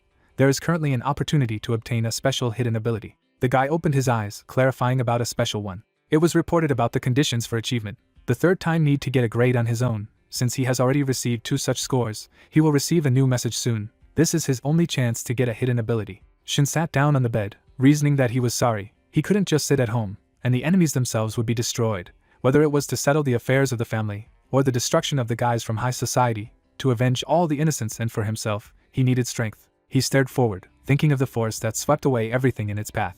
It was 12 o'clock on the clock. The hero was thinking that he had to fight, and he needed to find a way to get a hidden ability. Doors appeared in front of him. He shouted about the gates. The young man was walking through a dark forest. A skeleton teleported not far from him. He looked at him, asking why he had come out. The skeleton stared into the distance, explaining that the hour of parting had come. The hero looked at him, confirming that he was now free. Lu stared deep into the forest, saying that he had to return to the undead clan. He still had a lot of unfinished business, and couldn't continue to sit out. Shin offered to part ways here. The hero accepted the magic ring, listening to the words of gratitude for helping him regain his strength. He saw that the guy didn't even have an item to keep. Let this ring be a keepsake. The young man thanked him, adding that it was a pity he had not prepared any parting gift for him. The skeleton replied that there was no need, because it helped him regain his strength. Lu went into the woods, saying goodbye. The silhouette of the skeleton dissolved in the fog. Shin clenched his fist, saying that he hoped he would be able to find a place to survive. The guy raised his head questioningly, seeing the birds in the trees. A powerful energy spread over the forest. The young man fell to the ground, not understanding what was happening. Exclamations could be heard from afar. The hero understood that it was the voice of a skeleton. Shin clenched his teeth, wondering if he had met an enemy after a few steps, and silence. The skeleton couldn't withstand even a single blow. The guy headed in that direction, saying about this power, concluding that he had never seen such a terrifying reception, asking himself if he had come here in vain. It was better to solve the problem rather than avoid it. He headed up. The young man looked intensely ahead. It was said that the reminder had worked, that he had been discovered. If he stepped back now, it would affect his grade, and he would not be able to get a third independent record. The guy blushed, reasoning that, as they say, when it comes to problems, you first need to reach out to your family. And in the end, there is nothing more important than loved ones, even evaluation. Spikes crawled out of the ground around the hero. Huge bones imprisoned him in a cage. A demon descended on the structure from above, saying that it was not bad. The young man called Feluin. The cage with the young man was surrounded by scoundrels. He asked what they needed from brother Feluin. Reasoning that it was all over, they needed to put on armor and see what would happen. The demon asked again, saying that this was the first time he had heard people call the undead brothers. Shin looked out of the cage at the skeleton's head, thought that the last time he helped him in the assassination mission in the elf village, he not only failed all his tasks, but also left several undead graves there. The undead come to settle scores with him. It's disgusting. The young man put his hand on his chest, thinking about what they had understood and thought of, began to exclaim that Fai Long had saved him. That's all. He decided to join him and overthrow the vile people. The monster held a magic ball in his hands, asking if they thought the two of them could overthrow the empire, and if they really thought they were idiots, wishing them dead. An object appeared in the hero's hands, which he actively tried to show, saying that he and Feluin had almost penetrated the upper echelons of humanity, and this was proof. The object passed into the hands of the demon, who asked to be shown. He looked at it attentively. It was said that it was a hero badge given to the last survivor in the manor, and the badge holder had a holy effect.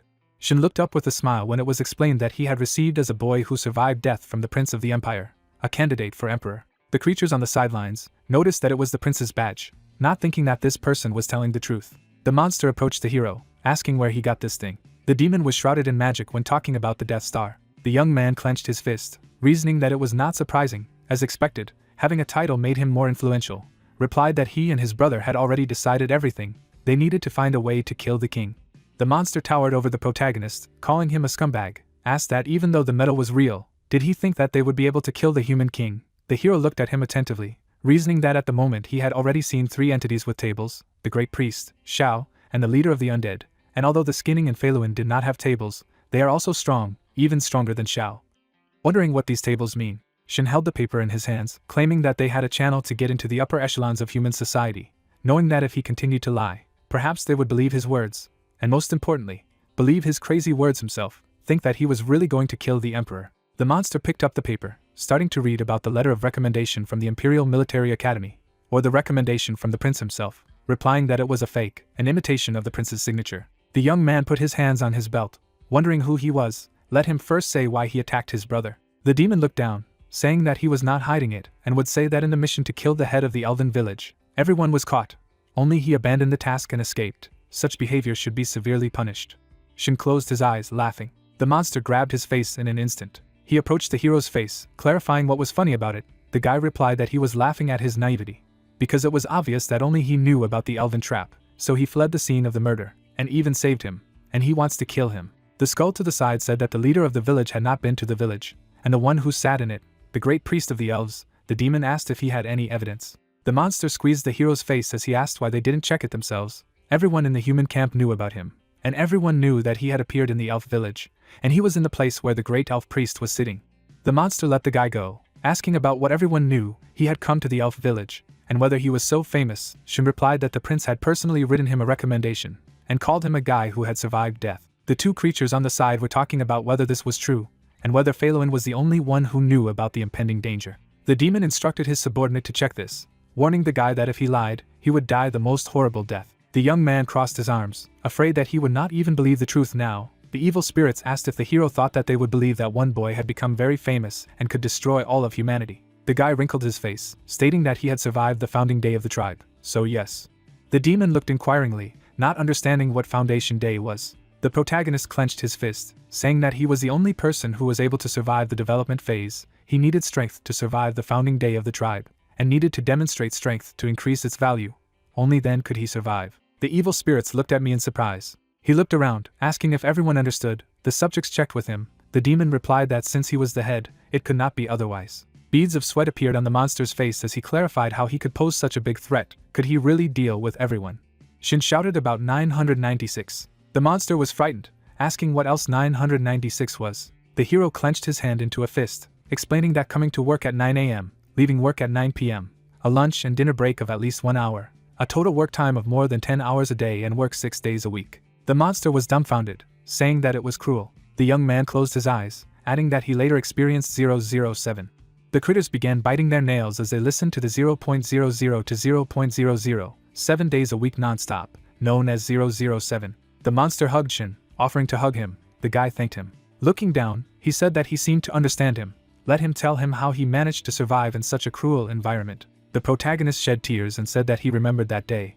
He was walking with a basket in his hands. A phrase flashed by that snow was falling from the sky. He was both frozen and hungry. He had only 1 box of matches with him. MC looked surprised when he heard that the undead had decided to promote the atrocities of humanity, and he would become a key figure in this propaganda. He had a new nickname, the boy who sold matches. Frowning, he thought that he didn't like a boy who had survived and now had to go with an even more infamous nickname. No way. The skeleton hugged him. It was heard that when he almost froze, Lu had saved him, so he was his savior. There was no way he would let them hurt him or treat him badly. Putting her hand to her head, the undead said that she was reporting. He was telling the truth. The skull was lying on the ground, and he added that the high priest of the elves was indeed in that village and was ready to destroy all their killers, to which the zombies replied that it seemed that he was not to blame. He had not only escaped the traps of the elves, but had also gone over to the side of a man who had a national hero medal and would soon be sent to the Imperial Military Academy. This is a huge achievement. The creature looked at him in bewilderment and thought that it seemed that he would not be able to carry out the order to execute him. If he dealt with him, it would mean that he did not care about the merits of the soldiers. Sooner or later the top would come for him. Looking to the side, he added that the superiors would always be respected, but only a pawn in their hands. But because of him, Lu only had a head left. It would take a lot of funds to save him, and no matter how you thought about it, this purchase was not profitable. He had no intention of spending his savings. The monster closed its eyes and sighed. Stretching out his hand, he said that great. It looks like he is a brave undead warrior, and he has not forgotten his mission. This medal is awarded to him personally for his merits. Giving a thumbs up, the monster said that from now on, they would call him the boy who sold matches. This nickname would help hide his identity. To which the hero thought that damn, at least he could hide. Smiling, he added that he was proud of them. As he was leaving, the creature said that it was time for them to report everything, leaving things to them. Leaving, to which the protagonist asked that they would really leave him in such a state. Taking a step forward, he said that the devil had disappeared in the blink of an eye.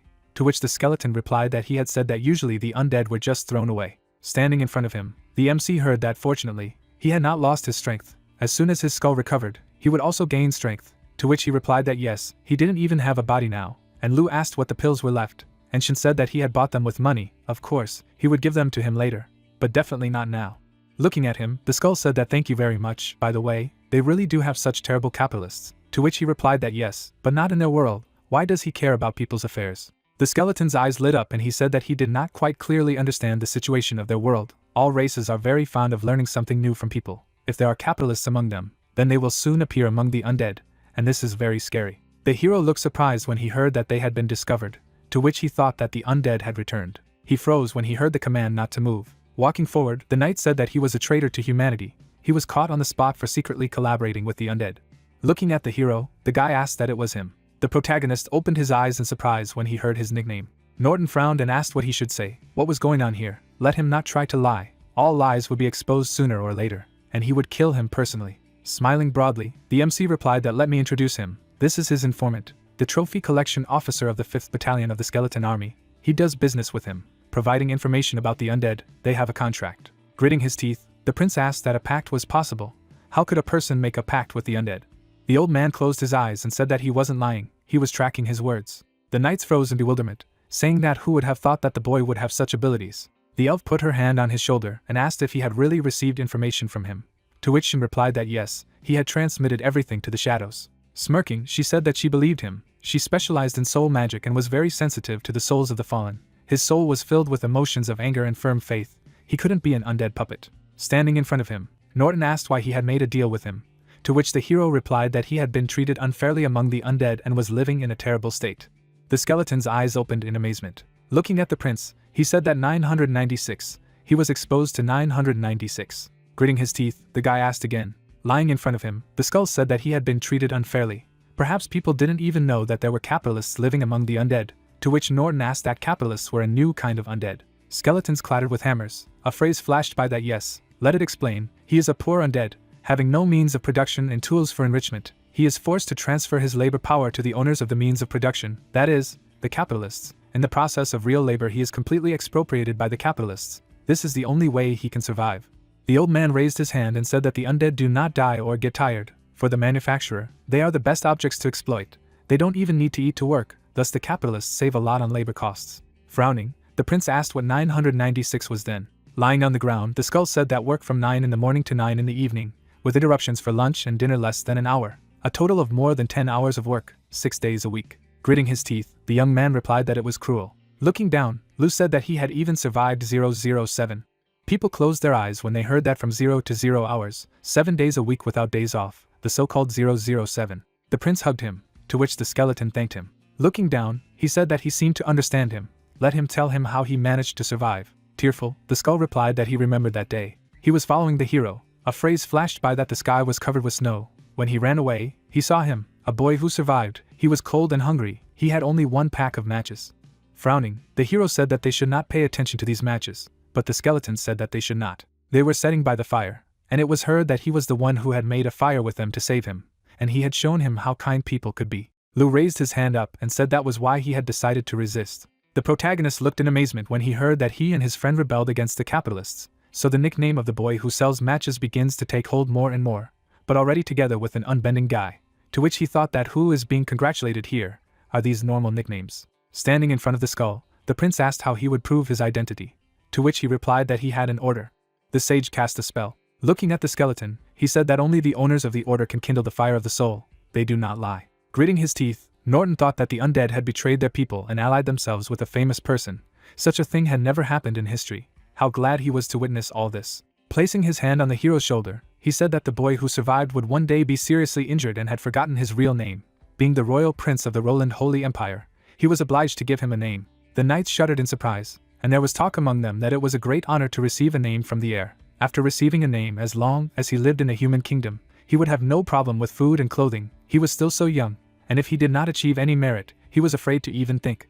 Smiling, the guy said that his name would be Hallie. Opening his eyes wide, the hero replied that no, let him choose another name. In no case does he start with Ha. This is his most sincere request. Looking at him, the young man asked what Raleigh could do, to which the protagonist thought that the past was better. Lowering his gaze, he said that it seemed that he did not like it. In the history of mankind there are 2 legendary children. They say that as soon as trouble strikes, they will appear in the world to save all sincere subjects. A statue appeared, and one of them was called Raleigh, the other Pika. MC gritted his teeth as he heard that if he didn't want to be called Raleigh, then it would be Pix. He looked at it in bewilderment, and thought that this was the brand of his old Blue Star hairdryer, which looked like a pig. A glow appeared around the soldiers. Putting his hands behind his back, the prince said that he should take an oath that from now on he would never betray humanity. If he violated it, his soul would be torn apart. As soon as he took the oath, he would immediately become a hero respected by everyone. In the future, if he performed a feat, he would be able to receive the title of saint. Shin looked at him in amazement, and thought that he meant he was a young saint now. Okay, such a suggestion was quite suitable. Putting his hand to his chest, he shouted that he swears here and now that he will never, under any circumstances, betray humanity. A bright light appeared around them. The hero looked at his hand in surprise. The sage closed his eyes and said that he congratulated him. The ceremony was over. From that moment he was no longer a Piki, to which he asked what it meant that after the ceremony you could get a new name. Which one? Let him say. People smiled and replied that it was St. Piki. The protagonist froze in bewilderment. He frowned and thought about the name. Standing in front of him, Norton said that there was no incident today. He and his partner should be careful not to show weakness. In the future, if something was needed, let him tell him. If he accomplished a feat, he would not spare a reward for him, to which the MC replied approvingly. Holding out the envelope, he added that let him take it, it was for him. Frowning, the guy said that this is a magical letter. Everything that is written on it is immediately synchronized with another magical letter that he has in his hands. This is intelligence material. In the future, if important information or events appear, you can contact him through the letter. Putting his hand to his temple, Shin shouted that he swore to be faithful to humanity to death, and then thought that everything was clear now. The undead intelligence must be full of information. Turning around, the young man said that they were leaving. Let him be careful. Grinning, the girl said that in fact, his name keeps one secret, to which the hero asked what it was. The image of a warrior appeared, a phrase flashed by that, according to legend, the weapons of the god pike change unpredictably, now a sword then a long spear, a bow and arrows, and sometimes turns into a strange weapon incomprehensible to people. People with this name often become better in handling weapons. Smiling broadly, the protagonist said that Pika's weapon is very unusual, which must be why he is called that, to which the elf replied that it was not for nothing that he was called Saint Pika. He immediately understood everything. Let him remember, he also needs to try to become a master who is excellent at different types of weapons. She put her finger to her face when she heard that many people bore that name, to which she replied that there were many, knowing 5, and they were old, small, red and big, and fat peaks. Putting her hand on his shoulder, the girl said that of course, he was special, a saint, personally bestowed by the royal family, to which the MC replied that he was very grateful, and then thought that it was a good thing that he was not the only one with such a name. They waved to each other. Shin gritted his teeth when he heard that it was time for them too, to which he replied that he wanted to die, no less. Stretching out his hand in front of the gate, he added that he shouldn't call him that. Stop talking, to which Lu asked why he was angry. Entering the gate, the hero said that he was finished, he would not give anything. Suddenly he froze abruptly. The protagonist looked at him in surprise. He turned his head to the side. The skull lay in front of him. Looking at him, the MC asked what he was doing. He looked in amazement when he heard that he had coped, survived being surrounded by undead and humans. The undead had stopped feuding with him. Humans too. Memories appeared. There were reports that the undead had left him a white bone badge. The prince of the empire was giving him a holy name and performing a sacred rite, which meant that both great peoples considered him their own. A glow appeared around the hero. The words flashed that being a weak person, being surrounded by enemies, with the help of wisdom he was able to change the situation, turning enemies into friends, successfully coping with difficulties. This is the basis for getting an assessment. He received an independent assessment for the 3rd time. Standing in front of the gate, the hero listened to the fact that he was an ordinary person who received the same grade 3 times in a row. It was impossible, but he did it. His gate received a hidden ability. He looked at his watch and asked, and the unknown person said that the time flow, the initial level, when he passes through the gate, they can freeze time on one side for 3 seconds, without the other side being affected. After each use of the ability for a week, it cannot be activated again. Looking at the skull, the protagonist asked if stopping time for 3 seconds once a week was too weak, to which he was told that in addition, the next time he increased his grade, when he received a blue or higher grade, the gate would gain a new ability again, to which he added that it could be upgraded, so there was a way to make it more durable. The skull began to be sucked into the ring. It was heard that this was only a trial version, it did not count. Lowering his head, MC asked that it was already the end, as fast as it felt. Going forward, he added that come on, he was just joking, and then thought that he was absorbed in the assessment of his own. Lying on the bed, Shin said that it was already 6 o'clock, enough for today. Tomorrow they would continue. It was time to go to bed. He gritted his teeth and asked who else was there. The hero sighed when he heard that it was him. Chien. Let him get up quickly, go on a flying ship to the exam. The airship flew through the air. The protagonist slept on the couch. He gritted his teeth and said that no one would let him sleep. A photo of the girl appeared. There were reports that she also got the opportunity to pass the entrance exam to the 3 best institutions. They will see each other again. Looking at the phone, the MC thought that where did she get the right to take the exam? Looking at the photo, he added that why she looks so strange is because her hair is dyed purple. Sitting in front of the man, Shin asked that there was another girl in their school who had qualified for the entrance exam to 3 high schools. He was aware, to which he replied that her name was Zhao. Holding a cigarette in his teeth, he added that he had just learned, they say that this girl has an amazing talent that has been hidden for a long time, and today it was finally revealed, to which he was asked who was hiding her, and he replied that it was an archaeological association.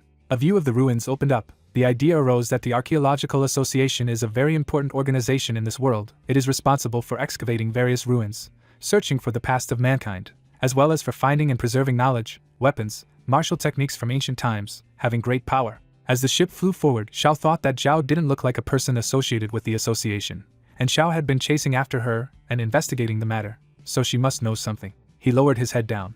A memory appeared, and the thought arose in his head that last time he had brought her to tears, whether she would communicate with him. Holding the phone in his hands, the protagonist thought that okay, he would dial. If he was still angry, he would apologize. He smirked when asked what it was, to which he replied that he wanted to know something. She knew Zhao.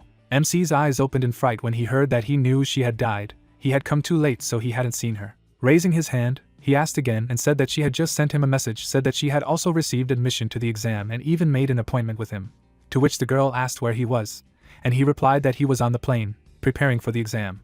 Shin turned his head when he heard that she was also going to participate in the entrance exam. They would talk when they met, to which he replied approvingly. Looking down, Qian said that in 10 hours, and from the receiver he heard that it was good, let him remember her words. The hero furrowed his brows when he heard that even if he never met Zhao one-on-one, she was very dangerous, to which he replied that he understood that they would see each other at the exam. Holding the book in his hands, the head asked that it was Xiao, to which he replied that it was. Lowering his gaze, the man said that today at 3 hours and 25 minutes at night, a sword flashed over the Baijiang River in the city, aimed at the sky. After the investigation, it turned out that this sword was created by Xiao. The artificial intelligence confirmed that she had achieved a breakthrough in the art of the sword.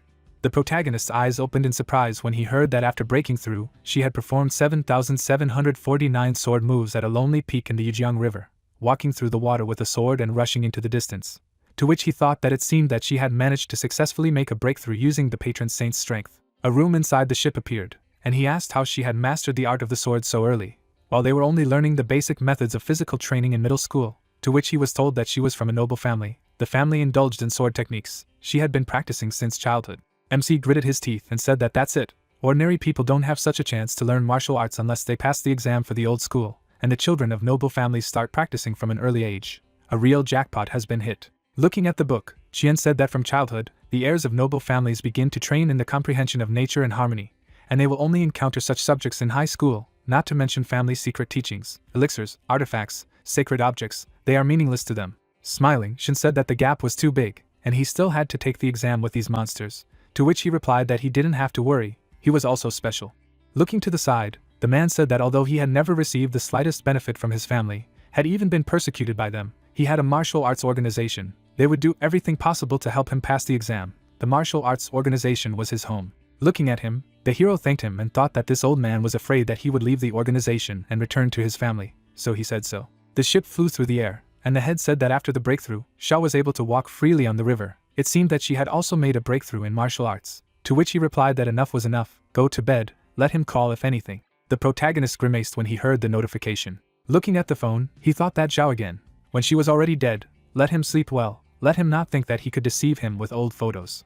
His photo appeared, a message surfaced that let her go herself. He is in Jiangbai, he will be only tomorrow. MC lowered his head upon hearing the notification. The girl sent her photo, writing that what a coincidence, she was also in Jiangbai, and where was he? He opened his eyes in amazement and thought it was a coincidence. A photo of him appeared in front of the palace, and there was a message that he and a friend were going to the Nanshan temple. A notification was received on the phone. Xiao took a photo in front of the temple and said that she was also going to burn incense there. She was almost there. They would have dinner together in the evening. Gritting his teeth, Shin pondered that how was it possible? The Nanshan temple was 100 kilometers away from Jiangbei. She replied very quickly. How did she manage to do it? He rolled his eyes slowly. Falling on the sofa, the hero thought that to hell with everything. He was too tired. He would lie down and sleep. Then they would talk. In any case, now she did not threaten him. The ship flew over the temple. The girl looked at the phone. The demon was lying on the ground, and someone asked what he thought he could leave. Blood spurted up. Standing at attention, Zhao said that she would definitely return what was hers. A view of the snow-covered building opened. Fireworks exploded in the air. The protagonist held a sparkler in his hands. He looked away in surprise. The children ran forward at a rapid pace. A huge beast was catching up with them. MC rushed in their direction. He stretched out his arms to his sides. The creature opened its mouth wide. A large amount of blood spurted. The man opened his eyes when he heard that they were very lucky. There were dozens of bites on his body. If there were more wounds, he would definitely die. The parents looked at their child. The children smiled as they looked at him. Shin looked in amazement when he heard that the card was for him. Thank you for saving them. It was time for them to go home. But they were very happy to play with him. Smiling, he replied that he had also prepared a postcard. Here, he was giving it to them. He suddenly woke up when he heard that it was time to get up. He needed to eat. Rubbing his face, the protagonist replied approvingly. He frowned, thinking about 10 years, what had happened to them in all these years. The ship flew through the air. The dishes were on the table. MC looked at the food in surprise and asked what was so rich, to which the head replied that it was nonsense. It was the most advanced and luxurious large airship. He began to eat, thanking him for this, to which Xian said that he should eat more slowly. He would not be so greedy, otherwise it was as if he had never seen anything in his life. Shin put his hands on his stomach and said that he was full, he would not fit anymore. He looked to the side when he heard a sound. Smiling broadly, the guy asked what he should excuse me, and what about these meat kebabs, you can eat. Sitting at the table, the hero replied that he could take it if he wanted. Looking at the man, he asked if the organization didn't even feed people, let him see how hungry the child was, let him not be so stingy. To which the head replied that there was no need to underestimate their organization. This airship brought together the best of the 10 provinces. In addition to their organization, there was also a hunting equipment research institute. And new people selected by the United Society of Eternal Life. Raising his hand up, the young man greeted him and said that he was from the United Society of Eternal Life. He turned around abruptly when he heard how he got there. Putting his hands behind his back, the old man asked that it was Chien. He even took a newcomer this year. Frowning, Chien asked that he had taken 7 at once. The master lowered his gaze. The head looked at him. Stretching out his hand to the side, he said that they should play here for now, and they would go away to talk, to which the hero replied approvingly. Smiling broadly, the guy said that he should go with him. There was an interesting place on the airship. He would show it to him. Stretching out his hands to the sides, Anai introduced himself and asked what his name was, to which the protagonist gave his name and asked that he wanted to play bowling. And he replied that he did not, he just wanted to stretch his legs. Holding the card in his hands, the young man said that he was not looking for it for food, but to fulfill it. A glow appeared around the card. Standing in front of him, the MC asked what it was, to which Anai replied that if he didn't know, then it looked like his parents were not professionals. It's okay, he would tell him. Let him come here and give him his hand. He handed him the card. Another one appeared in the hero's hand. Smirking, he said that it was not bad magic, to which the guy replied that it was not magic, it was a set of cards of 3 high school rookies from the Tarot Tower, telling because he helped him complete the task. A task was written on the card. Shin looked at him in surprise and said that he also had a task, to which the young man replied that as soon as he completed it, he could become a permanent member in the card set. Looking at him, he asked what was the use of it, to which Yuni replied that it seemed that he really did not know anything, but he came to the exam, admiring it. He can get a lot of exclusive information about the exams through a set of cards. The cards will randomly release assignments like now, and completing the assignments can improve his grade. The cards flew up, and the guy said that if his rating and rating were in the middle, then it would only do good. The hero began to pose, and he added that he could not only get additional points on the exams, but also get constant attention from large organizations. If he was active in other exams, he would be able to gain great popularity, even find sponsors and become a new star. Smiling, he said that the Tarot Tower, interesting. Anyway, he needed to figure out a way to complete this task and become a rookie. Wide-eyed, the protagonist said that without making any direct requests, find at least 6 applicants to volunteer for the event he was hosting. He looked around. MC turned his head to the side. Raising his hand up, he asked that he saw that ventilation, to which the young man replied that he did. Standing behind the guy, Shin said that just standing here is boring, so they will know who can reach this ventilation, to which Yuni replied that he would do his best to reach it, which he would say if he got to it, and the hero said that he was cool. The teenager got ready to start. Suddenly he rushed forward. The guy began to climb the wall. He stretched out his hand up and exclaimed. Anai stretched out his hand to the ventilation. Falling to the floor, he said that damn, almost, to which the protagonist replied that it was not even close, and the young man added that he would try again. Rushing forward, he said that let him wait, it was his turn. The guy replied that it was good, everyone once. MC jumped up and exclaimed, to which the young man said that he was far away. People looked away. Hearing that the first attempt does not count, he will give a standing ovation. If someone succeeds the first time, enough already, let them better look at him. Watching them, the student said that he should take a look. It seemed that they were trying to reach too high. It would not work, to which the girl asked again and replied that it was so stupid. Crossing his arms, the young man said that it might be too high for them, but if they let him, he thought he could reach, to which he was told that touching with his fingertips did not count. He was talking about touching with his palm. Smiling, he added that touching with the palm of his hand was also not a problem, to which the guy said that he was a braggart. No one would believe him, and the student said that he did not believe, but that year they had a similar training. He smiled when he heard that if he said that he touched with his fingertips, then it was still possible, but touching with the palm of his hand definitely not, to which the teenager said that he would prove it now. Grinning, the young man said that this was a challenge, to which the girl asked that he was also going to. Pointing to the side, he said that he would reach higher than them, to which he was told that he could not reach higher than him, he would be the first. People jumped towards the ventilation. Holding the card in his hands, Shin asked that men's fun was as simple as that. He looked surprised when he heard that they were congratulating. He had successfully made the 6 students come out without any requirements to take part in his event, and now let him complete the second test. The hero put his hand to his face. Raising his hand up, he shouted that they should come here. They, the martial arts organization, had prepared a bonus for them. Stretching out his hands to the sides, the protagonist said that they decided to protect everyone so that they would not suffer from deception and harm in the most wonderful years of their lives. The head of the organization asked him to conduct a free lecture course on recognizing deception.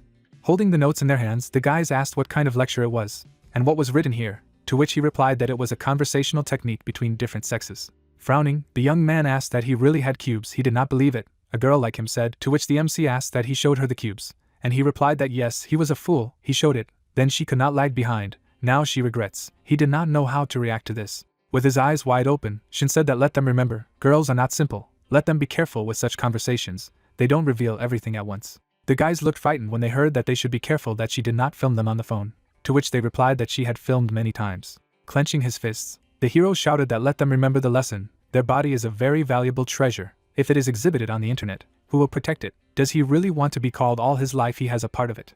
Putting his hand to his chest, he added that precisely because he is a master, he has such experience, and they have already stood out from the crowd, so in the future, be sure to pay attention to all these remarks, let them take care of themselves. The protagonist stretched out his hand when he heard that professionally, and if she molests him, I don't want to spoil the relationship, they correspond online, to which he replied that let him say these phrases all the time, to which the guy asked what and what if it doesn't work. The students looked at him in amazement when they heard that he should just say that he was going to take a shower, and the conversation would end by itself. Looking at him, the guys asked what and how to answer this, what to do if she said that it was too late, she could not return, and what if the ex hurt him, how to react to this. Raising his hand up, the MC said that let them remember, be sure to distinguish whether she likes them or not as a person, or she just wants to get their body, and even if he takes a step forward, let him definitely keep the evidence, otherwise, if she accuses them, they will never wash themselves, they are boys, and they must be responsible for themselves.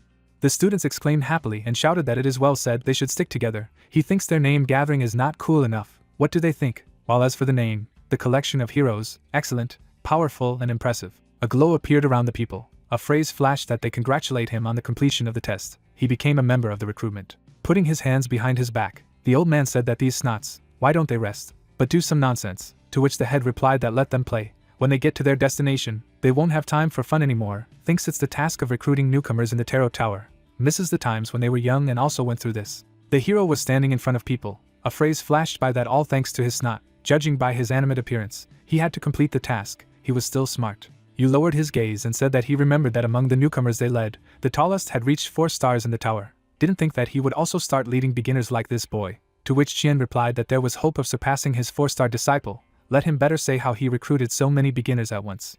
Closing his eyes, the old man said that in the 8 regions of the southeast, there had been an explosion of A-rank disaster, many masters had died, and only he had barely sealed the disaster. All the 7 newcomers he had brought were outstanding students, and all had a powerful force. The government had decided to let them try, and even if they didn't succeed, they would at least get government support. Looking to the side, the head of the association said that those who can participate in this exam are the best students in the world, and many descendants of influential families are black horses.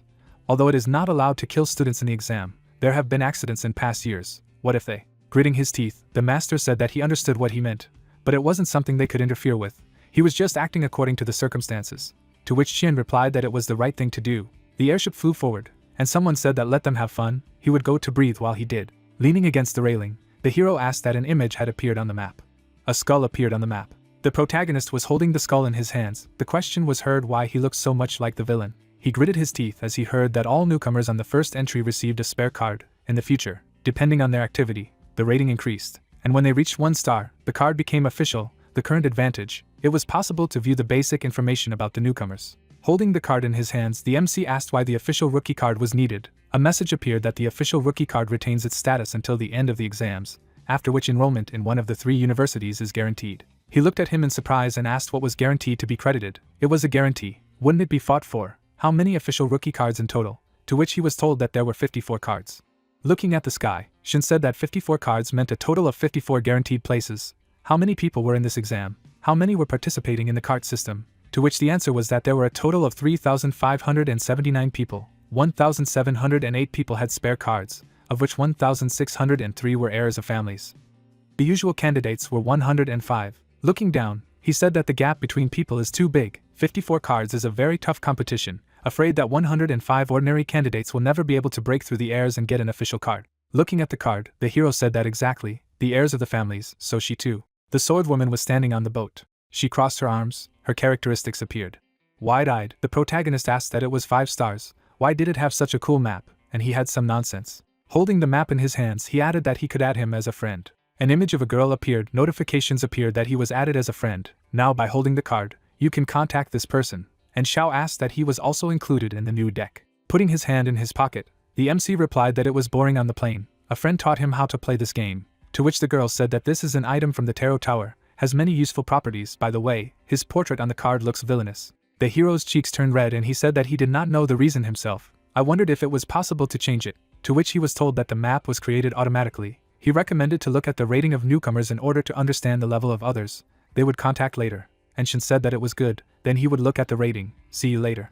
He furrowed his brows and asked that the ranking was the ranking of the 54 official rookie cards. Looking at the list, the hero asked that Xiao was only in 5th place. The first is Nangong. He would take a look. A boy's card appeared. It was said that he was a hereditary representative of the Nangong clan, a 6-star, the first this year. Grinning, the protagonist said that 6 stars, now such girls are unreal. Each of them is so strong, beautiful. He looked at me in amazement and asked what the hereditary representative was. MC's eyes bulged out and said that the Nangong ancestral representative was a guy. Closing his eyes, he added that why would a man look so beautiful? He is in an old Chinese suit, holding a fan and surrounded by beauties. 6 stars is no joke. Looking at the rating, Shin said that damn, he is amazing. The only one with 6 stars, the rest of the 5-star and 4-star are also heirs. He needs to find a way to improve his ranking. Putting his hand to his face, he said that he knew him well, because every day he tried to find a way to raise it. After all, he had an unfinished technique of freezing the lunar sky. Going forward, the hero said that he needed to try it out. He lowered his head down. A purple glow appeared around him. The protagonist used the technique of freezing the lunar sky. He struck with his foot. MC moved from side to side. Blue and green rays flew around him. Standing on the edge, he used the deer under the moon technique. Shin smiled when he heard that despite the shortcomings and uncertainty, it seems to be a long-lost technique. If this legacy reappears in the world, it will add a lot of uncertainty to the exam. To which he replied that it worked. The airship flew forward. A phrase flashed by that he had become an official member of the deck, received the privilege of 1 star, could refuse 1 challenge per hour. The hero's card appeared. Looking at her, he said that the smile was too provocative. Only 1 star, and he was already so self-satisfied. Holding the card in his hands, the hero heard about 2 friend requests, to which he replied that these are the same 2 accepts. With his eyes wide open, the guy said that he had become the owner of 1 star so quickly. Cool. The young man looked admiringly and said that he was just a monster. As soon as they arrived, they would go for a walk together. Gritting his teeth, the protagonist said that it was good, but he still had a meeting. He would contact them later, to which he was told that when they got off the ship, they would be waiting for him, and the thought arose in his head that this was just 1 star, why be so happy? Sticking out his tongue, the head asked that he had received the 1st star. Looking at him, the MC replied that yes, 1 star is worth such admiration, to which the man said that of course. As soon as he got into the rating, he immediately attracted attention, and he asked what he really thought. He was so easily knocked down. Throwing his hand over his shoulder, Chien said that the fact that he had achieved 1 star so quickly surprised him. He was great. It was not for nothing that he took him under his wing. Stretching out his hand, he said that he should take a look. They had arrived. Shin opened his eyes in amazement. Islands appeared in the sky, and he asked where it was. He had never heard of such a city. The airship flew past the city, and the master said that it was a port of clouds. Pointing to the island, he said that it used to be the outer part of the ancient ruins. After excavations it became a port city. Let him look there. These are not excavated ancient ruins. They are full of unknown dangers. It is very difficult to work there. One of the 3 most prestigious universities in the world is Jialan. It is in these ruins. A flying island appeared, and the hero asked that the university was in the sky, in ancient ruins. Holding a cigarette between his teeth, Jian replied that yes, otherwise how could it be called one of the top 3 universities? Jialan teachers and students explore the ruins in the sky to find heritage and history. The elite of humanity are responsible for uncovering history. One day history will tell them the truth about the world and their origins. Stars shone in the sky. The rays rushed towards the ship. Looking at the hero, the man said that this is a pass. As soon as he enters the cloud port, receives a pass and falls under the supervision of the examiners. The observation lasts until the end of the banquet, after which it will be evaluated based on the results. Those who receive a high grade will have help and rewards in the exam. Turning his head, the protagonist thought that the score was similar to his gate ability, and then asked that the help and rewards were true, to which he replied approvingly. A view of the banquet hall opened. A phrase flashed through that after the banquet tomorrow night, they would be teleported to the exam, so he needed to find a way to get a high grade in order to get a reward and achieve better results in the exam. With his eyes wide open, the MC asked what was the form of the exam, how long it lasted, to which the head replied that it was difficult to say exactly. The forms and times changed every year. In 1 year there was a written exam that lasted only 45 minutes. Students were sitting at their desks. The man was standing on a ledge of a mountain, and the man added that in another year, an exam for survival in the wilderness, which took 3 months. Frowning, Shin asked that it was too cruel, wasn't it? To which Shin replied that he should be optimistic. At least he was already one of the newcomers. He would definitely be given additional advantages in the exam. But it was difficult to say exactly what these advantages were, because every year was different. The hero looked at the map, hearing that it was discovered that he was one of the newcomers. A fusion was taking place. A glow appeared around the card. He opened his eyes in amazement when he heard that he had received the first task. Let him take the green dragon to the southern sea to ride on the clouds for 100,000 li. to which the protagonist asked again and said that it was nonsense to make a beginner ride a dragon for 100,000 li. It was too much, he was overrated. Putting his finger in his ear, the head replied that this is a task of the Tarot Tower, there is no need to worry about it. Although they promise a very high grade for completion, the vast majority simply will not be able to complete it. To which the MC asked what it means that most of the tasks cannot be completed, only a part of it is possible. Lowering his gaze, he replied that such tasks could only be performed by representatives of noble families. They had powerful resources and could complete some of such difficult tasks, which would increase their grade. Frowning, Shin said that it was unfair for ordinary examinees. Okay, he would change the task. He glared angrily when he heard that to exterminate the demons, to return in 10 years, to copy 800,000 volumes in the repository of sacred texts, to taste the droppings of 1,000 demons, to which he asked that there was not at least one task to be performed. The hero smiled when he saw the task that let him fight until victory, quickly increased the rating of the stars. This task cannot be rejected unless you use the power of the stars, to which he replied that it seems to be possible. Looking at him, the master said that he shouldn't think so. This is a task for representatives of noble families. They get the best equipment and specifically hunt them to get a grade from their bodies, to which he asked that representatives of noble families again. Closing his eyes, the man said that let him see for himself. The warrior stepped on the guy's body.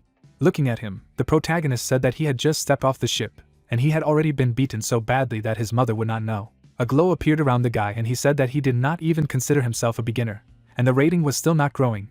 It was so infuriating. The head stretched out his hand to the side, hearing that why he was being beaten, but no one was interfering, to which he replied that it was calm, the doctors were ready to help. Usually the wounds healed quickly, but they hurt for some time. Doctors were sitting next to the young man, and he added that if a person died, the situation would change. He would be deprived of the right to the exam and possibly imprisoned. Looking down, the master said that so there was no need to hope for any justice. In fact, the exam had already begun, and only the strongest would break through and earn respect.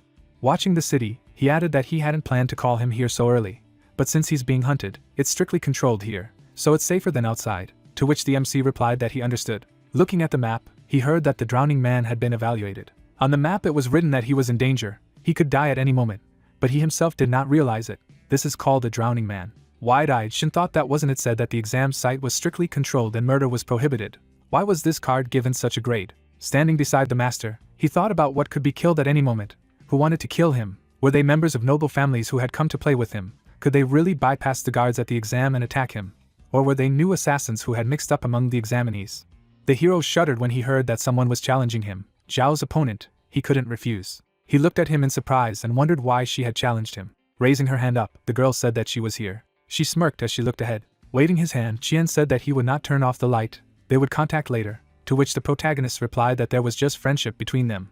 Standing in front of him, the swordswoman said that she was grateful to him for healing her wound during the battle. This power remained and helped her make a breakthrough, to which he replied that he should not thank her, she had become much stronger, and then thought that her energy was indeed different. The patron saint's assessment had disappeared, but the sword master had become blurred and seemed to be transforming into a new grade. Smiling, the MC asked why she challenged him to a duel, to which Xiao replied that if they found a place to talk, let him follow her. A view of high-rise buildings opened up, a phrase flashed by that they rent a small quiet place. Let him go straight, then to the left to Hall 9. Walking behind the girl, Shin asked what this place was for, to which she replied that it was a training room, suitable for meditation, stone-cutting practice, good conditions and good sound insulation. Suddenly a man flew into the wall. The hero looked at him in amazement, and asked what was happening. Ducking, the girl asked that since she knew that she was much stronger, and the weapon was much more powerful, why was she fighting her? The girl's eyes lit up and she said that she was raising her rating, she didn't care about her, and the young man added that let him not hit hard, he would leave it to him. He knew how hard it was to find a person with 1 star. Watching them, the protagonist thought that he had seen her in the rankings. She is a rookie with 4 stars, ranked 17th in the rankings. The student looked to the side. Smiling, she said that another one with 1 star. Today she was very lucky. Suddenly, a blade flew in front of her. Xiao pulled her weapon to the side and said that he was busy. The soldier gritted her teeth and said that okay, she would let her pass, the next one to her. The swordswoman looked at her angrily and asked what she hadn't heard.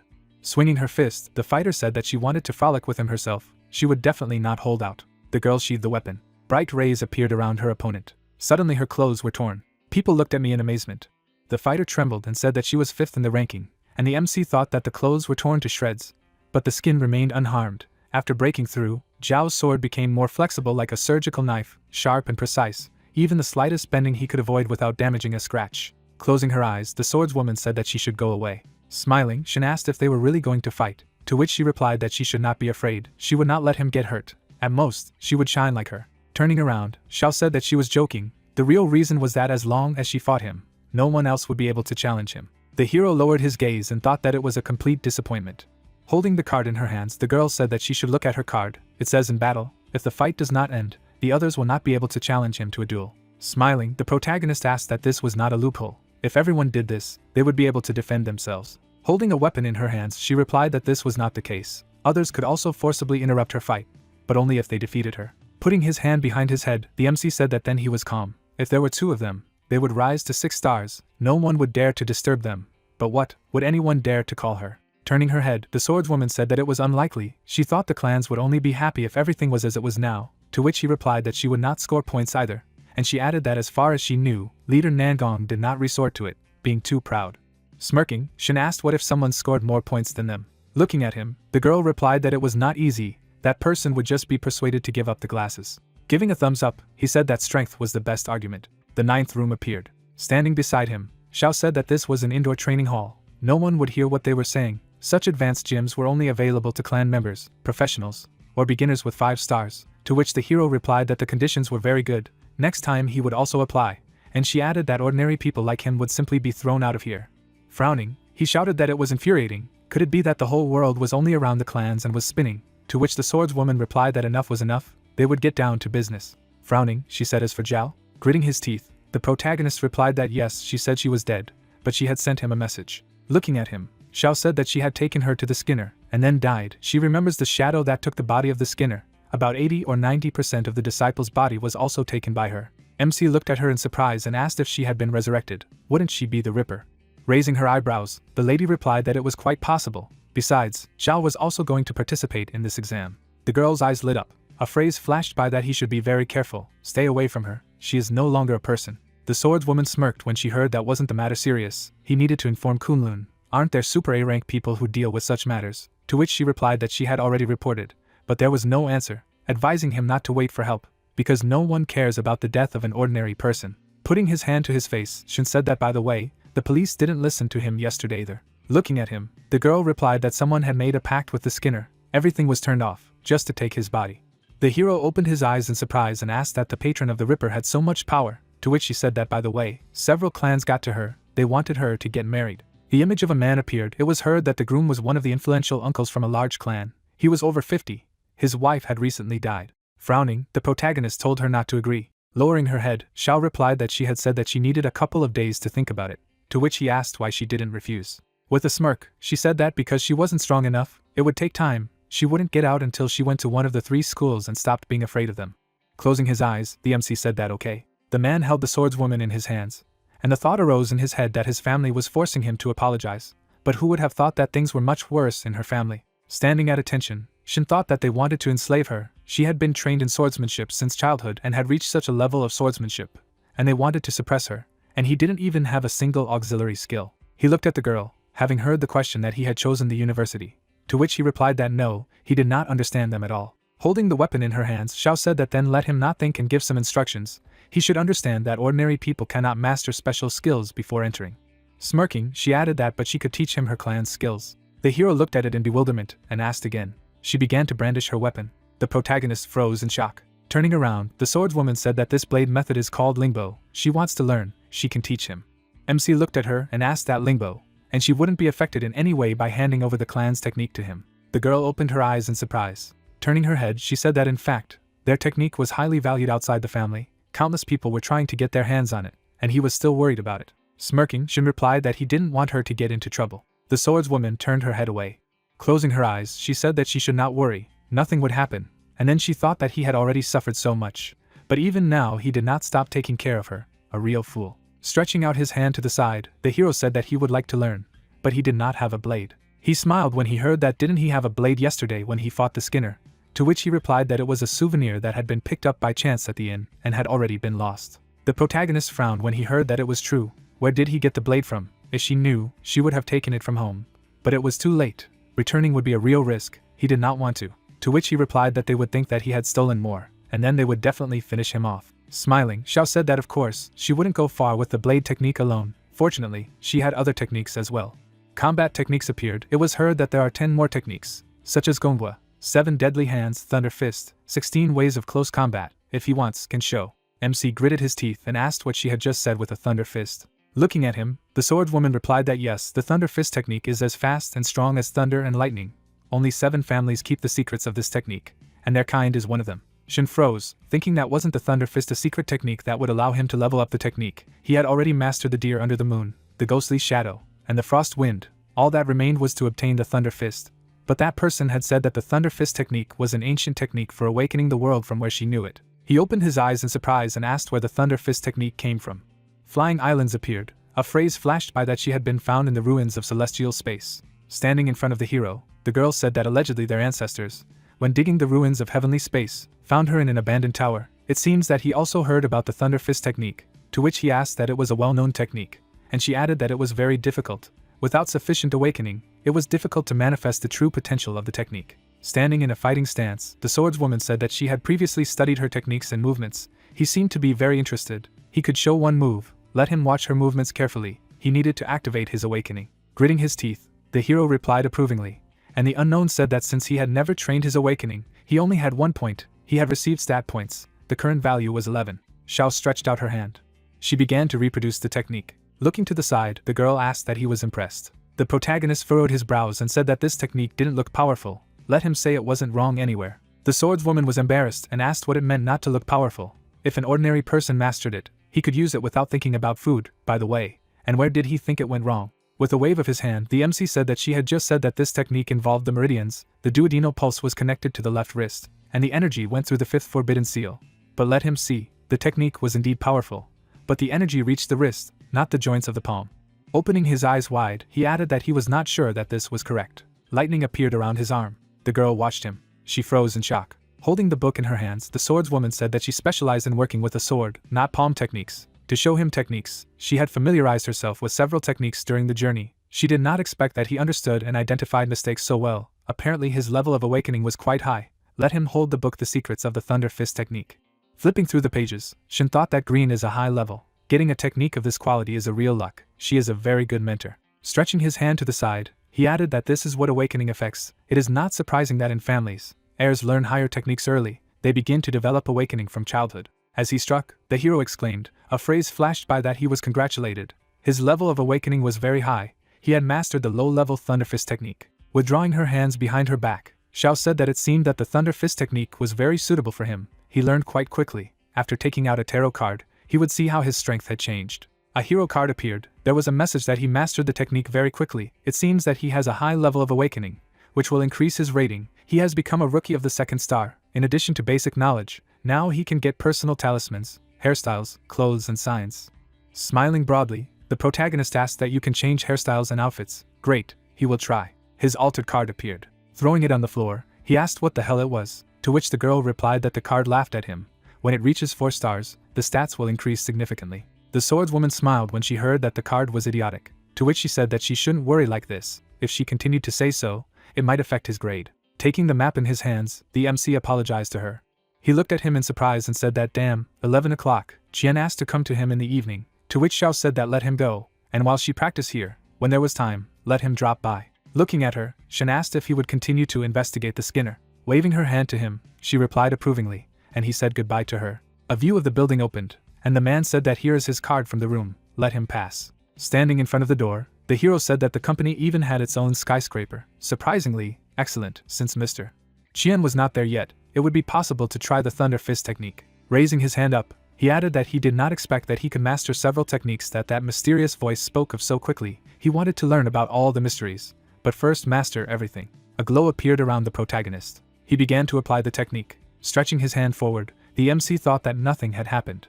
Looking at his hand, he said that apparently the Thunder Fist technique wasn't from the nightmare world. Shin looked in surprise when he heard the skeleton's words about what and why he always thought about such stupid training.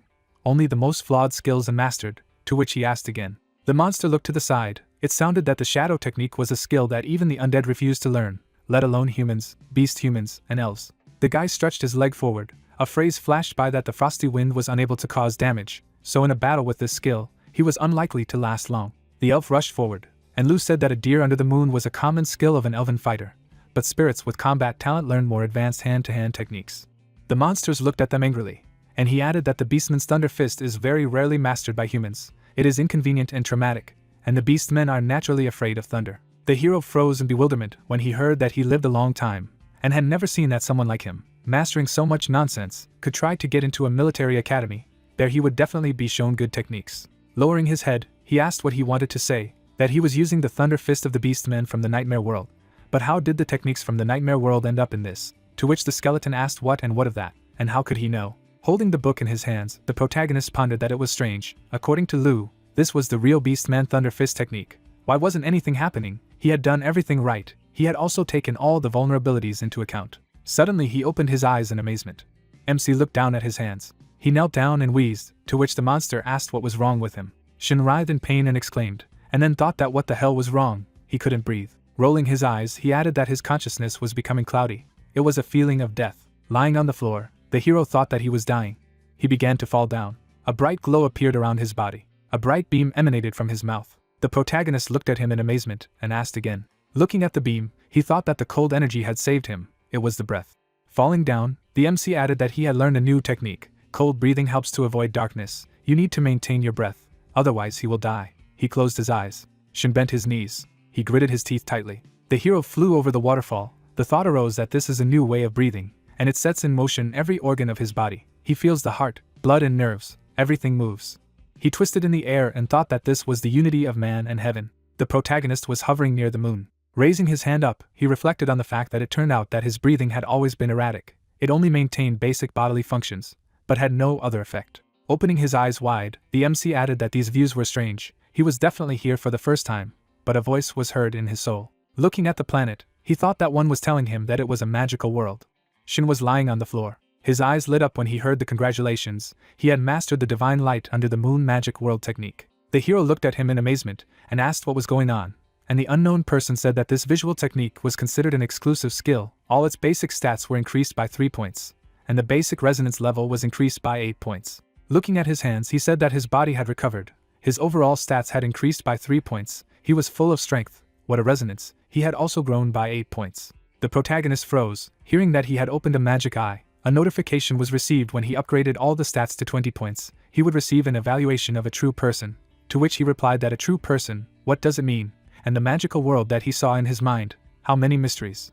A bright glow appeared around him. There were reports that his heavenly frost thunder had evolved into a perfect form, and could now use the true heavenly frost thunder. Raising his hands, the MC asked what the color purple was. He struck from his foot. A phrase flashed by that the frostbite, the kicking technique, kicks enemies, is perfect form, has an element of ice, slows down the speed of the target. Shin ran swiftly forward. It was said that the current moon is a body technique, a combination of dashes and throws, basic techniques that can be decomposed into a series of ghostly images similar to the flow of water when moving. The hero stretched out his hand in front of him. A phrase arose that a thunderclap is a blow with a palm, has a huge destructive power.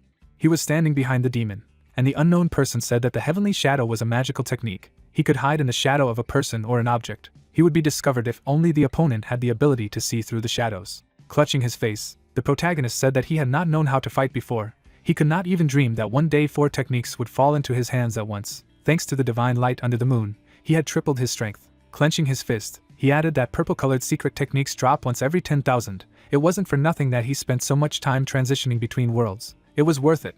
But where did all these powerful techniques come from? Walking to another room, the MC said that okay, there are no clues anyway. There is nothing to bother with. The world is too complicated. It will go until the blood is washed away. He began to wash his face.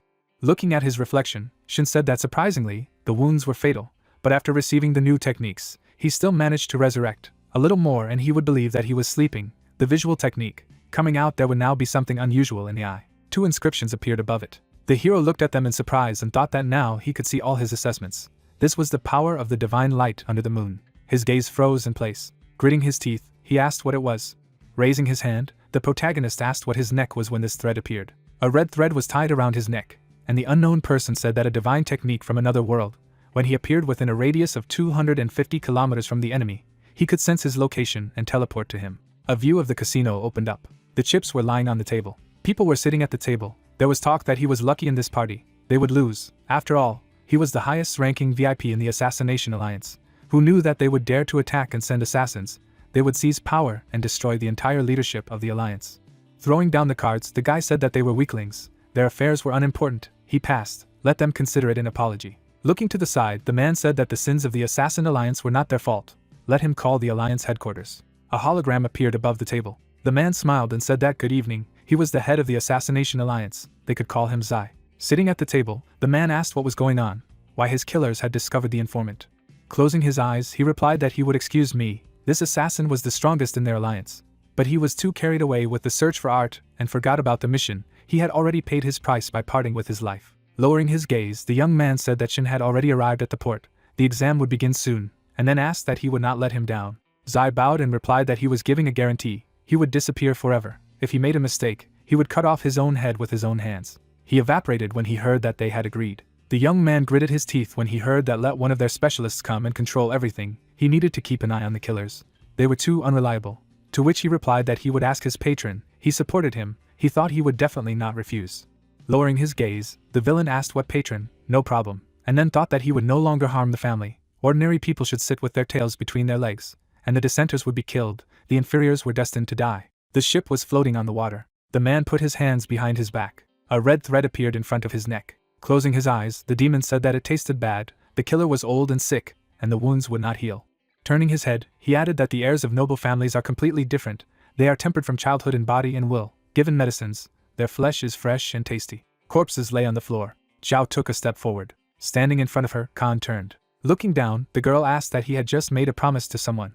The guy lowered his head and replied that he had said it without thinking, except for her. Her eyes lit up and she said that there was no need to explain. Her followers should believe their promises. Even when they lie, you need to understand that sincerity helps to manifest the flexibility of the situation. Closing his eyes, the young man replied that yes, he would send the old man's head to Yunshan port to fulfill his promise. Looking down, Zhao replied that those people had said that Shin was in the port, and that the place would become their hunting ground. The demon smiled when he heard the question that he wanted to devour the heirs of noble families, to which he replied that very much.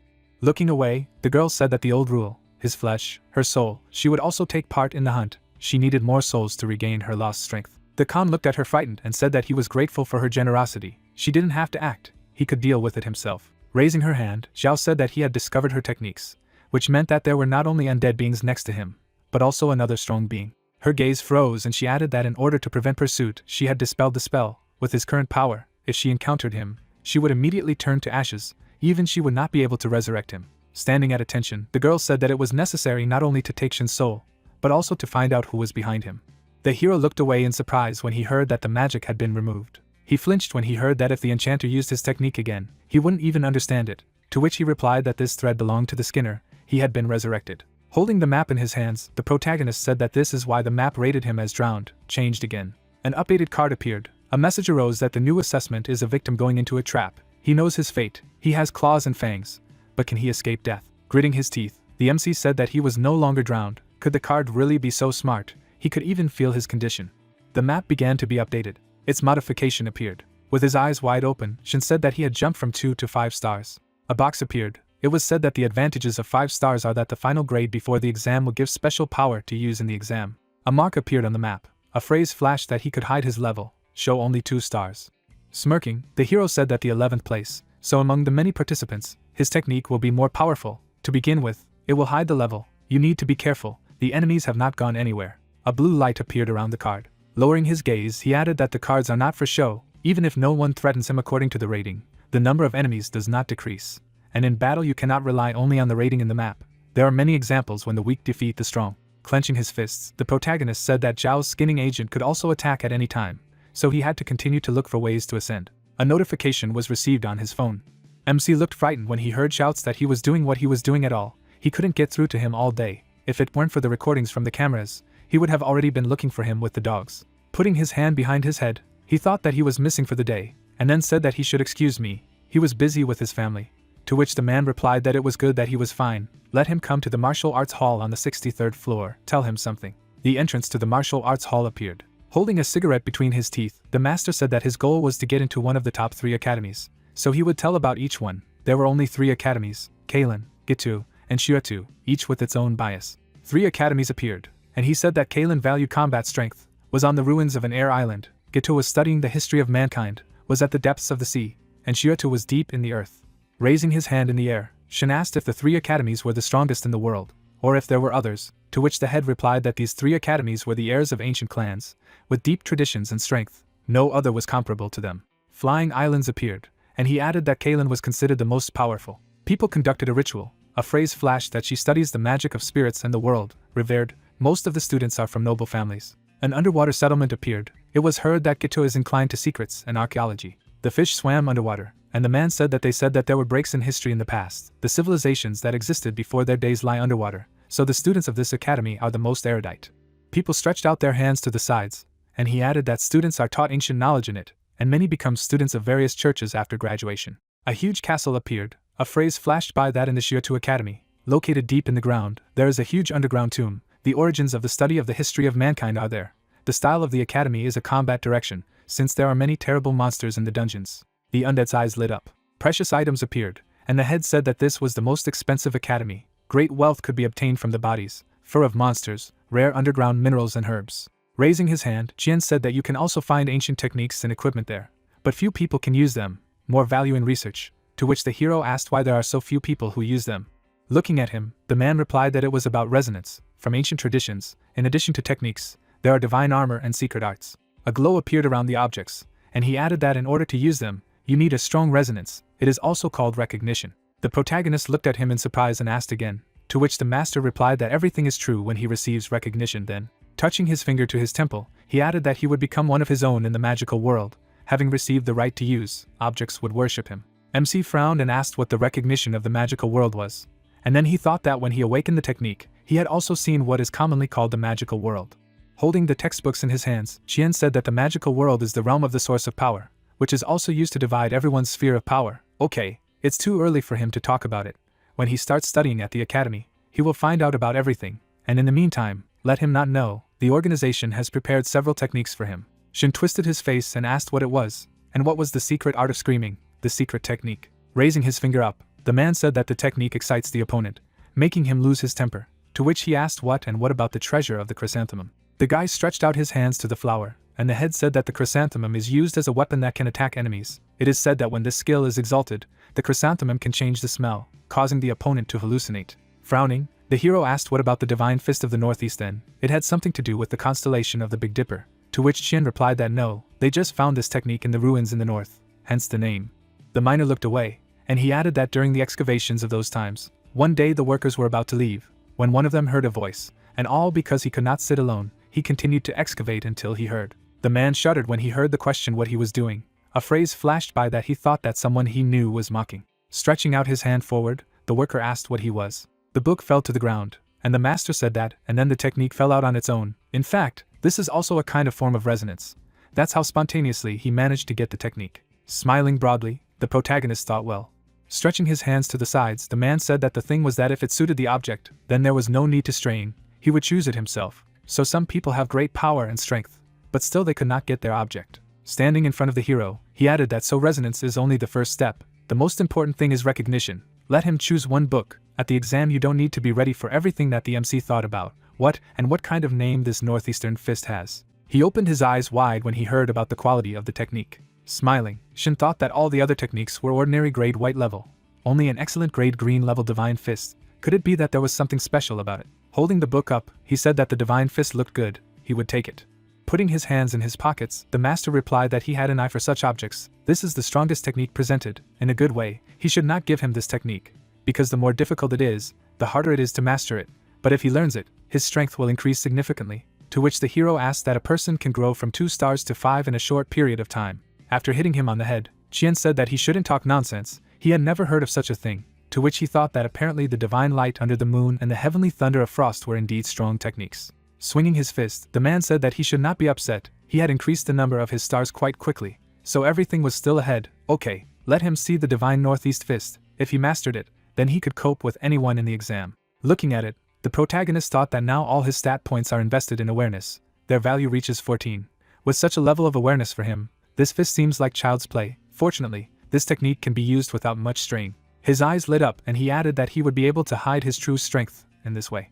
Wiping his face from sweat, the head said that well, enough for today, let him study, for more than 4 hours, let him rest, in the evening let him not forget to join the banquet, to which the MC replied approvingly and thought that this would be enough. Without a high level of awareness, he would not have succeeded. He looked at the card when he heard a sound. Walking down the street, Shin saw a message that she had found information about the Ripper. They would meet in the arena, to which he replied that okay, it was already coming out. He shuddered in surprise. The man was standing against the wall.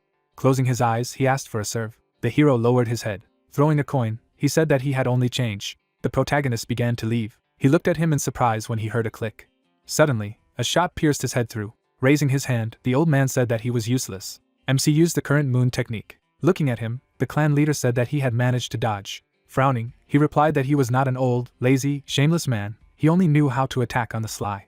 Shin used the divine light under the moon technique. Watching the old man, he thought that he had an invisible blade. If it wasn't for the new ability, he wouldn't have seen it right away. The man exclaimed in bewilderment. He began to draw his blade. The hero jumped to the side.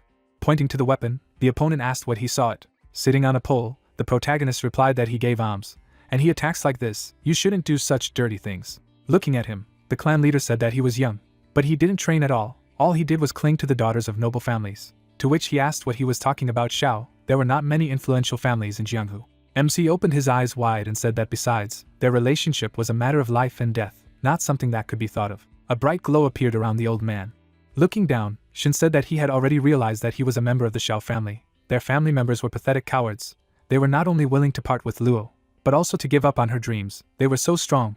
But why didn't they make any effort for the well-being of the family? The man closed his eyes, hearing that a 15-year-old schoolgirl was killed because of him. He is not surprised that she wants to leave the family. Lowering his head, he replied that it was interesting. He did not think so. Looking straight ahead, the old man said that their family would be disgraced by such a weakling. The hero looked at his hand in surprise. The opponent grabbed him by the face. He turned and exclaimed. Lightning appeared around the hero's hands. He used the thunderclap technique. They landed on the ground. Looking at his hand, the swordsman said that it was not bad. Smiling, the protagonist replied that of course. Suddenly he was behind the enemy. Closing his eyes, the opponent thought that he knew how to hide in the shadows. MC used the frostbite technique. The man turned his head. They stood in front of each other. Lowering his head, the master thought that it was strange. He should not have pushed him away so easily. His body froze. A red glow appeared around his face. Taking a step forward, the man asked why his strength and agility were sometimes high and sometimes low, what characteristics he had.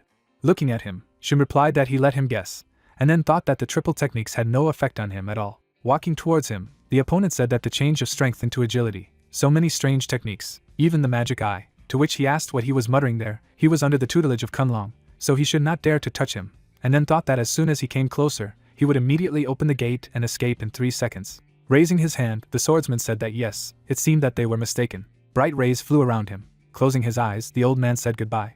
Suddenly it evaporated. The hero froze and asked that he really left, and who he was anyway. The airship flew in the air. The master was approaching him. Landing on it, he said that he was going to the Golden Coast. He wanted to relax on the seashore. Let them tell everyone. From that moment on, they did not do business with other families. The man frowned and said that let him wait. The Zhao family is in a hurry. If they don't hand over the mistress to them anymore, no one will take responsibility for the consequences. It will not only affect the relationship between the families, but also their business. Suddenly, a blow flew into his face. The head clenched his fist tightly. People looked frightened when they heard that since they began to manage, to take care of family affairs, the family began to join like ants. Looking at his hand, the old man said that now they were targeting even a smart kid. They would not only destroy Zhao's future, but also the entire clan.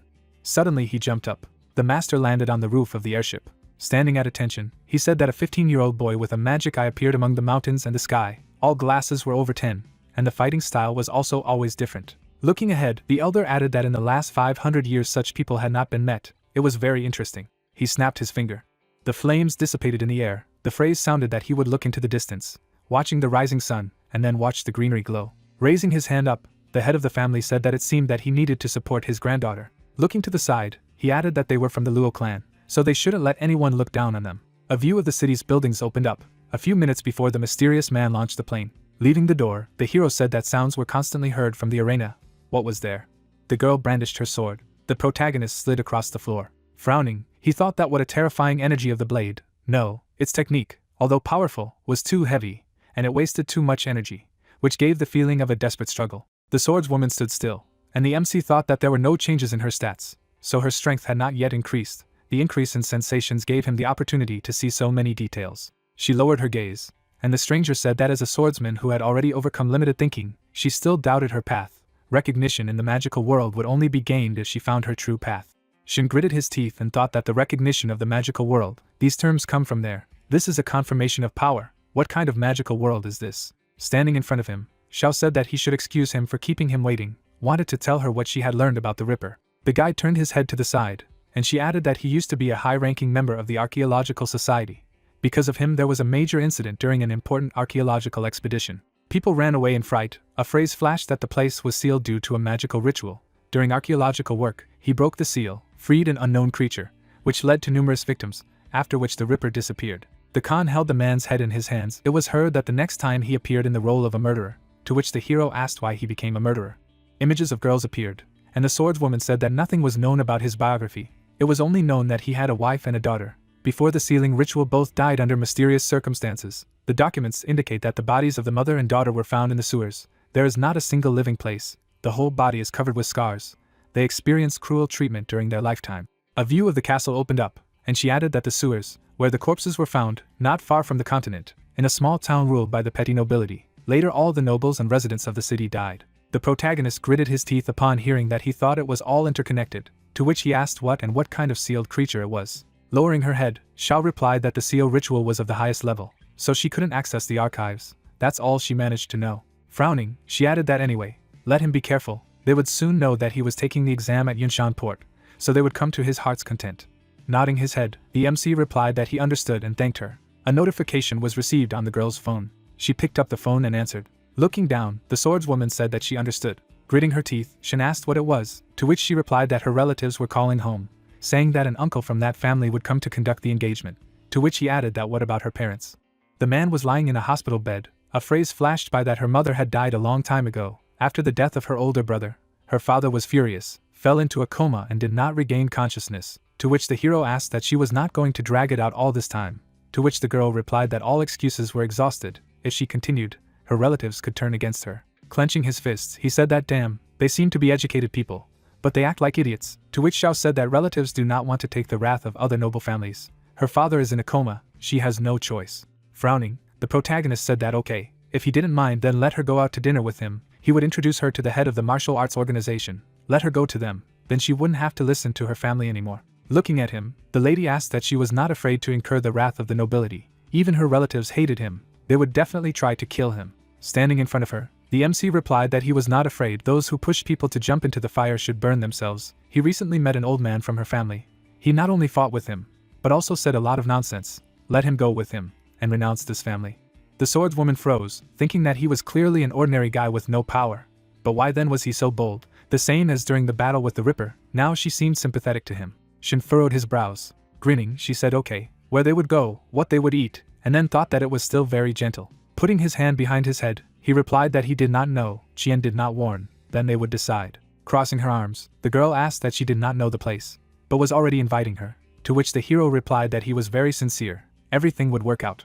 Looking at him, she replied that she was not someone who went on dates with just anyone. Taking the phone in her hand, the swordswoman saw the message. Gritting her teeth, she thought that her grandfather was in trouble, so he had met him. As she was leaving, Xiao said that she should not come out, she would be back soon. Watching her, the protagonist thought that she ran away so quickly. He invited her too abruptly. He had so little experience in communicating with her.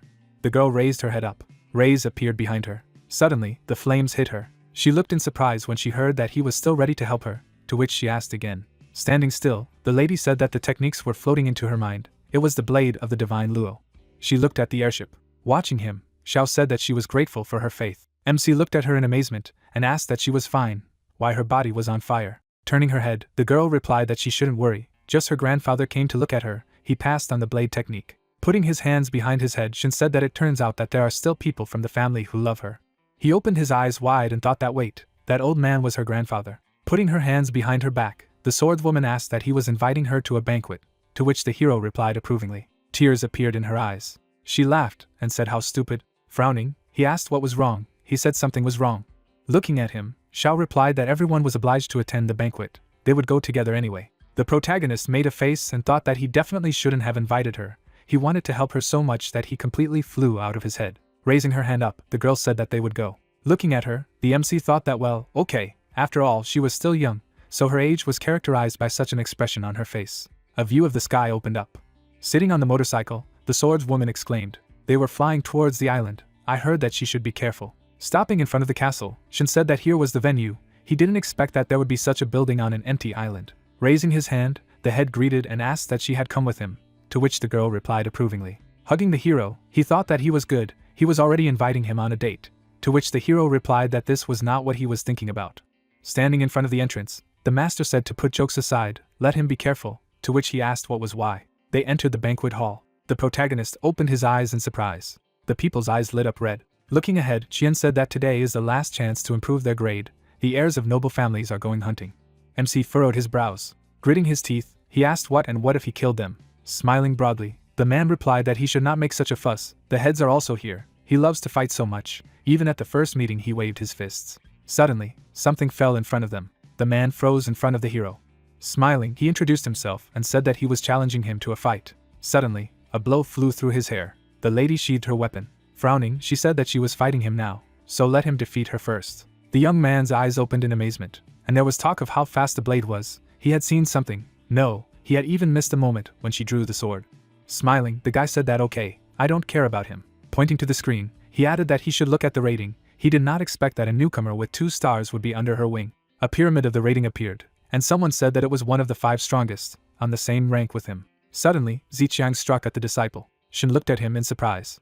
Smiling broadly, the guy said that it would be better to look for someone more interesting. Midges are also meat. Turning around, the young man added that they were leaving. Frowning, the hero said that he should have aimed lower. He looked to the side when he heard that he wasn't Shin. Grinning, the girl said that she had heard about him. She saw that the rumors were true. The protagonist looked at them angrily and asked who they were, and the master said that let them introduce him. This is the newcomer he brought, and she, covering herself with a fan, the lady replied that it was not worth presenting in response. His uncle had recently talked to her about a certain matter. He did not know if he remembered. Standing in front of her, the MC asked what was the matter, to which the mistress replied that he had said that since childhood he loved to tame dogs. Previously their family members came to their house, where they were almost bitten by dogs. The girl opened her eyes wide and shouted that urgent news. The sisters of the Song family were almost bitten by the dog Shin. Grinning, the hero thought that he saved them, but he is accused of allegedly letting him out, and then said that he should apologize, but he does not remember anything.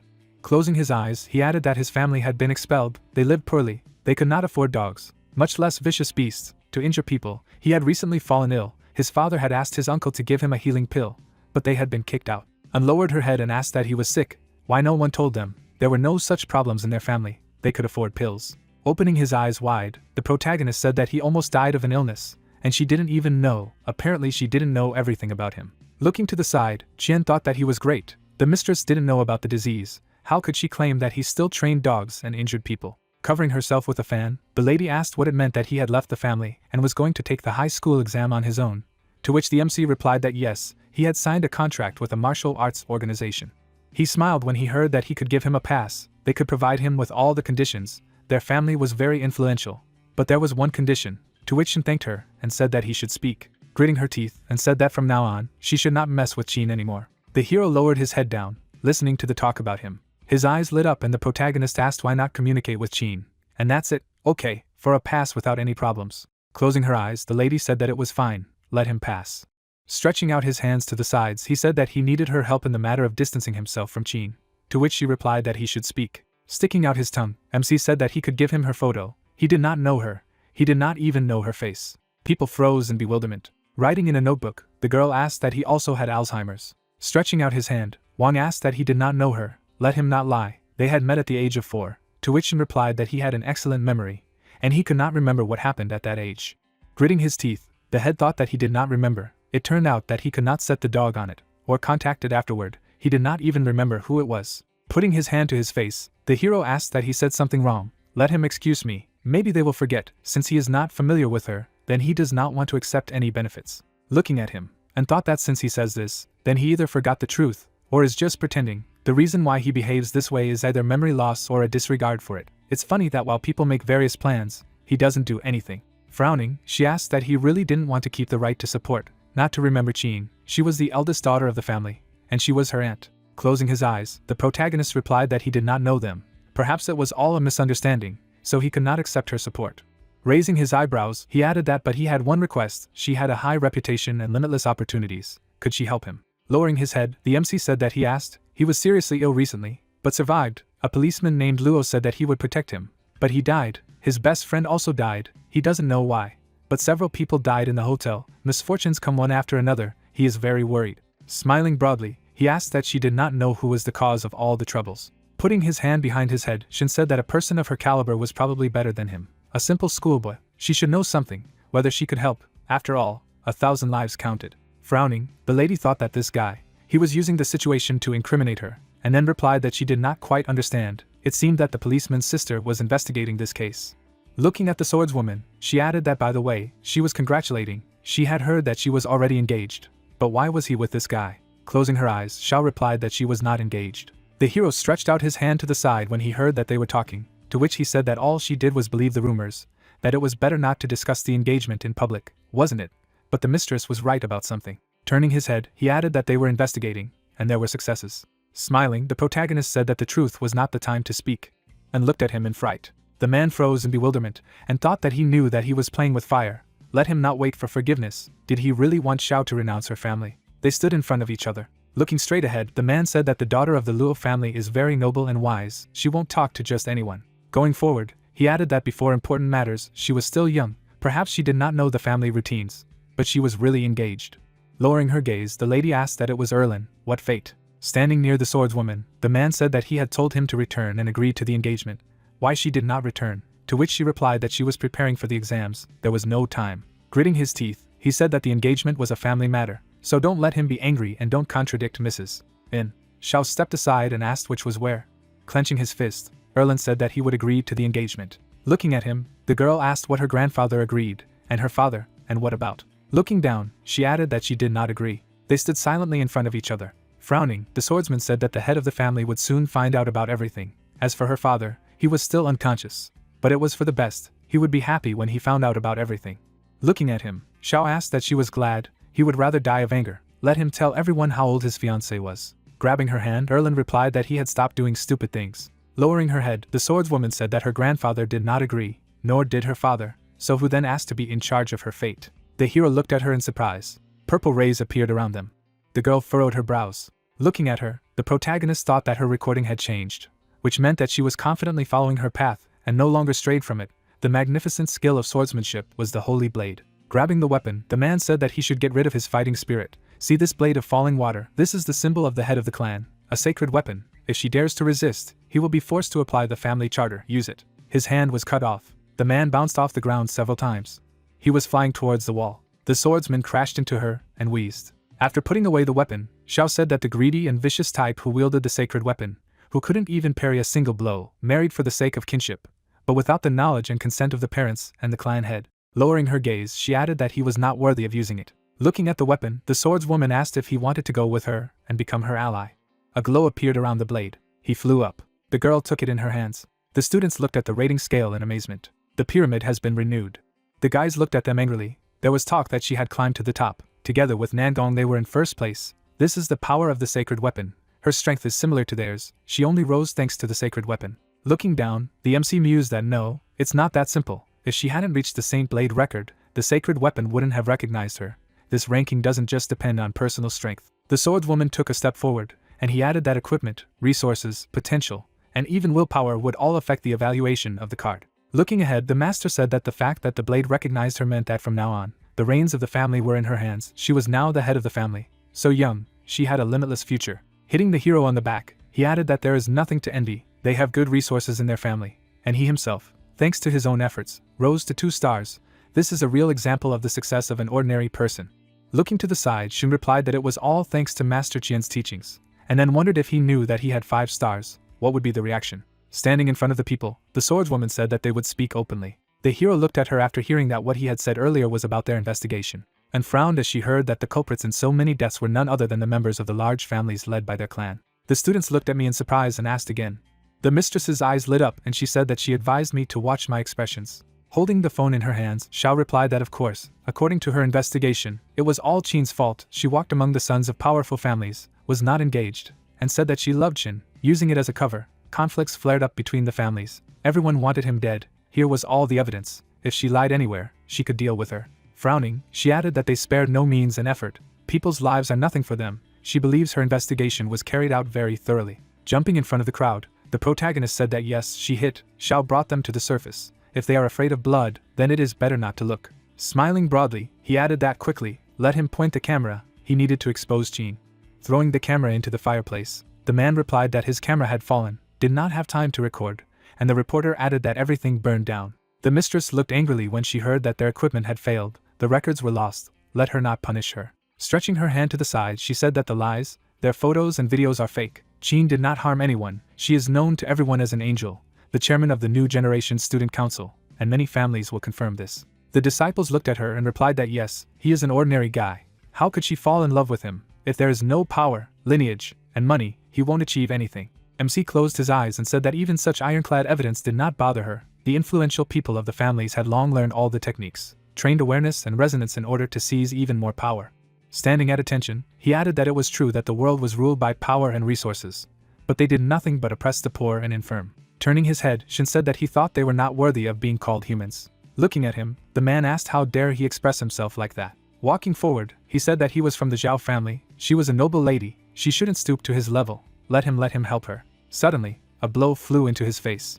It flew into the ceiling. Closing her eyes, the swordswoman said that Shin hadn't finished speaking yet. They didn't have any upbringing. The young man clapped his hands. Walking forward, he said that he had heard about Lady Gao's skill for a long time. The rumors were true, congratulating him on obtaining the artifact and successfully taking second place, and then introduced himself and said that he wanted to practice a little. Frowning, the hero thought what a name was, and the girl asked that she knew that she was in second place, but still wanted to fight. Putting his hands behind his back, Ziqiang said that of course, the heirs of noble families are not afraid of difficulties and are ready for challenges, and by defeating her, he will be able to get a higher grade. The protagonist looked at him angrily. The young man smiled, and the thought appeared in his head that there was a poisonous snake on his body. The creature was wrapped around his body. Stretching out his hand to the side, the MC said that he should wait until they had a duel. He could not challenge her, and then thought that it seemed that no one could see the snake anymore. She would lose. There were so many important people at the banquet. Was it possible that only he could see her? No one would help them. On the contrary, everyone was just waiting for the spectacle. The lady watched them. The guy smirked and asked that she didn't even dare to fight him. Why make a fuss then? Let him better apologize to her. Shin looked at the card. An updated card appeared. There was a message that he was a suicide bomber, committed crimes against several influential families. Closing his eyes, the hero thought that even the sign cursed him. He would admit defeat.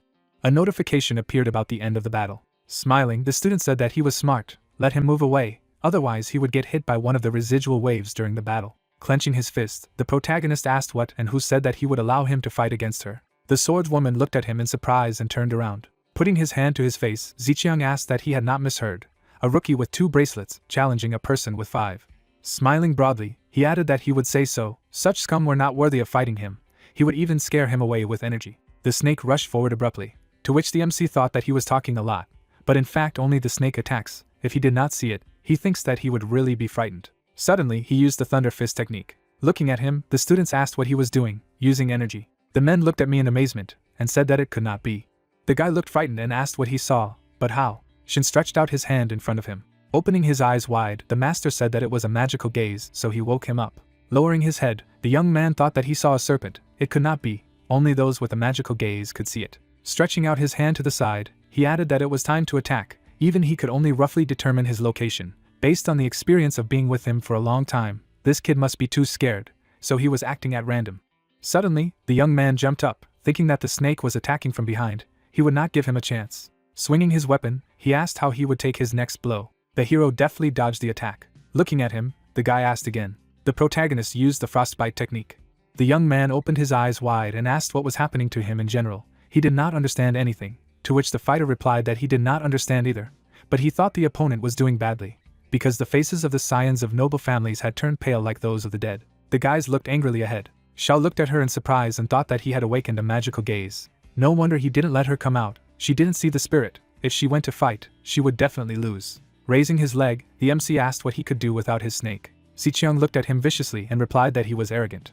Brandishing his weapon, he added that he was ranked 4th among the 5-star rookies. And who was he? People looked at me in amazement, and said that such a powerful energy sucks in. Suddenly the student rushed forward. He began to strike. An attack flew into the hero. Frowning, the girl turned to him. Shin stood still. The young man looked at him in surprise. The hero stopped his weapon, and the unknown man said that according to his will, all points were added to strength. Standing in front of him, Ziqiang said that he had put all his strength into the punch. But it was no use. As it was, his strength reached 8 points. Beginners below 5 stars could not have more.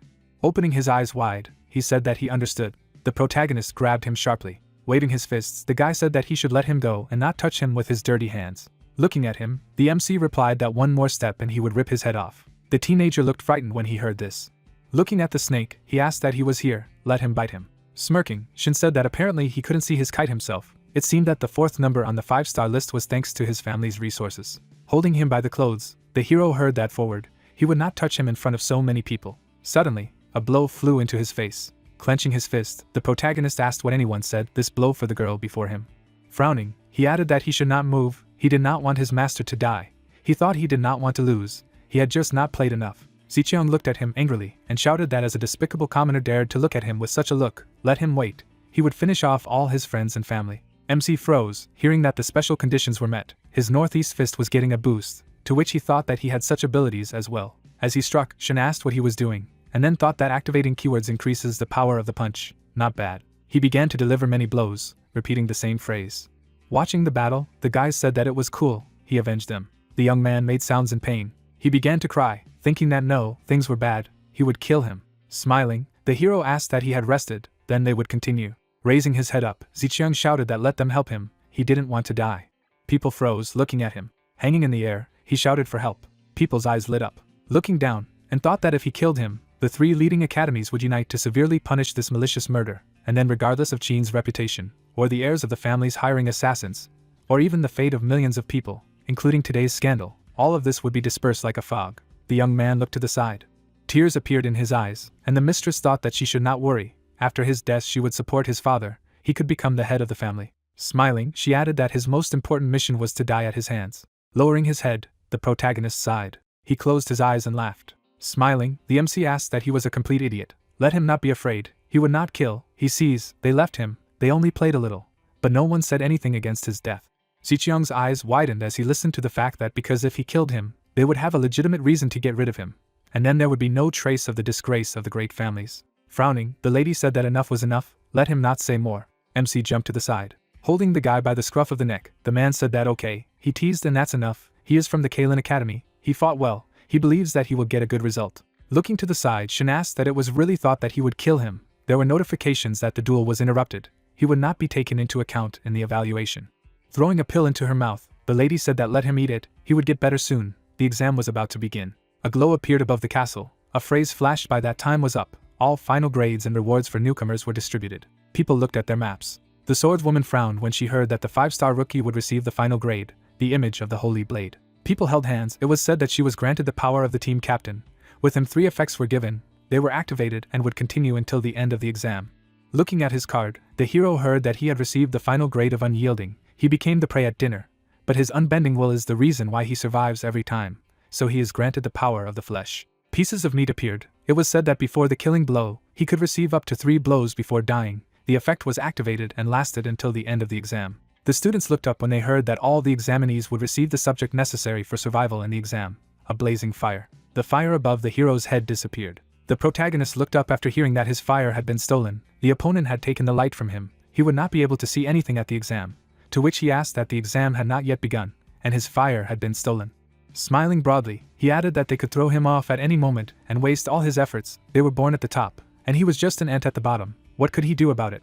Let him wait. His family and his loved ones will not save anyone. They are pathetic lambs for a hairpin. Resistance and struggle are pointless. MC stood silently in front of him. Gritting his teeth, he said that the noble knew fate and was not afraid of it, persistent, and did not break his path. Holding up the card, Shin said that let them apologize for revealing the truth about the upper families ahead of time. They always think about how to enslave, kill, and take everything away from others. This time they targeted him. The next time they targeted anyone present. The guys frowned when they heard this. Standing in the middle of the hall, the hero said that it was true. They did not have the resources that they had. No natural talents, no family skills, no divine weapons. Looking ahead, he added that but did they not have enough courage? They were not inferior and should not endure this oppression and oppression. Raising his hand up, the protagonist said that the final score of his card is unbending. Looking at him, the disciples heard that he was not afraid to be alone. He would follow this path to the very end. Ziqiang stood silently in front of him. Smiling, he said that he would do as he wanted. A notification appeared that the exam was about to begin. Rays appeared in front of the palace. Looking to the side, the MC asked that this was the exam venue. Frowning, he added that he needed to find Xiao, damn. But without fire, nothing could be seen at all. The disciples rushed in his direction. Xin used the flowing moon skill. Grinning, he asked that the whole crowd had decided to attack. Piercing it through, the guy said that it was his own fault that he had lost his fire. Now let him reap the fruits. The hero turned his gaze to the side. He used the frostbite technique. Swinging his weapon, Ziqiang said that this was what trying to resist them would lead to. The skull appeared abruptly in front of them. The guys looked frightened and said what kind of deadly energy it was. Let him be careful. Perhaps he still had trump cards up his sleeve. MC furrowed his brows when he heard Lou say that he should come up with an escape plan. His strength would not be enough. At most, he could scare them away, to which he asked again. Looking down, he heard that he had received an invitation to join the team from Xiao. He accepted the invitation to be part of the team. Suddenly, Shin teleported. Looking at him, the girl asked that he was wounded. Lowering his head, he replied that a few scum had just attacked. His wounds had healed, as if it were the effect of the map. Standing in front of the girl, the hero asked what was the way. How did he end up next to her? To which she replied that this is the effect of her card. When she forms a team, the members go to her. There is another effect. After the formation of the team, the combat capability doubles, to which he said that she has a very strong card. Suddenly, the darkness dissipated, and the protagonist said that finally, at least something was visible. What kind of place it was in general? To which the swordswoman replied that they were on the same island, but the environment had changed, the cloud port had disappeared, and now there was the place of the second round. Stretching his hand forward, he said that he could see it, to which she said that yes, according to the first stage of the exam, they needed to figure out a way to get there. Looking at him, Xiao asked that by the way, he had awakened the magic eye, to which the MC replied that so the fact that he can see hidden things is called a magic eye. And what is it? Looking down, she replied that the magical world is the source of the universe, the power of all things comes from it. There are many mysterious powerful things that can only be seen after the magic eye awakens. The knowledge of the magical world is very confusing, she has not yet reached perfection in cognition. Gritting his teeth, Shin asked what it meant that the magical world he had seen last time was the source of the universe, and then wondered that a secret voice had caused him to collect some weak techniques, and in the end, they were so strong. Smiling, he asked what it meant that he was not a weakling after all, to which the girl replied that he was not at all. The hero opened his eyes in fright. In the distance, he saw two people. Grabbing the swordswoman's hand, the protagonist said that it was faster, follow him. Jumping down, he added that he had to run. Xiao opened her eyes in surprise and asked what he was doing, to which the MC replied that there were two people behind them. Flying in the air, he added that he felt threatened by them, so it was better to escape. After all, the goal of the first round was to get to that island, and the girl said that he had to get there alive. Snapping his finger, Shin said that naturally, they would not leave a trace. They rushed forward on a motorcycle. A notification appeared that two participants had passed the first round. Standing in the middle of the smoke, the man said that he should apologize, seeing Xiao could no longer hold back his energy. To which he was told that he should not blame himself. He himself did not expect such a turn of events. This guy is not a simple slacker. It seems that he uses the power of curses. Lowering his gaze, the young man added that but when they almost attacked, he felt that his energy was running out. It was time to go down. The students looked at them in surprise when they heard that 4 people had passed the first round, to which they asked that in just a few minutes, there were already 4. Smiling, the teenager said that it was interesting. It turns out that the first place was almost taken. Standing at attention, he added that he would have to try. A glow appeared around him. Sitting on the throne, Nangong heard that he should sit down comfortably. They were leaving. He flew through the air, and someone said that even with his retinue, like a god. Standing on the sword, the disciple said that it turns out that the island is below. They are moving forward, to which the young man said that these rich people have already shown themselves. And what should they do, who do not know how to fly? The guy began to transform, saying that let him sit on him, he would let him down. Looking at him, Xiaoi said that he could transform into a wolf. Cool, to which he asked that he called it a wolf. Suddenly they jumped up. People rushed towards the island. Sitting on the motorcycle, the hero said that everything was shrouded in a thick fog, to which the swordswoman replied that it was necessary to illuminate everything here with flames. They stopped in the middle of the forest. There were notifications about the transition to the second stage. A fog was flying around them, and there was a message that they were acting in a team, so it was enough to find only one statue of the deity. Looking at the head, Xiao asked what these statues of deities were, how they could get their protection. The protagonist exclaimed as he looked at him. Opening her eyes, the statue said that if she wanted to get his protection, let her help him remove the curse and restore his divine powers. She should drink her partner's blood with him, as well as undress and dance for him. Standing in front of him, the girl asked if it was possible to replace the task, to which he replied that no, the wave of sorrow is extremely cruel, and they want to save their lives, to which the MC thought that the god of sorrow, it turns out to be an evil god. Thrusting his blade into his eye, he sent him away. Writhing in pain, the statue shouted that if they didn't agree, then why did they come at all? To which Shin replied that drinking his blood and forcing her to undress and dance was completely crazy. Turning his head, the god of sorrow said that the damned people, let them face the wave of sorrow themselves, to which Xiao said that he was running away, and he said that he should not pay attention, they would look for another one, there are many of them here. Looking at him, the swordswoman said that they shouldn't touch them so easily, after all, they represent deities, to which the hero replied that these gods are already dead, only a statue remains, it's not a fact that they are good, at his house such gods are turned into pigs after people get tired of them. Pointing aside, he added that let him see, dirty horse, he likes such simple gods. Putting his hands on his side, the protagonist said that soon a wave of grief would be able to protect them, to which the horse replied that to be honest, He is just a horse and only knows how to eat grass. If they want protection, they need to find his rider. Lying on the ground, he added that she was just right up to convince him if they showed respect, he would definitely help, to which the MC asked what was so simple, and where was he? Suddenly, a blow flew into the statue. Standing in the smoke, the young man said that he had not seen each other for a long time. People clutched their faces when they heard that they were the ones who had stopped them again. Why were they chasing them? Suddenly they were reincarnated. Frowning, Shen asked what the Skinner and Zhao, they had already decided everything with them. The girl looked at him in bewilderment. She started crying and said she was dead. Shaking her head, the devil said that damn, the ability of the undead. Opening his eyes wide, the hero said that it was not her, to which the swordswoman replied that faster, they became stronger. Raising his hand, Han asked what they thought would let them escape again. Grabbing the hero's face, the demon said that now let him return to his master. With his eyes wide open, he thought damn, he couldn't move. Zhao looked at her in amazement. Suddenly it flew aside. Zhao turned her head and asked again.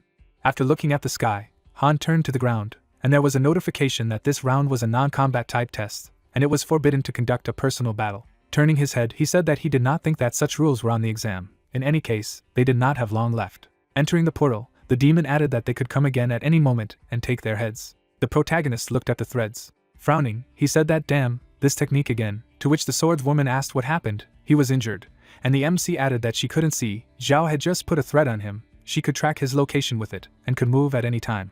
Looking down, he added that at this stage, fights are prohibited, they are safe for now, but the next stage may be different, to which Zhao replied that it means they need to advance to the next round as soon as possible, and he asked why. Shen rushed forward after hearing that if they wanted to attack first, they would still have to follow the rules and go through the round to get permission to fight.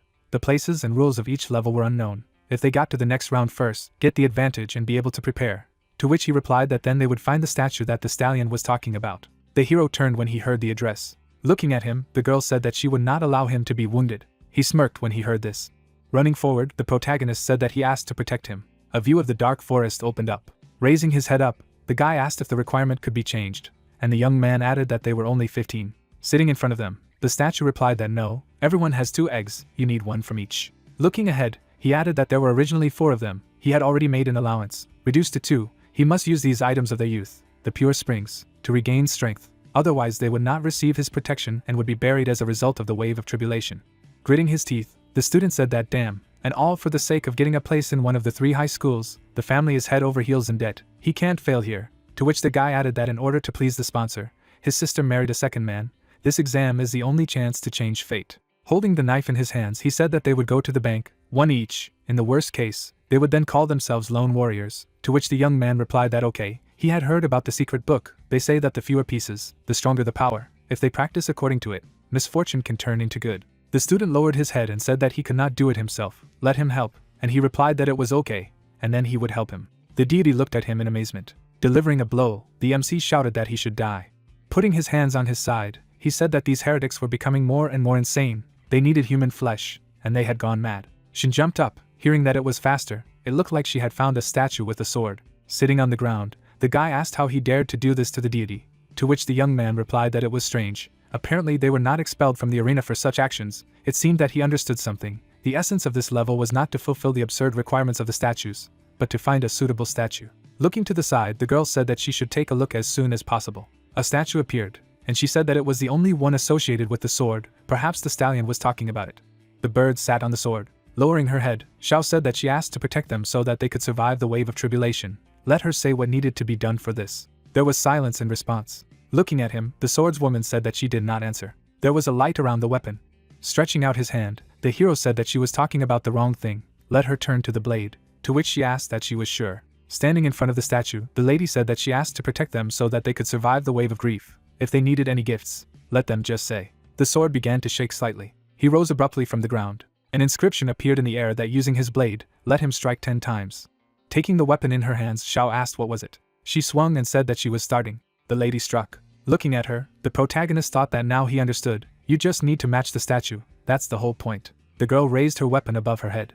She made a sharp swing, and he added that the core of this test was the examinee's resonance test. The holy blade recording added 10 points of weapon resonance to her, so she needed a statue related to the sword. The sword resonance had surely exceeded a certain threshold, so he agreed to accompany her through difficulties and battles. Xiao looked at the weapon, and the thought arose in her mind that he knew that she was a true swordswoman.